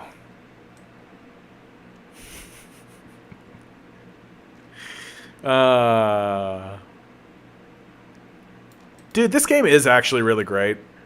Like, Path of Exile, the fact that they managed to offer this game for free... it's just outrageous. It's outrageous. Like, to me, that's why I think Diablo 4 is so embarrassing. That, like, Diablo 4 is, like, holding out its hand, being like, hey, give us $60 or $80 or however much Diablo 4 is for, like, an experience that's probably not... that's probably... like... the experience that Diablo 4 is giving is probably just as good. The Bronze Monograph. Yeah, I gotta... this is something I recall. Solve the Trials of Ascendancy. Right, and then it's this. And you just gotta not get fucked up by spikes. I'm just gonna do this, just for my sanity. I think I probably could have made it, but I think I don't want to die to spikes. That would make me feel really sad. I'd feel really bad about myself if I just randomly died to spikes. So I'm just not going to die to spikes. Because I don't know how much damage these spikes do. We're on Ruthless mode.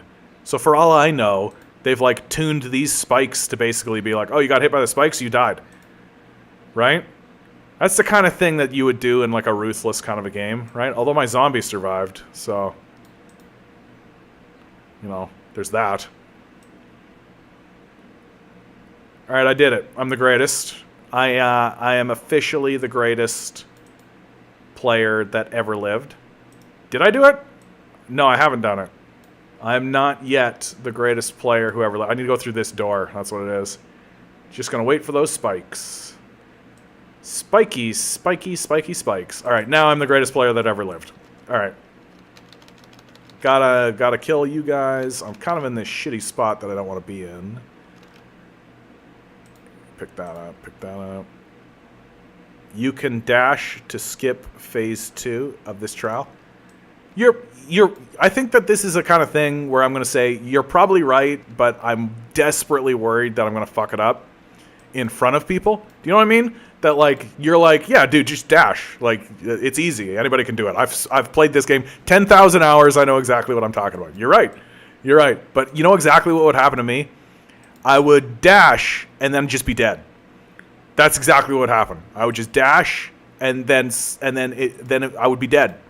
And then everybody would go, "Oh, John, you fucked up the dash." And I'd be like, "Correct. Correct, sir."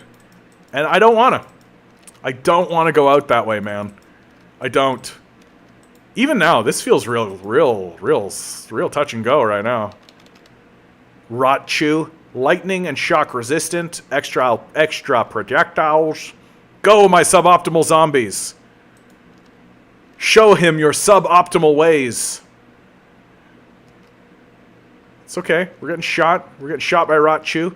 Rot Chew's not doing a lot of damage to us, so I'm not that worried about Rot Chew. And Rot Chew drops nothing.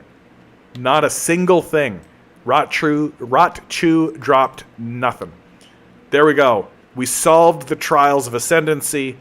We're the greatest player who's ever lived. Just right here.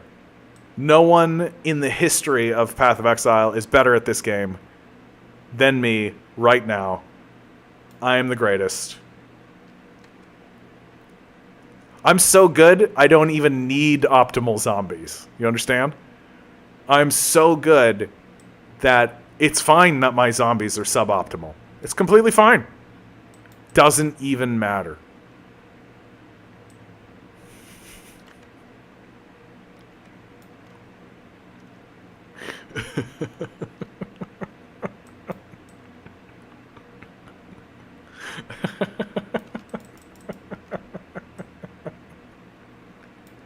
That's so satisfying. It's so satisfying throwing on a contagion and then watching them all like blow up and cast contagion again on each other.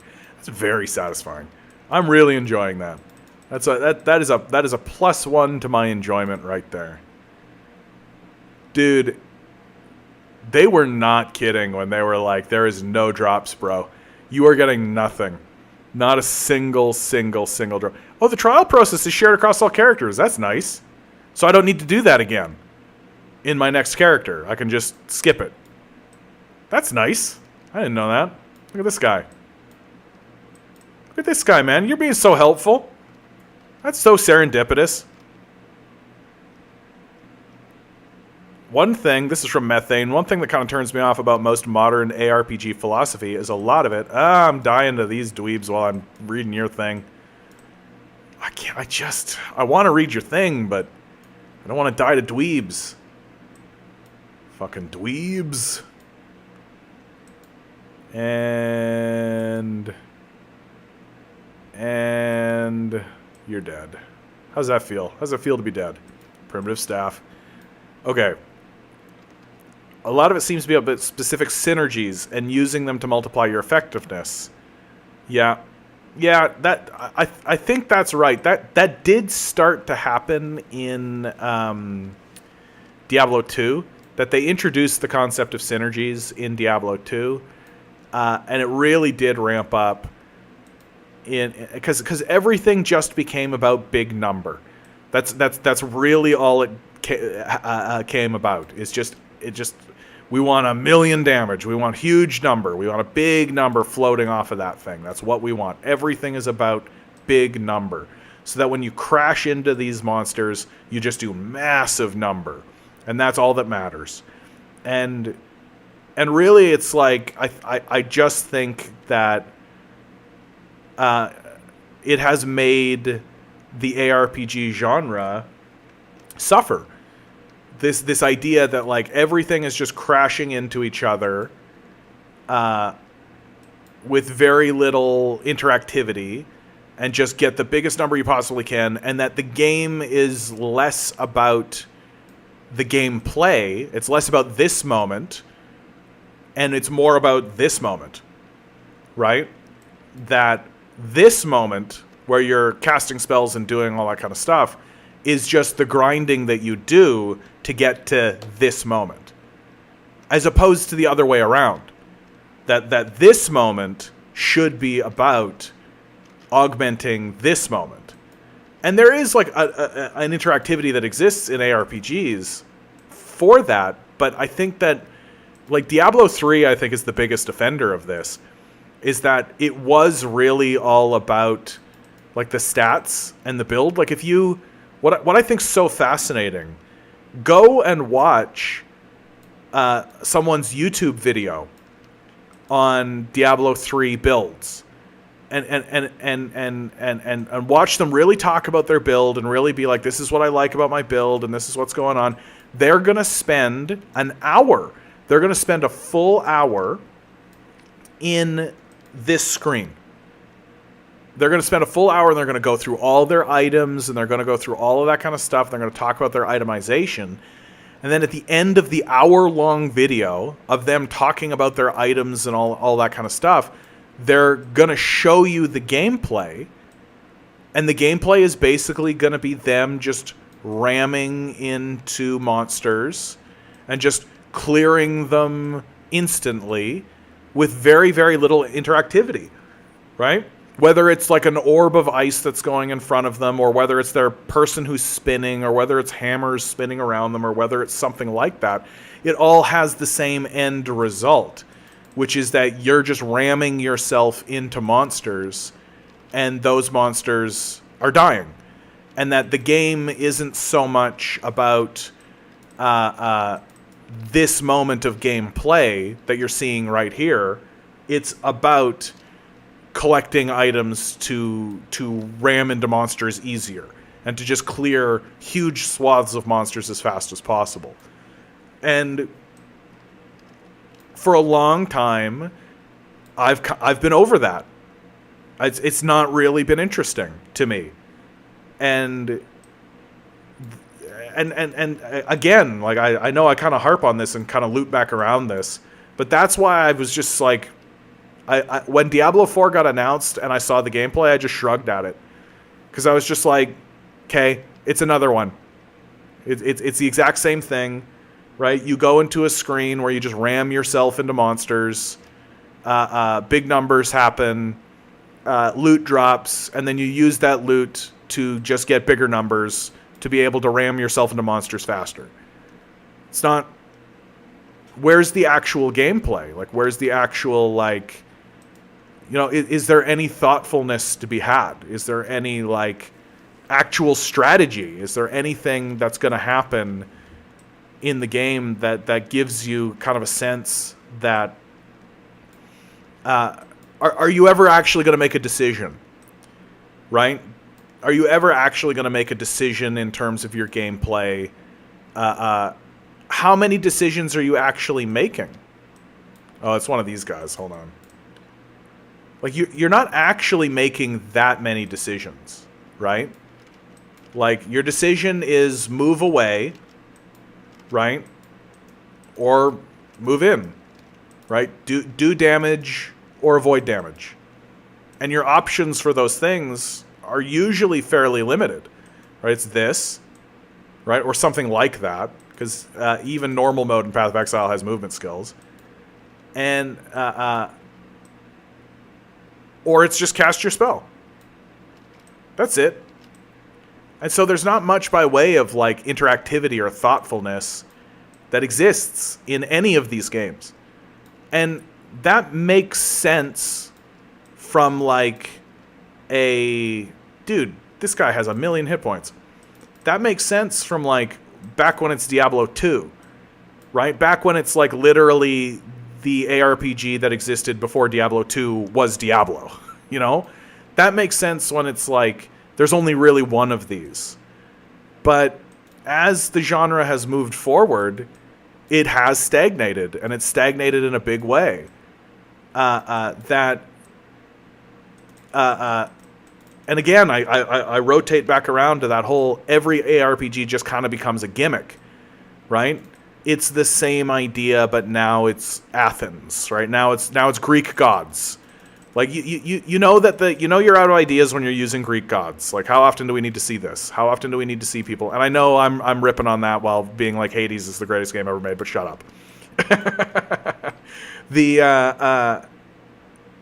Or like it's guns now, right? Like it's always some kind of gimmick.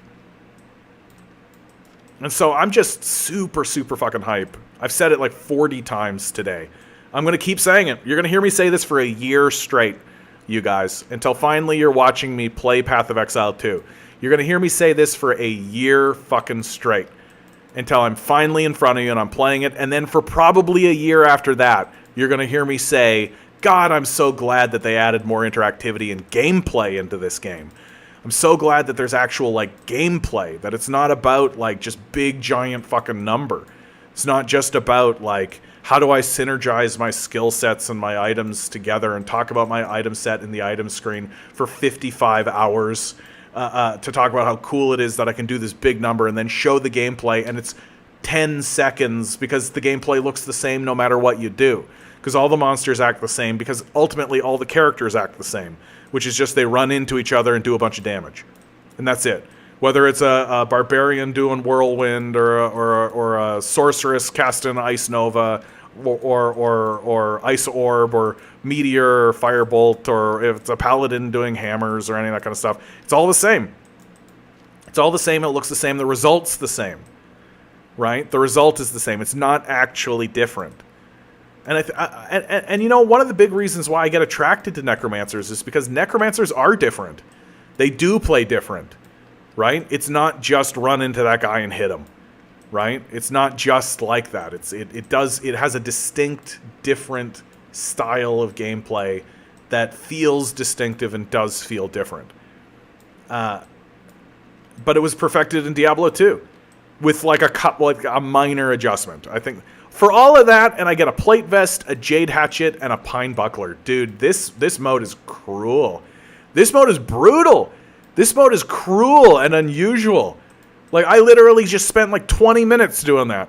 I was just talking there for 20 minutes straight about that idea. You guys listened to me talk for 20 minutes while I was fighting that boss. Running around, casting contagion. Dude, you're right, man. I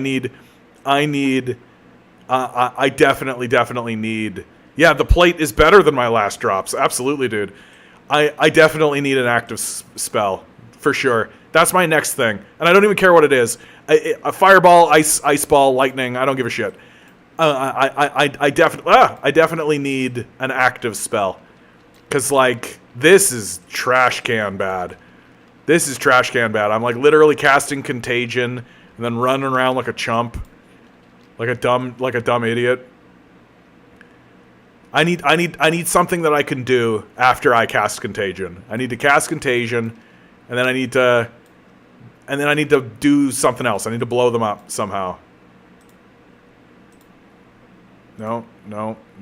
Get that's what I want. Gnarled branch. I'm gonna take that gnarled branch. Was Fireball not available at the start of the game? I think I took the zombies. I think I saw the zombies and I just snapped up the zombies, dude. I think that's what happened. Straight up. Suboptimal.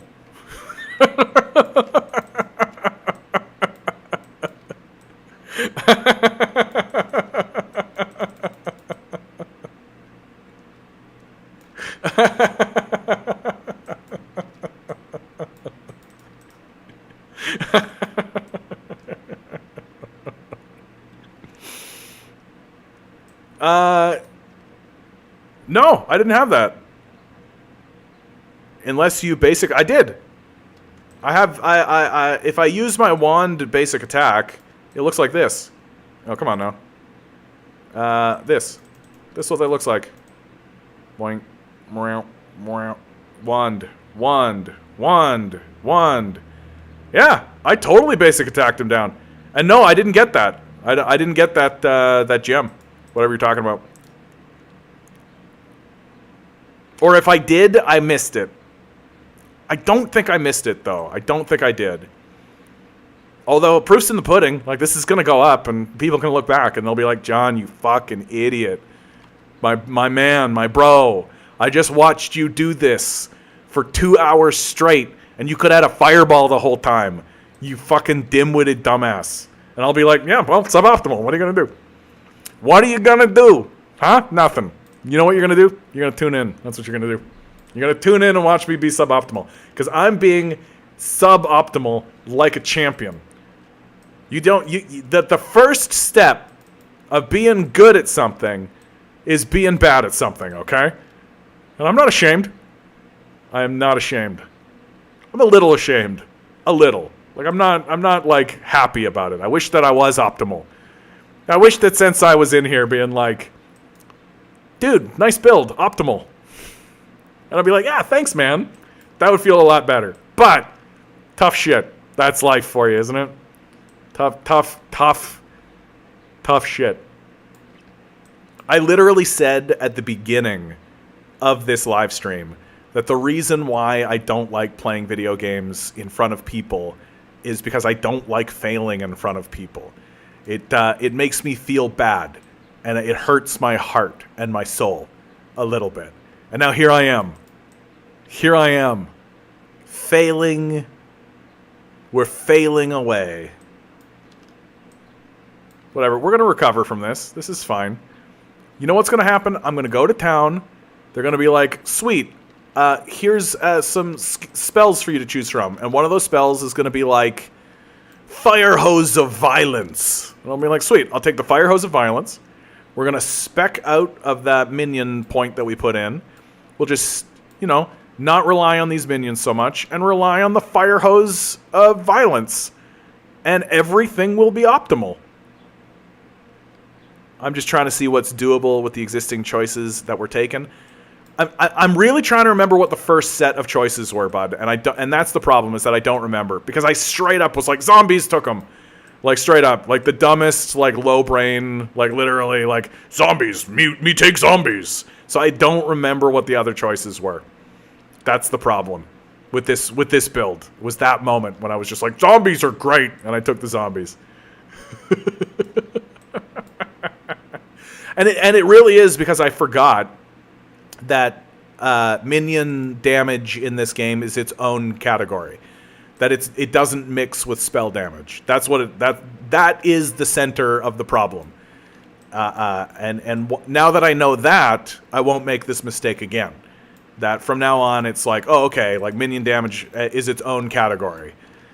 And ARPGs are like notorious for this, dude. Where there's like, I've played, there's an ARPG that's out there where there's like chill damage, and then there's also ice damage, and those are two different categories. And then if you have, and this is true of Diablo 2, if you have a weapon or a charm that says +2 cold damage, that doesn't affect your spells. That's just physical weapon damage. So if you're casting sorceress spells thinking that you're adding cold damage, it doesn't apply. Like, ARPGs are notorious for this. And I feel like... So what I'm saying is that really, it's the game's fault. That's what I'm saying. Okay. I feel like I do kind of need to diversify a little bit. You know what I mean? Like, just putting all my things on Goathorn... whatever. We're just gonna do it. I don't care. Here we go. We went really hard that time. Oh, okay. Just get out of that room. Everything's fine if you are not in that room anymore. And there's that thing. Get away from this thing. Oh my god. That's scary, man. That is. I feel scared. Okay. Need to raise some zomboys. Get some zomboys raised. And these guys.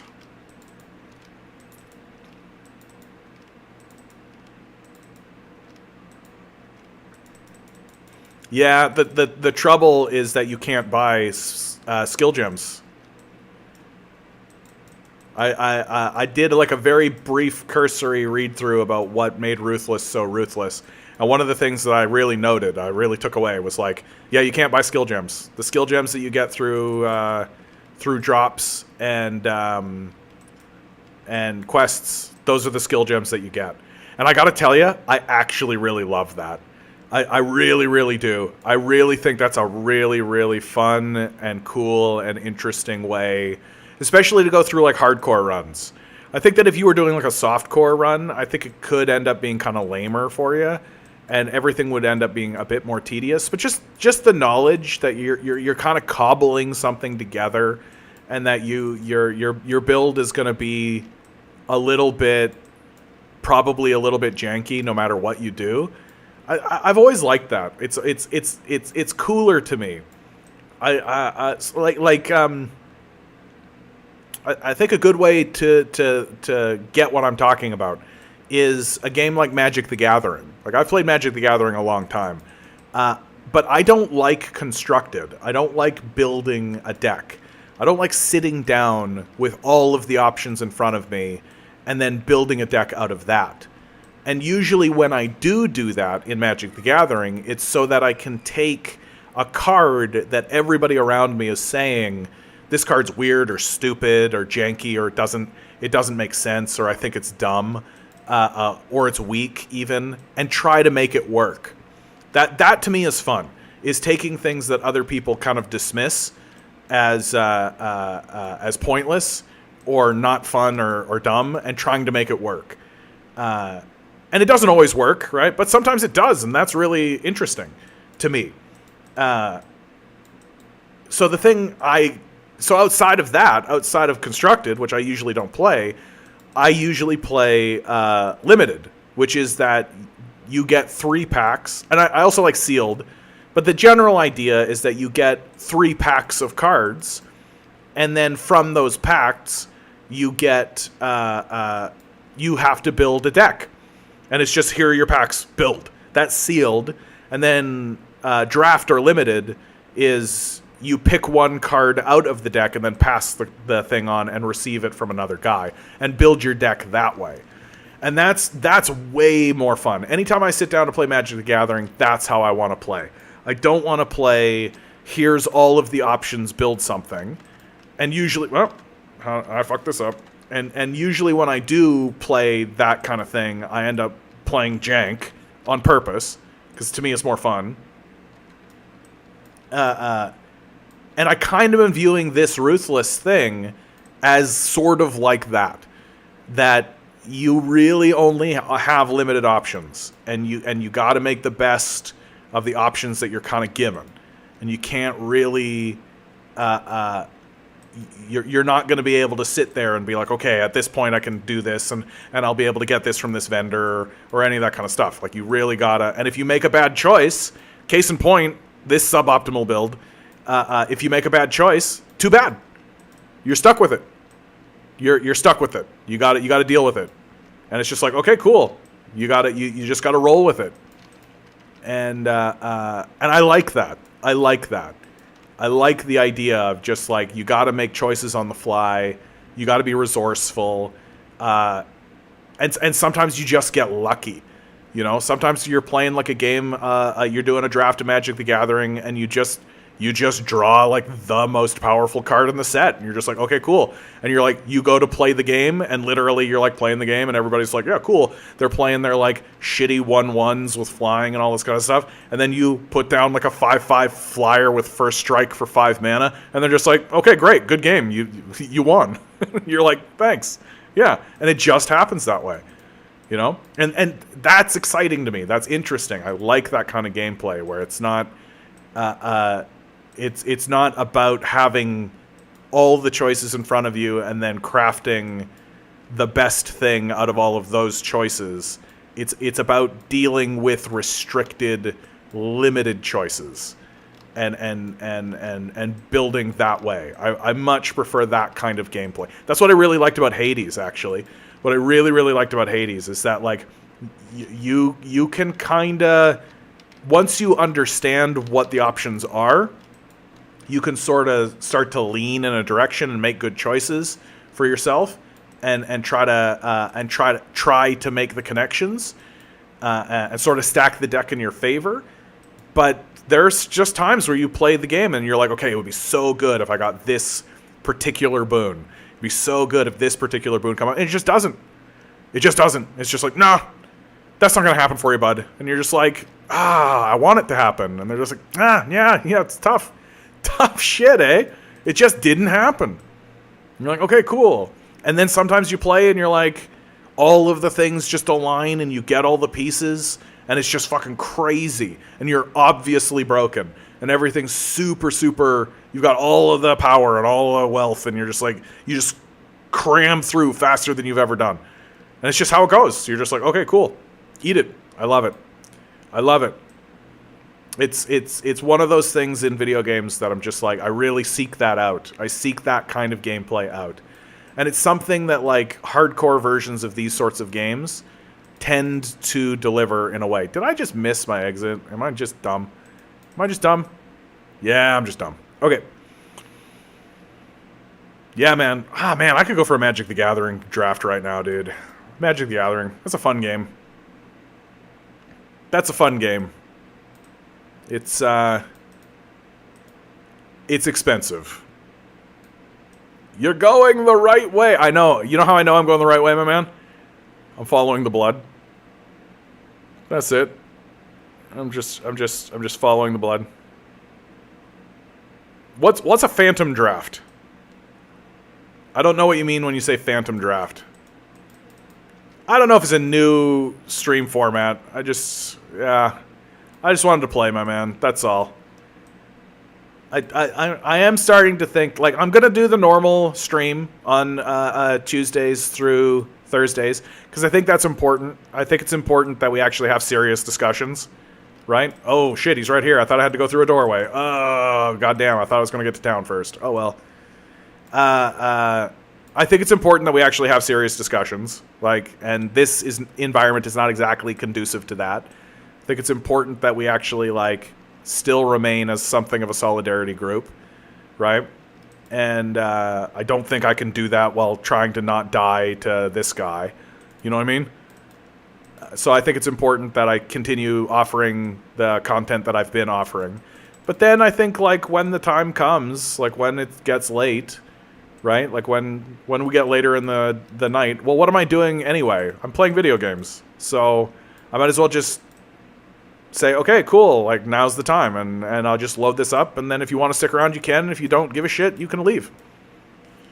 And it's as simple as that. And I don't know, it's just more content for you guys, I guess. It's just something I've been thinking about for a long time, and today I had a couple of major successes today. Success number one, I actually got my mic set up, and it was super crisp and easy and clean to set up. Got a new mic stand. I feel really good about that.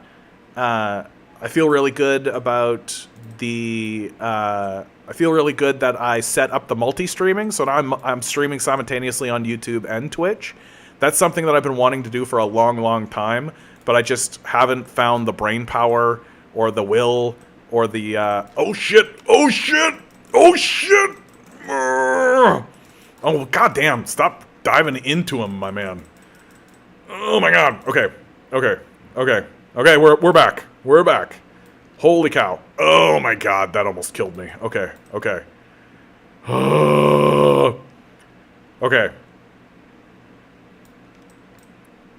So I actually got the Twitch stream set up, and then on top of that, I feel like the Twitch stream itself, for the very first stream I've ever done, is a resounding success. A resounding success. I've had a couple of people pop in.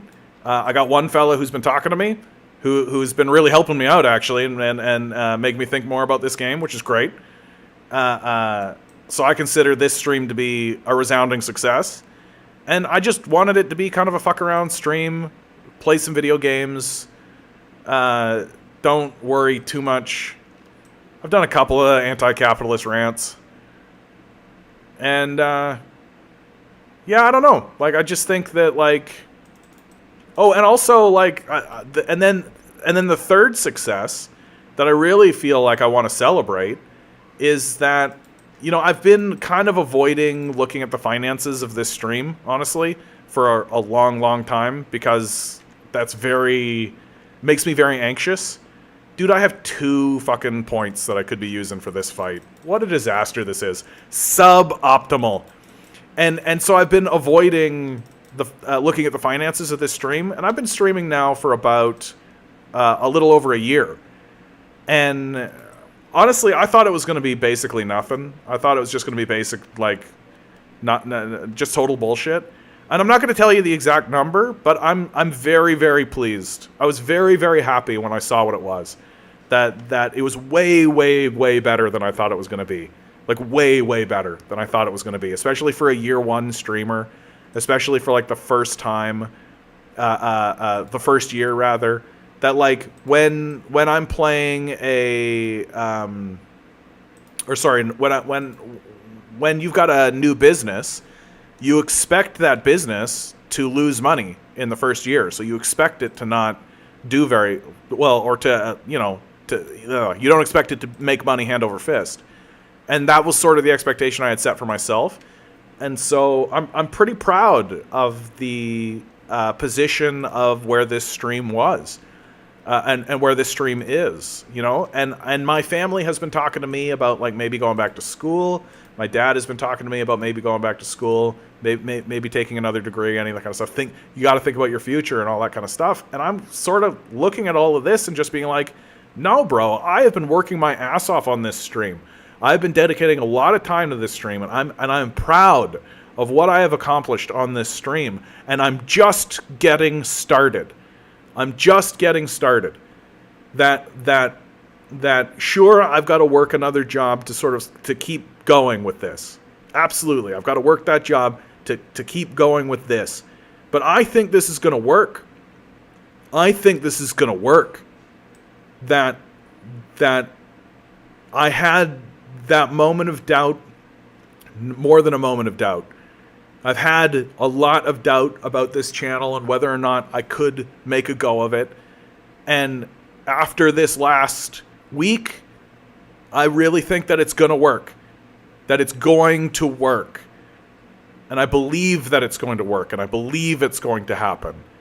And that all I have to do to make it work is keep doing it. Find new ways, find new avenues, find new channels, find new people, find new ways to keep doing this. Because I believe in what I'm doing. I believe in what I'm doing. And I believe in us as a people. I believe in us. And I don't want to stop. And I know I can't stop. And so I'm going to keep doing it. I'm going to do it the best that I can. And for a long time now. For a long time now, I've been doing it kind of half-assedly. Because I didn't think it could work. That I wanted it to. I wanted to believe in it, but I was kind of doing it half-assedly, and so I could always say to myself, my product's not really good. I don't have the energy. I don't have the time, right? And so that's the reason. Well, that's shit. That's bullshit. I can produce a good product. I can produce a good quality. I can produce something that people want to spend time with and people want to watch, that people want to join this community. As soon as they know it exists, they want to join it. They want to be part of it. They want to dip in. They want to talk to me. They want to hear what I have to say about what's going on in the world. They want my perspective. They want my support. They want these things. That they consider it valuable and that I can be valuable to them. That I want to be valuable to them.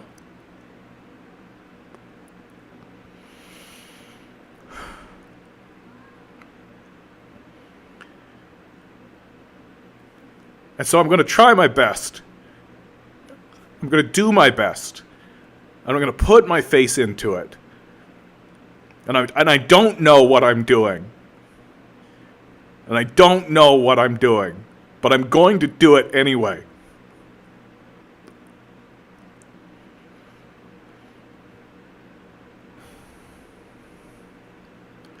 Because I believe in what I'm doing. And I believe in the people who are here. And I believe in the energy that we are creating. And I believe in the community that we are creating. And I believe in it. And I believe that this goes somewhere. And I believe in all of that.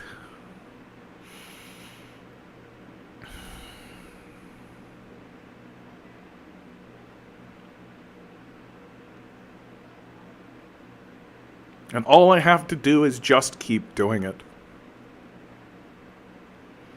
And do it better. Fail better. Fail better. Just every time, hit record and fail at it.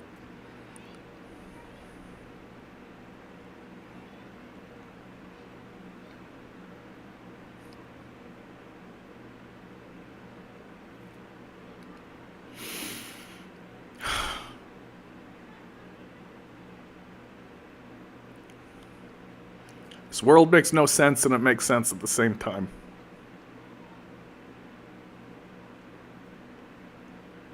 Ugh.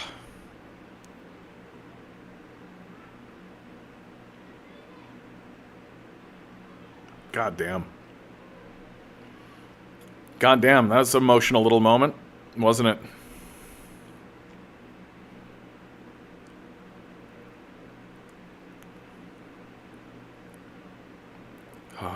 Thank you, DM. I appreciate that.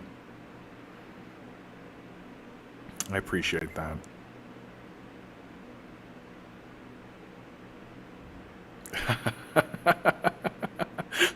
Harfang with the first time chat. Holy fuck, it's a Canadian Chad.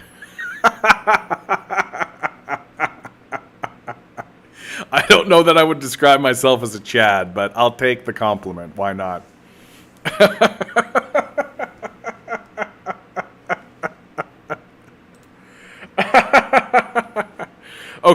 Okay, let's fix this thing up, man. Let's fix this shit up.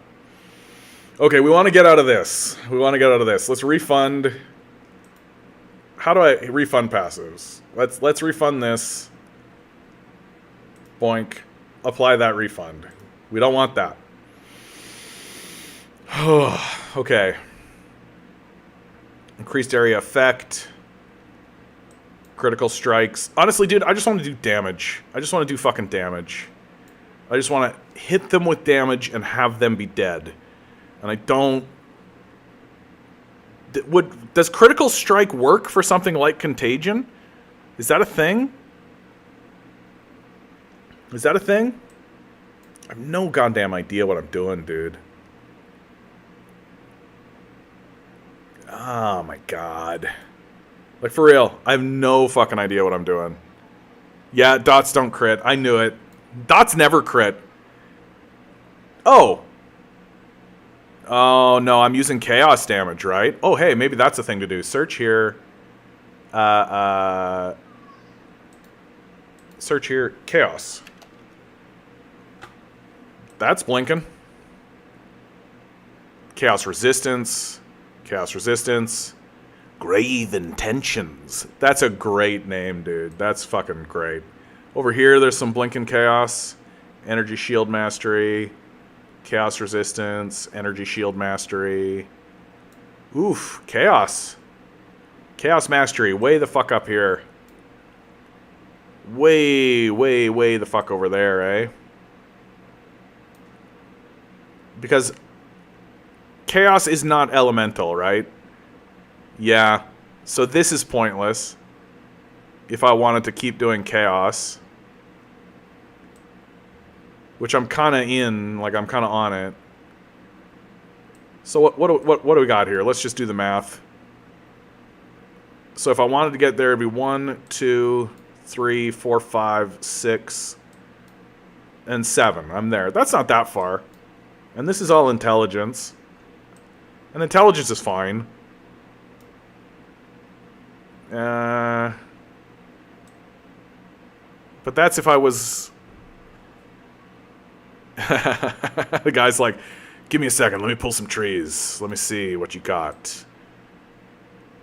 Yeah, there's this one over here. Chaos damage over time. But that's even farther away. Bro, I feel completely fucked. This is not a good build that I've done. Absolutely not. This is suboptimal. I have 3 points right now, my man. 3 points gets me pretty close. Like, that'd be 10 intelligence there, 10 intelligence there, 10 intelligence there. I don't mind the energy shield stuff, right? That's not terrible. It's like 1, 2... What's this stuff? Some like life... Cruel preparation. That's actually pretty good, right? What about mana mastery? Deep thoughts. Deep thoughts. So if I was like 1, 2, 3, 4, 5, 6, 7, 8, 9, but then like 10% maximum life is not shitty, right? I'm seeing more trees leaning to the right side of the tree. Like for chaos? Oh, over this way. Chaos resistance. Yeah, that's all resistance, which that's not terrible. Physical and chaos damage and life. But this is like some other node. Like, what node is that? I know you know what node that is, my man. What node is this? This is for sure like yeah. But like is going for like chaos mastery. The shadows. The shadow knows. Very good. Yeah, is going for this node better than going just for this node? Like, I feel like this node is... Like, this is probably better, right? Like, it's closer.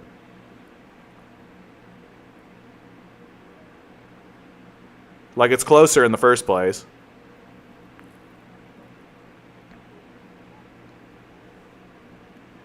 John needs to get big so I can make my spin-off show, Late Night with Content Carite. Yeah, off you go, dude. Follow your dreams.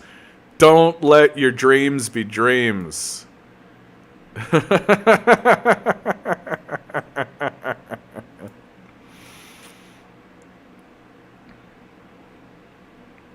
don't know, bro. I feel like I've definitely fucked this build up in a big way. Like, what I should have done is I should have just gone, like, straight up here and then gone straight for it. I'd, like, already be there, if not for this, like, 1, 2, 3, 4 levels. I'd already be there. The trees, I eventually can go up there, but the pathing direct to the witch chaos nodes don't really have good pathing around it. Yeah, come on, dude. Suboptimal. Let's go. Right? Like, at least we're doing the build right now. At least we're not doing, like, at least it's not, like, suboptimal. Right? You know what, man? I think I'm just going to do it. I think I am. I think I'm just going to... I think what I am going to do is... Hold on. Let me actually use my enormous brain. Hey, bud, can you explain something to me I've never understood about this game? What the fuck is a power charge? I've never understood what power charges are. I've always looked at it and been like, power charge, I don't know what that is. I have no concept of what a power charge is. Like, help me help you. Don't let your dreams be dreams. 1, 2... Oh yeah, this is bullshit. This is meaningless, so that's useless. Area of effect? That's not 0. Like, that's not nothing. That could be something. Right? Get some area effect. 1, 2, 3. Maybe, like... See, I just don't know what power charges are. 4, 5, 6, 7, 8, 9. So I can get there if I go straight up here in 7. Or I could take a more circuitous route and pick up some, like, cool stuff in 9. Yeah, you're right. The life node, for sure. Cruel preparation. 5 to elemental resistances, 10 increased maximum life. I think you're right. That, like, what would be the best way to do that? Like, I could go 1, 2, 3... Where the fuck is it? 4, 5, 6, 7, 8, 9... Or I could go 1, 2, 3, 4, 5, 6, 7, 8. Honestly, for the 1 extra, getting the area of effect might not be terrible. Yeah, I should definitely... Well, I mean, I'm hardcore right now, right? Like, I definitely should. I definitely should be taking a life node. I think I'm going to do it this way. What's this? Energy shield recharge rate. Mana regeneration. Arcane will. That does not suck. That doesn't suck at all.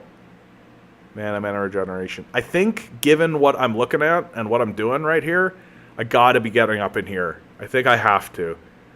Right? I think I've pigeonholed myself this way.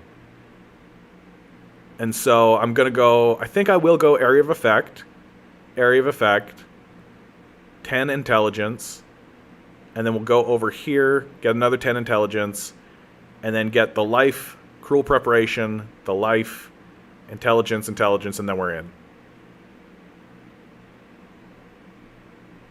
PoE Guidebot?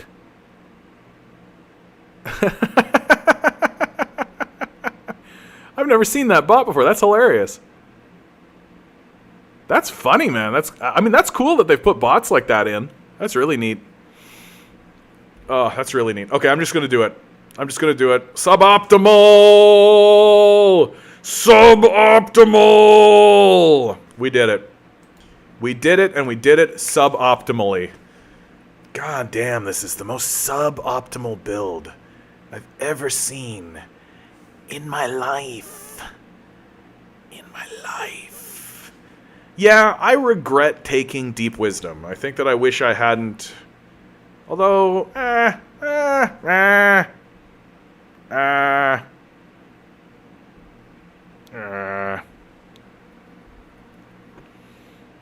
that's a weird thing for a bot to say. Because Chosen One. Makes me feel like it's not a bot. Makes me feel like it's a person pretending to be a bot. Although who knows what's going on with AI these days, dude. AI's gotten all fucky and weird. Everything is really funky and weird. Where did my teleporter go? Where did my thing go? Do I lose my thing? Is that what happens? Do I need to start from the thing? Is that real? Is that a real thing? Instances drop after like 8 minutes.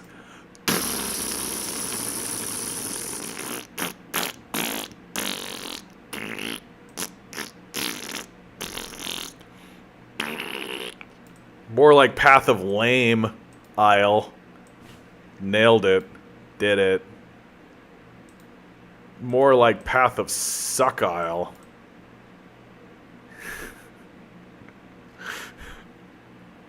That's so stupid, dude. So you're telling me I gotta start it all over again? Alright. I'm just gonna do it. It's fine. What are these games about if not constant, persistent, never-ending grinding? Like, for real. If you're complaining because you gotta grind, I don't know what to tell you, bro. Rotting Damned. Yeah, I just really need, like, an active spell, man. Like, you're dead right about that. Like, these zombies are, like... They're fine. They're fine. And the idea behind them was, like, okay, but, like... Boy howdy, do I need to be, like, casting Contagion and then blowing something up. Rotting Damned. And you're right, it's Blight. It's the fire hose. It's the fire hose of Blight. That's what it's gotta be.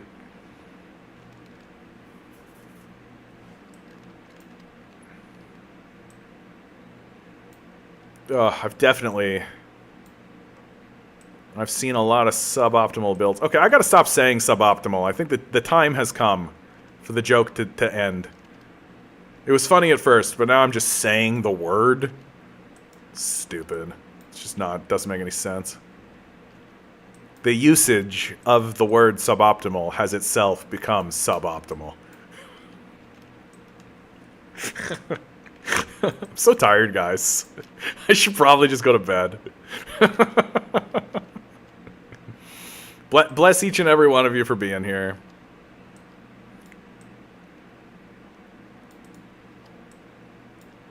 Oh my god. If you just get to town on a new character, you can make that Blight choice and bring it to the main.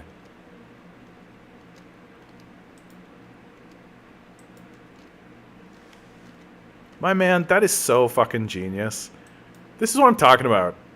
Like, that's what you get when you play this game for 10,000 hours, right? You get these kind of ideas of just like, you think of the game in a bigger, more meta way, you know? I would have never, like, I would have just like sat here for forever and just been like, well, I guess this is it.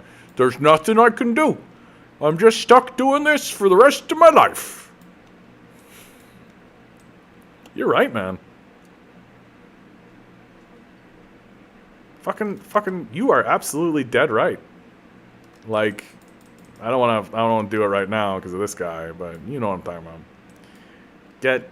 Get God. Dude, I'm just gonna do that. Let's just get out of here. There we go. And create. Hardcore Crucible. Now, but this still works. This is fine. Okay. This guy. Yeah, duelist. Oh, yeah, ranger? I just want to create the character that'll be the next one. It needs to be a witch or shadow. Okay, witch. Mule.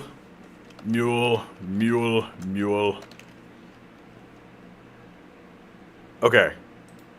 Oh my god, just the misclick of it.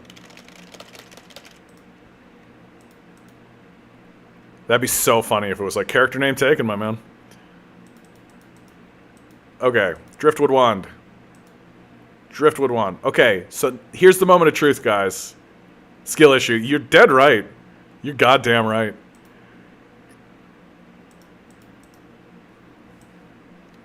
So,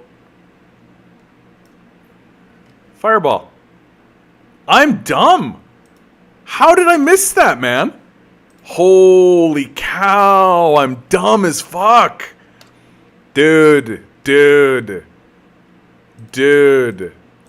Embarrassing, right? Like, this is embarrassing. Totally. You are absolutely on the money with this, my man. I don't need to I just need to go kill that Hillock guy. Bro, I'm never going to recover from that. That's it. My streaming days are over. It's finished. I'm absolutely never, ever going to, it'll be 10 years from now. And I'll be streaming Path of Exile 4 or something. And someone will bring up a clip of the moment I didn't pick up that particular fireball. Content, there is no wisdom without regret. Thank you, Content. Thank you. I am failing my way to success, okay? I'm failing my way to success. I refuse to feel and acknowledge shame. I am pretty ashamed of that. I'm sitting here just being like, oh my god, my man. I've been sitting here for 2 hours. I've been watching, you guys have been watching me put like little circles of purple ooze on the ground, standing behind my suboptimal zombies the whole flipping time. And I could have been at least shooting this shit. At least, look how much better this is. Oh my god. Oh my god. Oh my god. Oh my god. Oh my god. This. May this day live forever in infamy. May this day. Hillock, what a loser this guy's. Look how lame this is. Even if he swings. Whiff. Eat it. Oh my god.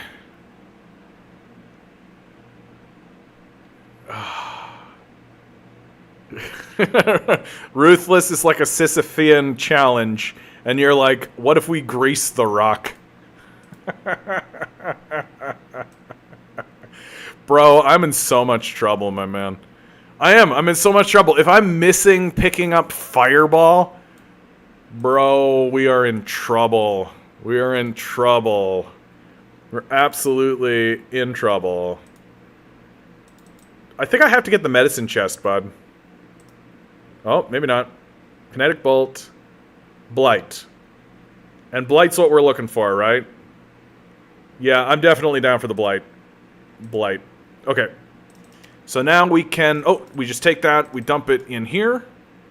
There's the stashy stash. Blight.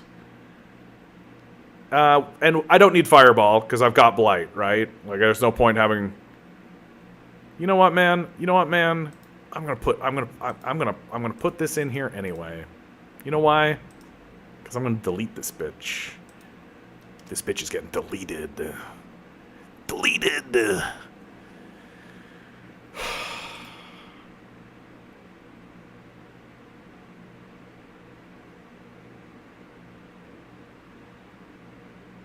Bro, I feel so stupid right now. Where, blow their faces with stuff. That's right. That was this character. Okay, here we go. Here we go. Blight. Click. I am the greatest player who has ever played this game, and it's not close. No one has ever, in the history of this game, ever played this game better than me, ever. I am the greatest. All who stand before me bow before my terror. Boom. Boom! Now we're talking. Now we're talking, right? Look at this. Look at this. This is great. So now I get to go woof contagion, boom, blight. Dude, I'm busted. I'm busted. We just scammed the game. We just conned the game, man. Look at what we did. We were just like, yeah, sure, Ruthless mode. You know what? You know what would be even better with Ruthless mode? 2 characters worth of abilities. That's right. You can't handle this power that I've got. This unlimited, ungodly power. You can't deal with it. Oh, okay, I'm using buttons. Buttons! Oh, contagion. Buttons. Yeah. This feels a little bit more reckless. I'm not gonna lie. I immediately feel more vulnerable whenever I stop and do that. I'm glad that I'm picking up the area of effect, actually, because this affects this, I assume. So far, so good. Boof. Boff. Yeah, man. Feels right. Nice. My assumption is that it just makes it wider, though, right? Like, it just makes it wider. It probably doesn't make it longer. Right? Would that be a crazy thing to say? Because, like, I would like it to be longer, obviously. Yeah, I don't know either, dude. Dude, if you don't know, we're all in fucking trouble, man. If Mr. 10,000 Hours over here doesn't know, what? Who does? I don't want to go to the upper prison. That seems wrong. Do I want to go to the upper prison? I don't think so. I think I want to go to the lower prison, right? Like, we want to be going lower? Seems right? Oh my god, I just, like, literally walked into the middle of that. Oh, yeah, Blight. Blight! Battle Thief. More like Dead Thief. Got him. Bro, sometimes I'm so stupid. Like, I feel like you guys... I don't need to do this, do I? No, I don't need to do this. I don't need to do that. You can reset a zone by control-clicking its instance. Oh, that's fun. I feel like you guys are seeing me be, like, the most bro-y. Like, this is, like, a side of me that my regular viewers don't actually see that often. It's just me being, like, a bro dude. Trial's done forever. Fantastic. Fantastic. Just being, like, a big, dumb idiot. Like, I usually like to, you know, put on a face of like knowing what I'm talking about, and you guys get to see me completely have no idea what I'm talking about. Eat it, eat it.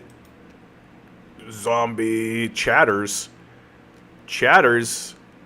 That's a that's, you know what, man? Chatters is a great name for a cold-based monster. I think that's just a great name. Thank you for the longbow, Chatters. I'm just genuinely curiously about that fate of the first fireball gem. Dude, I literally left it on the beach. That's what happened. It's still on that beach. It's sitting on the beach, being like, man, this guy's run would have been a lot better if he had just picked up that fucking fireball. Bro. Baro. Okay. I know exactly what's going to happen, man. I'm going to keep doing this, and then I'm going to find, like, a really sick wand. That's what's going to happen. I'm going to find a really sick kick-ass wand. Okay, okay. That gets us to where we want to go. Boom, boom. Fa. I really dig this, man. I got to tell you, like, the fire hose effect, something feels really cool. It feels really, like... And it has a slowing effect on it, it looks like. Oh, getting hit. Getting hit. Let's raise a couple zombies. Couple zombies. Just meat shields. Meat shields. Contagion.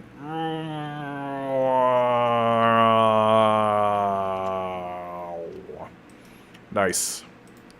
Nice.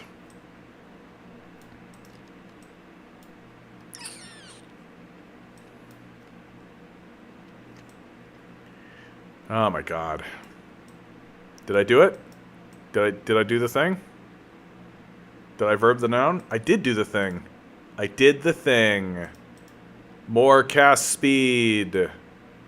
Fantastic. I'm now unstoppable. No one can ever even perceive how powerful I am now. I have become so powerful, I am beyond your comprehension. So it withers them. So that's what that means. Raise zombie. Come on now. Blight. Apply a debuff. Chaos damage. Enemies who aren't already debuffed by blight are also hindered for a short time, slowing their movement. Continued channel adds layers of damage to the debuff. Fucking baller. Just like kick ass. I'm just like debuffing the hell out of everybody. Wither is a specific debuff. Oh, okay. But it's like an effect that has a... Dude, am I supposed to go...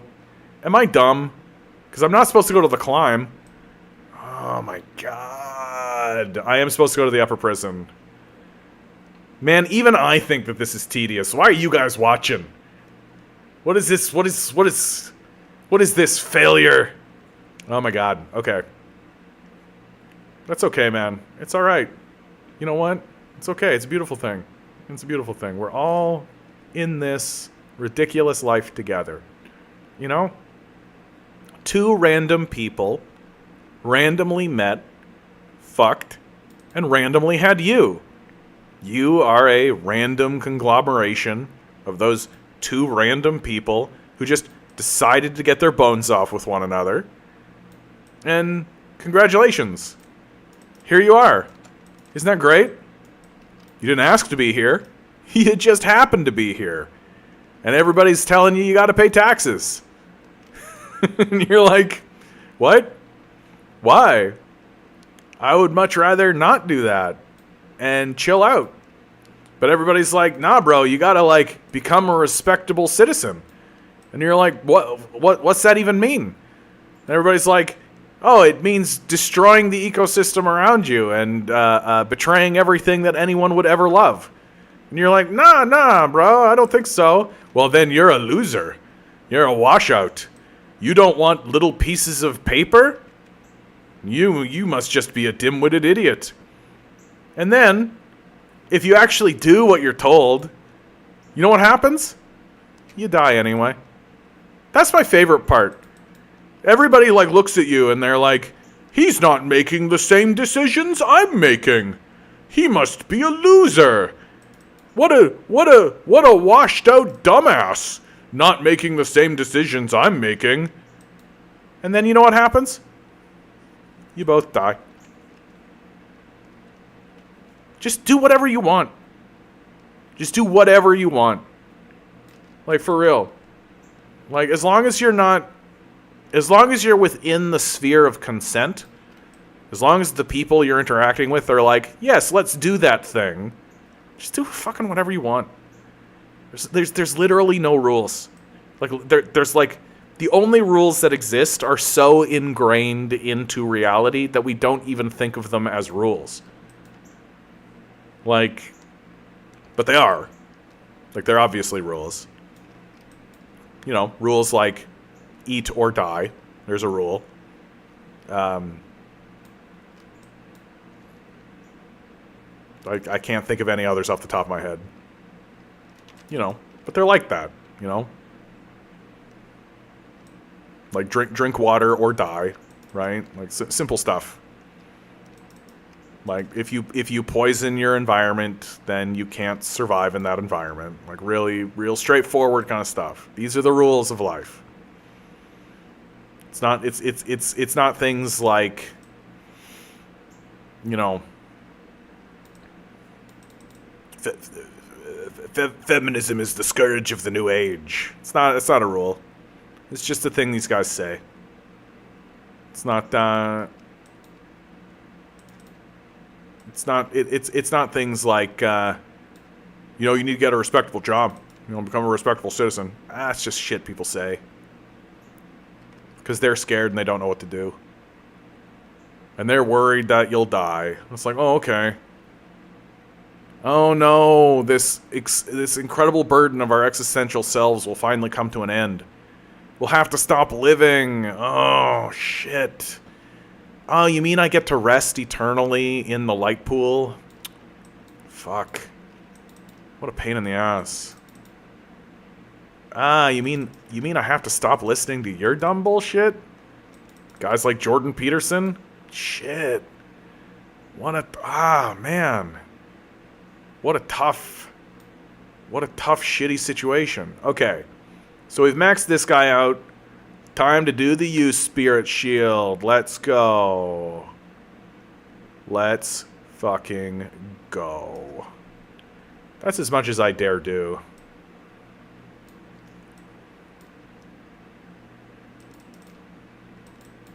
I am going to die here. No. I was trying not to be serious about that, but I am actually going to die here. Look, I know I said hard. I didn't mean it. I didn't think that you guys were going to be all serious about it. No! Why use that ability when you could use that ability? Wither.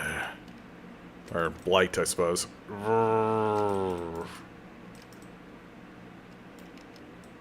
Sometimes I just like to talk about the nature of reality. Because it tickles my fancy. Like, don't you think it's really fucking weird that we are all essentially made of light? And that we've been randomly generated here. But everybody pretends like you haven't been randomly generated. Like, everybody sort of pretends like you're meant to be here, or that there's like... And like my absolute favorite thing that people do is they get really uppity about how like how important their effort was. You know? It's like, you know, you could be proud of your effort. Like don't denigrate your own effort in the situation, but like the truth is that compared to the cosmic reality of what's actually going on, your effort's like the smallest component about what's happening. Like, it's still a necessary component, much in the way that, like, a screw or a nail would be a necessary component in, you know, building something, right? That if you didn't have that screw, if you didn't have that nail, then that thing's probably not going to succeed, right? Like, you probably need to have that point. But if the nail were to stand up and say, I'm more important than the wood or the stone or the board or or even the people who put all of those things in those configurations, in those components, this individual nail, is the most important thing, I think everything else would look at that thing and just be like, probably not, bro. Like, I mean, yeah, you're a part of this, but you're not the part of it. Like, you're not the thing. Like, there's a whole other thing going on. And it just drives me crazy how often we all just sort of fall for this trap of believing that, like,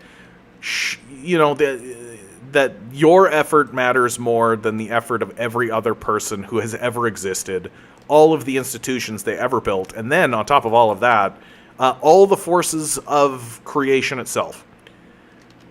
I'm just like, probably not, man. Like, probably not. There's probably, like, a lot more going on than you think.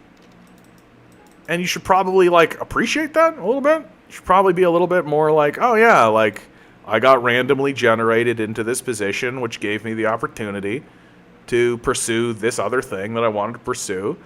And why did I want to pursue that? Because I just felt drawn to it. It's something I always wanted to do, so I did it. And that's what most people are actually doing. They're just like, I wanted to do it, so I did it. And I had the opportunity to do so, so I did. Right? Like, it's and then people take all of that and then they put it in this, like, economic sense where they're just like, oh, I saw that I knew it would be successful. I saw there was money in it. And it's like, yeah, it just kind of worked out, dude. Like, it could have not worked out. And then you get into, like, really fucky situations where, like, rich people are allowed to fail as much as they like, right? Like, they can fail at whatever they like as many times as they like, right? Like, they have as many chances as they want. They can fail as often as they want.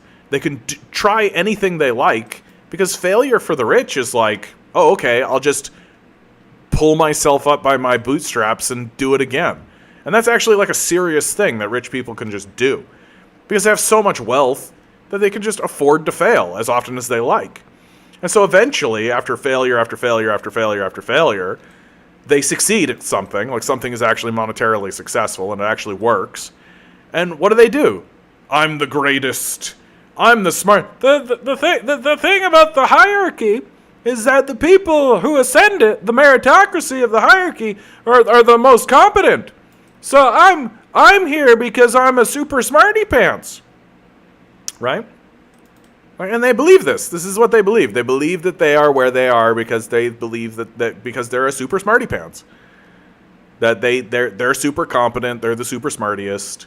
When the truth is, like, they were born in a situation that gave them a lot of significant advantages, and they use those advantages, right? As anybody would. But instead of being like, yeah, you know, I'm really grateful for being born in this moment of time where, like, you think about, like, rich boomers especially, like, university's cheap as shit, rent's cheap as shit, their parents actually have money. They're living in a situation where, like, their mom is at home taking care of them. They're not a latchkey kid or something, right? So they have all of these advantages going into the situation in the first place. It's all just random. They didn't do any of that. It just happened, right? And there's nothing fucking wrong with any of this. But then it's just this fucking self-jerking off that they all do. Where they're all just like, I'm the super greatest, and you just need to work harder and be super great too. And it's like, shut up. Like, it's embarrassing. It's just embarrassing. There just comes a point where you just got to be like, but it's even more than embarrassing. It's insulting. And it's insulting to the people. It's not insulting. I mean, it is insulting to the people who they're telling to work harder, sure. But it's actually most insulting to the people who put the effort in to get those people into the position where they could be successful. Right? So, like, their parents and their grandparents, right? It's incredibly insulting to their own family to say, I am where I am because I'm the best. Well, okay, so, like, your parents had nothing to do with it. Your grandparents had nothing to do with it. The church you were part of had nothing to do with it. The school that you were a part of had nothing to do with it. Like, none of these institutions had anything to do with it. It was all just, you're a super big smarty pants. That's it. Like, that's so dumb. Like, it's just such a dumb way to think about life, and such a dumb way to think about what's going on. It's like no wonder our society is in this fucking free fall collapse. Because we're all thinking about life in this extremely stupid way. Like, I gotta make the Skrilla. What are you talking about? What are you talking about? Like, you gotta make the money. So instead of building a society that actually says, we should take care of everybody's needs, right? Food and shelter is a necessity, right? What are the rules of life? Eat or die, drink water or die. Okay. So that's a universal truth. Everybody needs that, right? So instead of saying, hey, let's give people food, let's give people shelter, let's give people water, let's give people access to the bare necessities of life, and pay attention to what the rules of life actually are and what they actually seem to be. So instead of doing that, what do? We withhold food. We withhold shelter.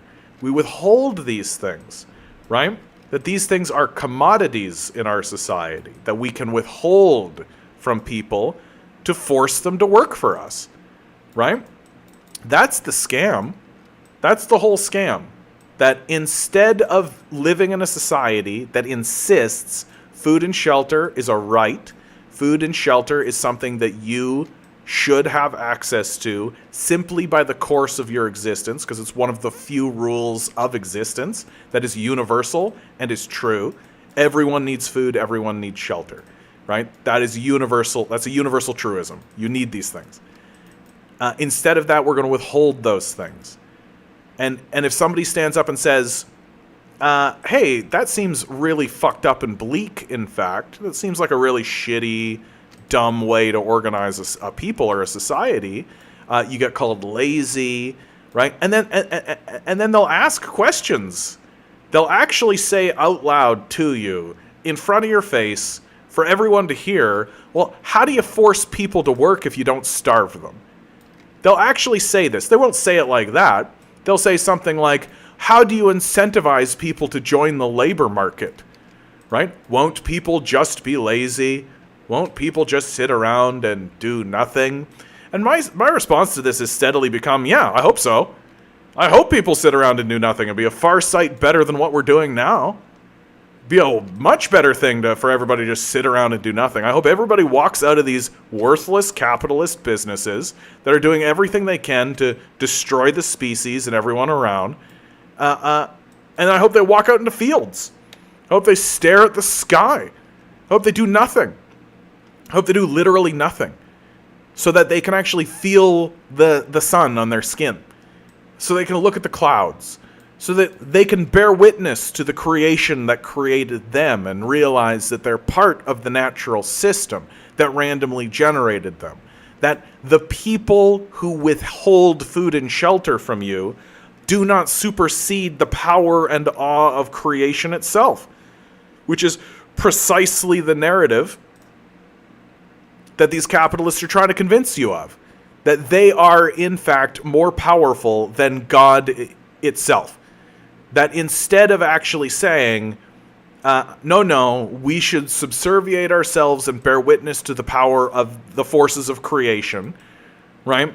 We are instead saying that, no, the only person you need to answer to is the capitalist. That's the person you need to answer to. You don't need to follow, you don't need to listen to anyone else, right? The big lie of our childhood was you can do anything. Well, the truth was that you can do anything the capitalists are willing to pay you to do, which is a very narrow bandwidth indeed.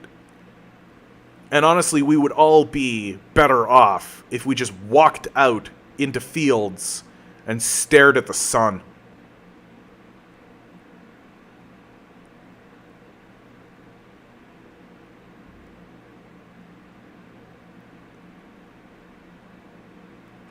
Dude, I gotta get with her, right? Dude, I gotta get with her, right? Like, it's just straight up the truth, right? Like, does this work the way I think it does, my man? Like, I cast Wither, I cast Contagion, and then I just blow them up with my other thing, right? With Blight. That's what we're doing here, right? Because you can't cast both Wither and Celerity. Why not? Like, I mean, I have to choose one or the other. Oh, okay. Oh, see, dude, we didn't need to do that mule thing. I just needed to kill this guy. And then I could have gotten Wither. Guy. Oh, Wither's not a damage skill. Okay. So, like, Wither, you could, like, put on Contagion and then cast Wither, and then that would make Contagion better. Right? That would be, like, the idea. Right? People use a totem. Oh, my God, dude. Yeah, now you're getting deep. Have a totem cast Wither for them? Oh, yeah, okay. You're getting too deep into that. I don't, like... I don't know what that is, what you're describing right now. So I think I'm just going to go with Clarity, because Clarity seems very straightforward. It's an aura. I understand it. I don't think I need... Unless, hold on. Explain this to me, my man. So, is a totem something like... Do I take this Wither gem and put it into a totem to then cast that totem? Is that something? Or is the totem itself its own gem? Because I like the idea that you just described. But, like, would taking Wither right now get me to that totem situation? Totem is a support gem. So, if I were to take Wither... I would sort of be crossing my fingers in the hopes that I would end up with a totem support gem. And then I could take Wither and then put it on the support gem, and then I would have Wither casting on a totem, is what I'm understanding. This is what you're saying? Yeah, it's a gamble, and I think Clarity is just good enough, right? Like, Clarity looks great. Just grants mana regeneration. Boom. I think easy choice. Don't need to fight it. We're good. And then I need to actually cast this bitch.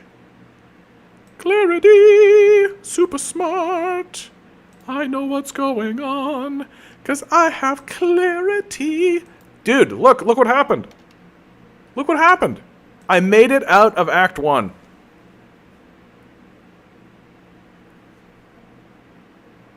Because you're just pure Wither and pure Blight set up on your bar, you'll be channeling one and then channeling the other. Yeah, no, that's pointless. You got to pick one. You got to pick one. You got to pick one.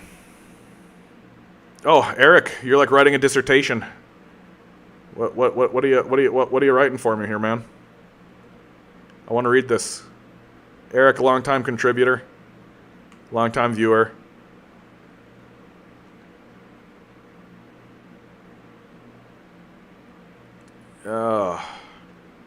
As much as I complain about our Canadian government, says Eric, however, sometimes we need to remember that we are still more privileged than other countries. Yes, our free speech sucks, and they censor us. That is true. However, this is nothing compared to some other countries' level of censorship. I just listened to Gonzalo Lira. He's essentially a journalist from Ukraine reporting what has been going on over there. Yeah, and I mean, like, bro, it's like wartime, right? Like, wartime censorship is a whole other level. Long story short, because he was speaking the actual truth of what the Ukraine was doing, he was arrested by the SBU. He was in prison. He was tortured and beaten by other guards because the SBU found out he was a rich man on his PayPal account. He had over 140K. So they tortured and beat him up until he confessed he had his account, and they gave him 700K. His bail was 11K. Now he's on bail waiting for a court case. He's forced to make a decision to either go to court. He was already told they will find him guilty. He'll be sent to a labor camp for 5 to 8 years. Ugh. So he's actually fleeing. Yeah, fuck yeah. Flee the country. Go to Hungary. The strange thing is that the SBU essentially gave his passport, credit card back to him when he went on bail, as if they were telling him to leave now or receive a death sentence. Yeah. I can't relate about facing such a decision to face death or flee the country. Yeah. Well, look, Ukraine is a fucked up... Like, the place is collapsing. There's just no way to describe it. There's no other way to describe it. Zelensky is selling the place. He's selling the place. And the Donbass region is not going back to Ukraine. That's part of Russia now. The question of whether or not Donbass will be annexed by Russia completely or whether it will become its own state is up to the Russian government and up to Putin to decide, right? Their full annexation seems likely. So that's never coming back. That's gone. Meanwhile, Zelensky is essentially like mass privatizing Ukraine. And so Ukraine is not going to have its sovereignty. Like, it's not going to have its sovereignty. It's going to be carved up amongst many private interests and other nations, right? That are going to be buying up and parceling pieces of land. That any map that comes out of this is going to not really capture how seriously Ukraine is collapsing. And I'm seeing some people saying that, like, Russia is building up for one final big push and final offensive. And the question I think now that's on the table for the United States is how do they find, what's their exit strategy on all this? How do they get out of this situation? Because they have been saying this entire time that they're winning. And they've been convincing the gullible rubes of America, of which I've talked to quite a few, that they're winning. And people believe it, that there's going to be a big pushback and all that kind of stuff. But when you look at the situation, you're like, where is it? How? How could it be even possible? Like, America is getting so desperate to save face and all this that they're literally sending cluster bombs and cluster munitions. Like, NATO doesn't have the munitions. They don't have the will of the populace has been depleted. That the narrative of you're sending this much money to Ukraine, but we've got people homeless in the streets is really starting to seize hold. You can only send so much before people start to really grumble at you and start to really revolt. And so... So NATO's not really sending any more troops. They're not sending any more artillery. They're not sending any more armor. Even if they do send things like F-16s, which they've committed to sending like 6, I think, they still have to train people. They still have to do all that kind of stuff. And even if they succeed in that, it's not going to be enough to turn the tide of the war. So the question really is, like, what does Putin have to do to get America to the table? What does Putin have to do to actually get America to the table and get this thing settled? Does he have to go to Kiev? Like, do they actually need Zelensky in custody? Do they need to seize the city? These are like big questions about what's going on. And there's no happy answer from the American side of it. Like, there's no exit strategy here. That the truth of what has happened in Ukraine, no matter what side of this issue you're on, the truth of what has happened is that America has lost. Or that Ukraine, at least, has lost. That the Ukrainian military has been defeated and scattered and destroyed. The NATO reserves that were sent have been defeated and have retreated. That there isn't... Yeah, and you're bringing up a good point, Advesprit. You're bringing up a really good point. That really what this was all about, it was about funneling as much money into the military-industrial complex as possible. That that winning or losing wasn't really the point for America. It was about finding... It was just about finding another way to spend money on weapons. And this is the American empire's new way of extracting wealth from the populace. Stir up a war, funnel a bunch of money into the hands of arms dealers and weapons manufacturers and military contractors, right? Mercenary groups. And sure, have them blow some stuff up. Sure, have them do some stuff. Sure. Right? So that you can justify the act of extracting the wealth. But it's all just for show. It's all just total bullshit. Yeah. Because say we sent $100,000 worth of missiles to Ukraine. It means like $30,000 in labor value was put into a missile, and $70,000 was given to the owners, and the government would say they gave $100,000 to Ukraine. Exactly. Like, it is a scam. The whole thing is a scam. And from the political perspective, right, the people of America are gonna ask questions. Like, this whole thing that we just said here, you and I understand that. Like, you listeners understand that. Because you're regular listeners, and you understand that the American government is a scam, and it's scamming its people. And this scam, but most Americans don't see it that way. They still think that the WWE wrestling show that is their politics is actually politics, as opposed to just like a WWE show. And they are going to want an answer. They're going to want an answer to this question. How is it that Ukraine lost when you were saying that they were winning? And it's just yet another revelation to the American people, just like Iraq, just like Afghanistan, just like Palestine, just like Libya, and down the list you go, that the American system of governance and the ruling class is fraudulent, that they cannot be trusted.